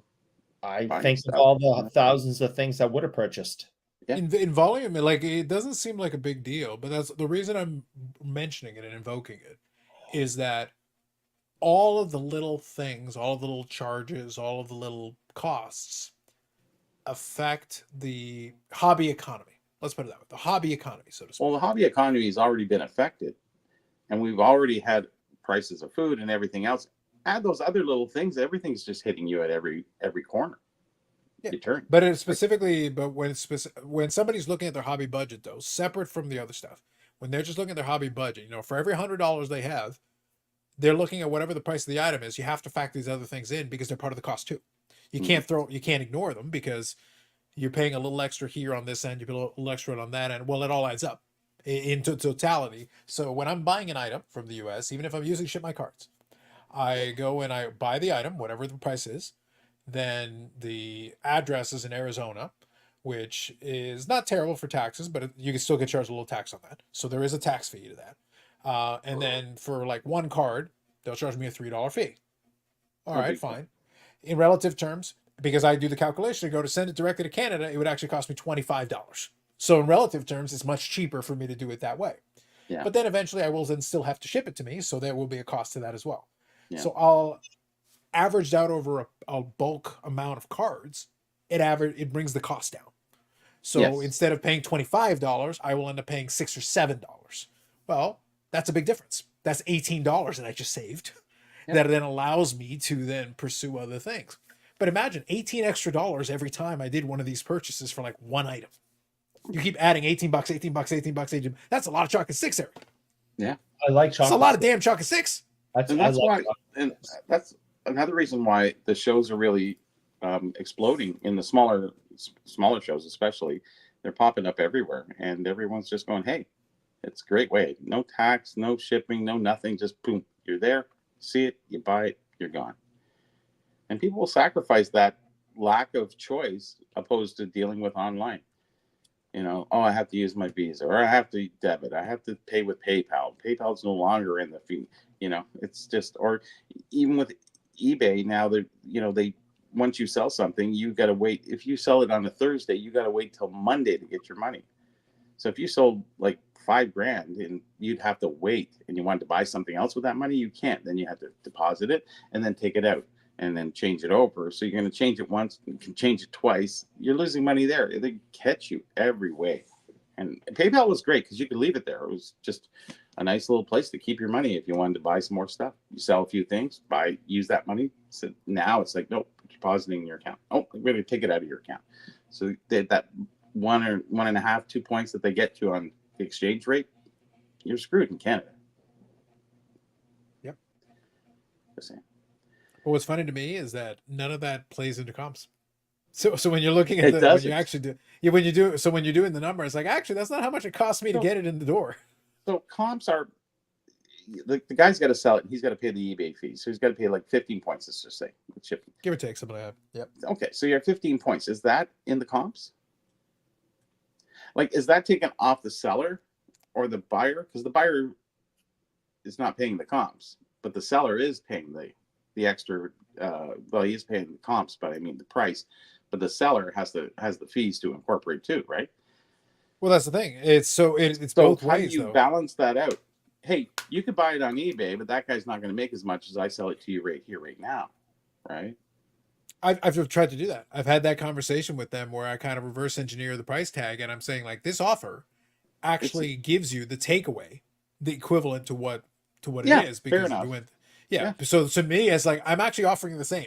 If I ask you to put it on there with a buy it now on eBay, you're going to take away the same amount of money. I'm actually offering you the same And you amount. don't want to do that? Fuck it. I'm going to buy it on eBay. Now you can ship it to me. Fuck you. Yeah, exactly. There's The your end fees result gone. will be this. The end result will be the same on the seller's But end not of for it. him, not for them. Yeah. No. Yeah. Yeah. So, But then it anyway. also saves me from some of the additional fees on my end of it because I have to add on all those other components. So it allows you a little bit more flexibility from that perspective of it. It's weird.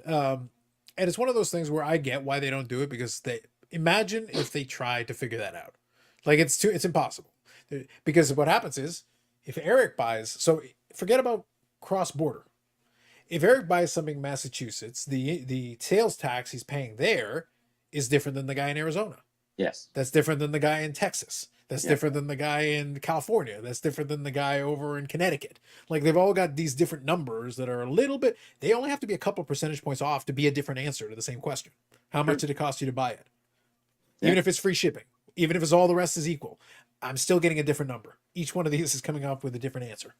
And it's the same item. And it was the same starting price. Basically. Yeah. So it throws the whole thing off. It's Well, very same thing in strange. Canada. We got 13 points here. It's 20 points here. It's 5 points. What's it? I think it's free in Winnipeg or Manitoba. I don't know which one of those. They have no sales There's tax. a couple of them. I honestly lost track But of they it a got long no time sales ago. tax because of the tar sands, but they're not using the tar sands now because, whatever. And so they're still not paying tax? Like, hey, what happened? I don't know. Everybody's a little different. It should be one sales tax across the board, and that's it. They get 5% for everybody, and everyone's happy. Oh, that's a problem, Bob. If you made one sales tax across the board, yeah, 20%. Yes, They're I like, know. yep, 20% across the board. I lowballed it. I came in low. No, but that's not how that'll work. Whatever the highest number is, that's the across the board now. I know, yes. We made it even. We fixed it. No, you didn't. No, thanks. That isn't what we asked for. That is literally not what we asked for. There's That no was way my you spirit. can fight this. No way you can fight the duty officer. You can call him and say, hey, how come you're charging me $17 to look at my parcel and realize that it's a gift. Continue. Next, 17. Hey, I'm on my break. I just made $4,000. But it's not his money. He's only getting paid per hour. So it's the government making the money because they're the duty people, right? So it's like, So it's between 5% and 15. Between 5% and 15 is the national average. yeah. Because you add the provincial and the GST, and the GST is across the board, everybody at 5. Yeah. So whatever the provincial adds to it, that's how you come up with the total. All I know And, is I'm we're- getting screwed. Well, you kind of deserve it though, don't you? Oh yeah, probably. I don't know. It Like seems you're a like man who destroyed 2 mini fridges. You sound to me like a man who needs to be taxed. I think so. I did. They did break. I don't know why. Because you didn't pay your taxes. That's it. I'll be right back. Yeah, I don't like to pay taxes. Yeah, and that's why your mini fridges keep breaking. Jerk. Yeah. You're gonna But- see. You're gonna find out the Massachusetts Electrical Authority is like, wait, that asshole didn't pay his taxes. Send a surge. That'll fix his mini fridge. Cool your drink now, bougie. It definitely broke my mini fridge. That sounds like the level of spite I can get behind. Very spiteful. Sounds like a Yeah. lot of spiteful anger there. Quite a bit. I'm not at all happy. It's gonna be tough. So now what happens? So now do you go like on a mini fridge shopping spree? Do you like go on minifridges.com and like look, or do you actually try to acquire another of the same type of mini fridge that is already broken for you twice? I did not purchase either of the mini fridges in question. Wow. So now you're angling for free mini fridge from somewhere else. They were acquired by my wife. I may now try to acquire one myself and maybe get one that's a little better quality. Wow. Are you suggesting the mini fridge was not up to your Bushi standards? I had two. I broke two. No, they didn't stand. They're up to nobody's standards. Wow. Yeah. You have to hit the like button for Eric's new mini fridge shopping series that may be coming to a section of the channel near you. I don't know. Yeah. I can't promise that, but it might be a thing. Yeah, that thing's going in the trash tomorrow, and we're gonna have to replace it. I mean, when it worked really, really well. Like I was surprised to how like cold my sodas were in this little teeny tiny thing, but it's done.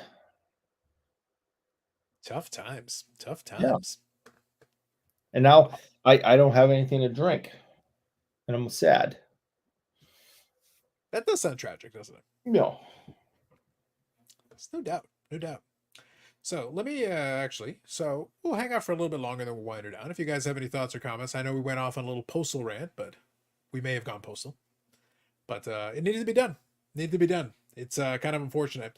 And yeah, at some point I may do a little video talking about that. Unfortunately, there's nothing you can do about it because because obviously there's no way for any of those platforms to track the additional costs. Although what's funny, my sniping software does include the shipping in it, just to tell you. It's not that it includes as part of Snipe, but it just tells you, hey, by the way, there's also this additional shipping, which I appreciate. It's actually good. It kind of reminds me, oh, by the way, factor that in. So whatever my bid is, I have to remember that I'm also then paying the shipping. And then the back of my mind go, by the way, I also add a couple of percentage points for taxes, et cetera, et cetera, et cetera. So am I still okay making this Snipe at this number? Because this is what it's actually going to total to. And you can get a bit of a ballpark figure. And then once you have that, it's like, okay, am I still comfortable with that? Oh, okay. Got it. Now I need to know. Zach says, how much time do you spend in your office other than the show? Eric never leaves. Yeah. Never leaves. I'm not in here as much as I used to be, but I'm in here quite a bit. If I have free time, I usually hang out here. And stare in the darkness? Well, I do like the darkness. I've seen the darkness. I've been in the darkness. I am The darkness. Yes. I knew it. Speaking Wait of, for that Houston totally screwed up our entire, like the Schadenfreude, I was ready for it. It was going to be sensational Schadenfreude. And then Houston freaking screwed it up. And let the freaking darkness win a game. And it's like, oh, come on, guys. This is so going to be so good. I had more insults. It was going to be awesome. Zach is right, by the way. We need to hit likes. Don't forget, I should remind you. Hold on. It's been a little while since we've done this. I think it's important that we do this here. We charge Eric for every like. So we're not asking likes for ourselves. We're reminding you that, first of all, we charge Eric for every like. And likes help either ease or make worse his pain, depending on your preferences. And we thank you as always for your consideration. So this is important. Nice. Don't do it for us.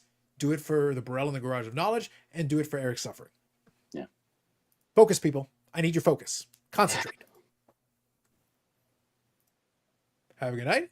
Don't forget to say, yes, and don't forget to say hello, Sean. Definitely say hello if you catch us during the expo. And by the way, that goes for the rest of you. The rest of you that do go to the expo, Eating feel free to burgers come by again and say at hello. Harvey's. Yes. That's right. Feel free to say hello. We'll be around. Some of us more than others. I will be around. If it's the morning, don't expect to see me. You probably won't. When's the next long weekend? Monday. It's gonna be a little bit. I'm not sure. Yeah, I think we're in January, February. Bring a pipe to the bush near the door and wait for Eric. Facts. Bob Jackson's also saying, but do you believe in a thing called love? It's true. I believe in a thing called love. Just listen to the rhythm of my heart. Mm-hmm. I appreciated the fact that he actually had words. Yes. So real quick, I'm going to share a couple things here. One of them is actually an item that I purchased yesterday. Wanted to add one of these, and I was able to find one. Got a Medano autograph, grabbed from the Gemography. I actually had seen a couple of these go up for sale. What's funny is that the regular version of it has been going on for, they're asking too much. They got like a buy now best offer.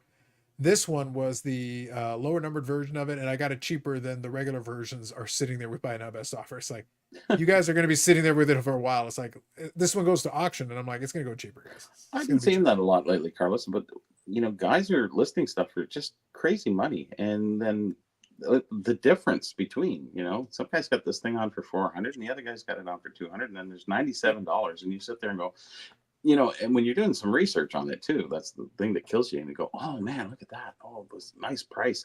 Look at the solds, and you go, oh shit. Damn. Well, there's a lot of folks I understand that folks want to get as much as possible. Sure. But sometimes it's beneficial to be like, take a look around, because what's going to happen is there's some folks that'll list, especially a card that has multiple copies available. It's like, well, guys, if you all kind of hover around this high price, when somebody walks over and goes like, here's a reasonable price, that's the ones that are going to get snapped up, and you're all sitting there waiting for somebody to buy it. It doesn't go anywhere. I saw this guy list the sheriff coins. There was 120 in the first series. But yeah. Thanks, Sean. Appreciate the date there. The retailers would send out a box set. Now these box sets are rare. They were only given out to retailers and whatever. So one guy goes, they only made 10. He has like $5,200 on it. It's just like that set's worth like $200. Like the box is worth 150 as an empty box. You put them together, you got $500, $600, $700 maybe. 5,200. They only made 10 of them. Really? It's just like, where'd you get this information? I like to know. I really like to know where you found the information. Mm-hmm. Well, my dad said they only made like 10 of them. So it's like, okay, good enough. So at what point is he ever going to sell it for 700? That's going to be in his collection forever, because just on pride alone that he listed it for 52, he'll never get to the $700 mark that it might be worth. It's sad, kind of, really think about it. But we have all that going on there, and that's a great item, and it would sell at a decent price. But I don't know how do you get 5,200. Like, where would you even do that research? Like, I can't understand. Did they extrapolate the set when they went on eBay and went, okay, that goes for about $200-300 for the set, so because it's in the special box, then it should be worth multiple times 15. I don't get it. Right. I don't know where. I think it's one of those things where anything that I'm looking at, I always want to double check. And then once you've started taking a look around, I guess it also depends, and this is important. It depends on what I have into it and what my goal actually is with it. We did the same thing at the card show. We did the same thing. So sometimes I'll price an item where it's like, could I get more for it? Yes. But it would require more people to walk by and look at it. It would require the right person to come by and offer it. Or I could just take a comfortable little profit and walk away from it. And then I've got cash, and then I've got some flexibility. Some folks are sitting there and they'd rather wait 10 years to be like, all right, I doubled my money. And it's like, well, in the time that you doubled your money, you could have quintupled your money by doing this several times over, instead of just sitting there desperately hoping that one day you'll double your money. Yeah, it seems like that's the mentality of a lot of people. Pick it up for a good deal. I want to get the max dollar out of it. It's like, okay. And sometimes, and so to be clear, sometimes patience is warranted. Sometimes maybe the item is worthy and you're like, okay, sure. For this item, yes, hang on to it, because you're not going to be able to swap it out later. Go ahead. To be clear. No, that's not. I don't think that one counts. Close, but not quite there. I tried. So good evening. What I was going to say was, though, that for some items, sure. For some items, yeah, okay. So if it's more of a unique item, something that maybe is looking for the right person, and it's worthy of something like that. But if it's something that's more commonly available, or something that you're actually better off striking when the iron's hot on some of these things. So for some of them, the best time is of the essence. It is take advantage of it while the moment is there. And rather than sit back and wait for more things to come down the pipeline. So one thing that I'll share more about on an upcoming podcast episode, we've talked about the past how I view COMC for different things. And we've also talked about in the past how I've had really good luck with the wrestling cards and the e-pack. Pulled some good cards on there. They're reasonable. Well, That's the thing, right? it's been reasonable for me. Now I've sold a lot of them that I've done well on for good amounts. I've had a few though that I kind of set back on, and I'm like, we'll see if I get an offer on it. I had one that I've got, and I'll share more information on it when we do the podcast episode that I pulled, and it was actually an unexpected pull. It was kind of a lucky pull. I'm already in the black on all that stuff, so for me, it's like I'd already made my money back. But I had one of the MJF autographs that are out of 10. He's one of the best characters that you can have on there, and it's out of 10. It's a nice looking card. But I put it on ComC. I had it at a pretty high price, to be honest. I had it a little high. I tweaked it a couple of times. The problem with ComC is that it's a buy it now platform. So you're waiting for either an offer or buy it now. So I was like, all right. So now, since I purchased a couple of lots recently, and I was like, I should probably recoup some money. Here's the thing. My amount into it now is effectively zero. So I don't need to sit there and wait for the absolute maximum top dollar. So I said, okay, let me try something I haven't tried before. Let me give it a try and see how it goes. You can click the button there to go and tell ComC to go, hey, put it on eBay auction. Let it run. Let's see how it goes. 7-day auction, whatever. So it's on there right now. It's got 6 days left. It's at about $36 right now with 6 days left. So it's most of the time still. It'll be next Thursday when it sells off. So I'll report back. I've got it on here right now. My cost basis is zero. So right now I'm $36 up, and it's like, as it goes along, whatever I get out of it is whatever I get out of it, but I'll be able to kind of report back those numbers. The point is, whatever I extract out of this is more back in my pocket, in my coffers for other things that I have interest in, rather than just sit there and be like, all right, let me just sit back and wait for one day. One person will make an offer. It's called a forced sale, right? So you want to force the sale of it. So put it out there at an open auction. It's not that it's so common that it's not going to get any bids or it's going to be missed. So you're pretty safe. Yeah. And right Even now, if it for sells one for day, $100, whatever. Yeah, right now I think we'll do all right. For one day, it's been viewed 56 times. Again, this is ComC doing it as part of their consignment deal. And I've got 23 watchers on it for one day. That's perfect. Yeah. So right now it's a starting point. Is good. Yeah, that's good. It's strong because it is a good character and it's a nice card. And right now the price is still very reasonable. So a lot of people are in the hunt. They're looking at it. Oh, okay, maybe I got a shot. Let me see what happens on the last day. So they can set their snipes and do whatever they want to do. I expect most of the activity to happen late. That's usually how that works. That coupled with that other set that the guy had for 5,200. Sometimes if you put something out there too high, and it's maybe a rare item or what have you, and somebody looks at it and goes, oh man, I'll wait. And you watch it. And even when it comes down to a great price, like I offered somebody a price on something. I said, hey, I'll give you $75. He has like 250. I said, it's really not worth that. I said, I don't know where you got the $250. I'll give you 75. So anyways, probably about 2 years it's been on. So, 150, then we're at 100. Now we're at the 75 mark. Then he gives me a message saying, you had an interest at 75. I said, nah, that's ship is sale. And that can happen just after a week or two. Striking while the iron is hot is actually a really good saying, because a lot of times you need that emotional tie-in and then you want to buy it right away. If you can't buy it, then you got to sit back and wait for it, and then you lose interest. So it's a disservice putting things at super high value that is somewhat rare, but desire has to be there too. So, and obviously you have more desire with that card than you would with a rare, different kind of item. Understood. Yeah, and but the other thing you don't know what it's going to go for. What price did you have on it? Oh, originally I just put it like $600 or $700. Okay, so we'll see how that goes comparatively speaking. I think it should probably go for half of that. If you're really high, then it should go for 300. It could be. It's very possible. I've done pretty well tweaking the number in such a way where I kind of then it can go for 8. Someone gets emotional. 2 guys. Yeah. So that's all it will take. It just requires a couple of folks. But one of the keys and an important factor in what I was just talking about is that the second version of that series, right now, there's only been one version of that series that has been released. There's been 1 year of that series from Upper Deck. There will be another one, but it's not going to be for the next couple of months. But after that series comes out, then there will be the newer version of that. Yeah, you don't want that. And it's like you want to capitalize when there's the one version. So then there's the guys that are trying to build the rainbow, the guys who collect the individual, and the guys who are looking for the autograph version and are looking for it as part of their set, or whatever the case may be. Right now, I'm the only one offering one. That's it. You want it on eBay? It's mine. That's the one that's being offered. So that's why it's like there is a time and a place. If you wait until there's a bunch more and EPAC releases a few more, well, then now you're competing with other examples and other people can go buy those. And well, now they've got the one they need. Now they're not interested in yours. Yep. That's part of the game. Because very spontaneous we are as collectors. You know, we see something we like, we really like it, we want to get it. And sometimes it's not a buy now. So sometimes you have to wait out the auction process. And by the time sometimes that 7 or 10 days goes by, or even like an auction house, you got 30 days. This is after, you know, that initial things, I'll save. And then you kind of gets down to the last day, you go, no, delete.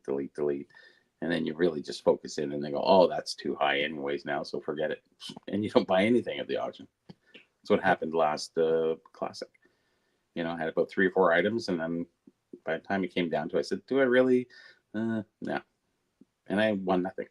The end. As a little side bonus, I can also get some content out of it because I have not used the COMC auctions before through the platform previously.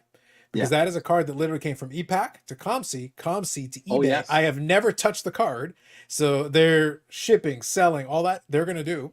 So I'll be able to report back on my experience to it. If it sells for a great price, well then fantastic. But I'll be able to say right from end to end, I never touched the card. Yeah, that's never amazing. got it really. hands. Think about it. Yeah. So whatever I make out of it was like, well, it was pretty easy for me because I never had to put anything on an envelope and ship it to anyone. So we'll see how it goes. So Tony had a couple questions here. What's the last great baseball card from 1999 that is worth money? There is. So I went to double check just to see. Oh, yes, there is. Most of the late 90s stuff with Ken Griffey Jr. on it, some of those low numbered ones, because the late 90s had a bunch of inserts. The problem is the last great baseball card, there's not one. It's like tens of thousands, hundreds of thousands. There's a bunch. Mm-hmm. An absolute crap ton. And the 90s guys are paying good money for it now because they're nostalgic for Ken Griffey Jr. and some of the stars of that era, and they're buying it. So that is way too broad. Way too broad. Just go to eBay, punch in 1999, put in baseball cards, and go to that category and look at what the highest prices are, and then go look at what's selling. There's stuff that's thousands and tens of thousands. Mm-hmm. Yeah. Ex-brother-in-law was a huge baseball hockey collector. His house is filled with all sort of great stuff, I'm sure. Late 90s, maybe. There's a lot of folks that had a lot of stuff from that time period. But is there stuff worth a lot of money? Yes. Is there also stuff that not so much? Also, yes. A lot more of that, but there is stuff. Yeah. There is stuff with value, sure. So Bob is saying, there's a card eBay I want, but it's been on there for nearly 2 years at the same price. True. Yeah. People just like leave it in their store forever. Did you contact him? That's the key thing. Yeah, if it's been around long enough, I would usually be like, hey, by the way, you know what I've done that is okay? And by the way, is within eBay's rules. Oh, yeah. Sometimes I will go in and I'll say, I'm not asking them to do anything off eBay. I go, hey, I'm interested in this card. Can you turn on the best offer? Because that's still on eBay. I'm not saying take it off eBay. I'm saying on eBay, can you turn on the best offer?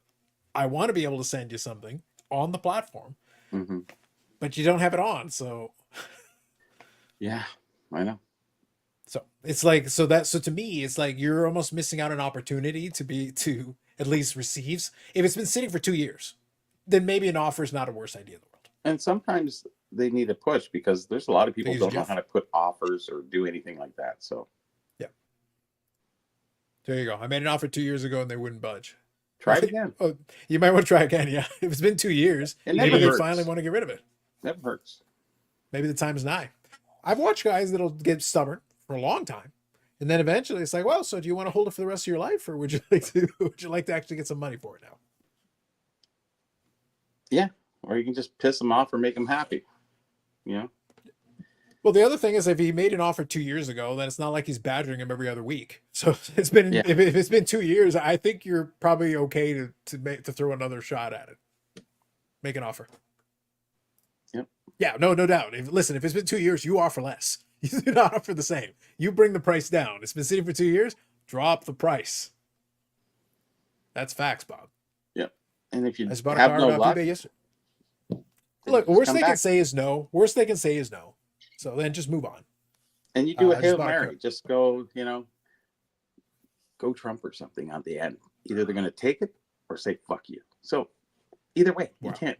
Wow. Yes. Dave said I just bought a card off eBay that I've been watching for over 2 years. There you go. Yeah, you got to hit the like. That's true. So I did get a text message here. Unfortunately, Eric says he needs to go to watch an Emmanuel in Space marathon. That is I didn't realize it was a marathon. nope, It's weird. nope. That text was not sent. That We're is four- exactly like we're 4 I got hours a text in, right yeah. here. I got a text right here. That's exactly what it says. No, I need to watch Emmanuel in Space that is Marathon. a lie. I was able to get the remastered version. For God's sake, end the stream.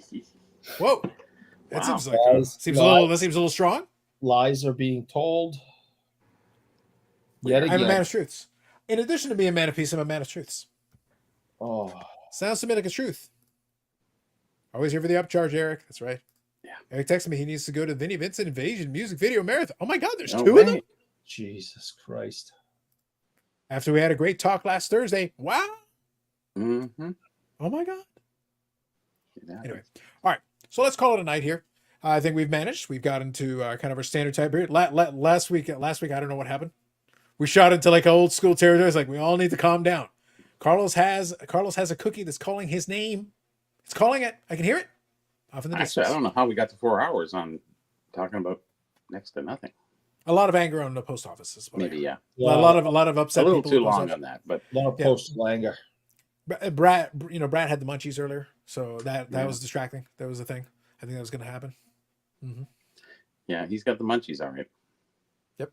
Zach says, if Carlos is going to lie, why lie about that? Exactly. Yeah. It's not a thing that I would lie about.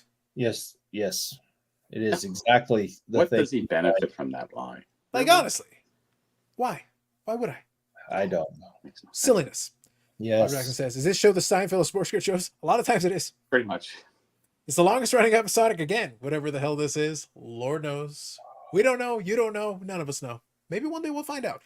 But 250 live streams on this very channel about something or other. Nonsense. Mhm. Last word here for Bob, Jack, and Carlos is a man of peace after all. These are facts, sir. Yep. Thank you all in the chat for hanging out. We appreciate you. We appreciate Brad for joining us, Yannick for joining us, and also for those of you who are here, who will be at the expo, come by and say hello. We will all be around. The Burrell and we'll leave the Garage of Knowledge and head over to the expo.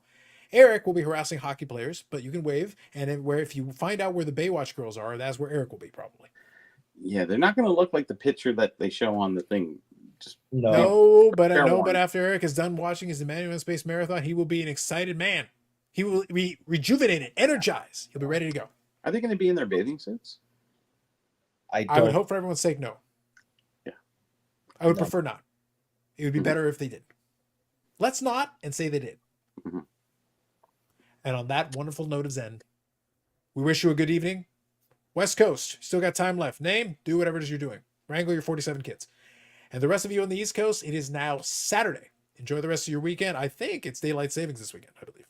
Oh, Yeah, yes, so I it think is. Yeah. Yeah, I think that's Sunday. happening. Yeah, so that's happening. So that will be a thing. Be wary of You that. get on your an clocks. extra hour. Yep. And we are less than 1 week away from the expo. We are dangerously close. It is the 7th. We are 5 days days. away. Yeah.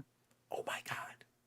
And if everything goes according to plan on Monday, you will get to hear the dulcet tones of BG. Oh, good Lord. Oh, yes. I'm looking forward to that. I'll send some more things. Yes. Questions or thoughts, you may put them in the comments section. Do so in the comments and also hit the like button on the way out. Have yourself a good evening. We will catch you in the next one.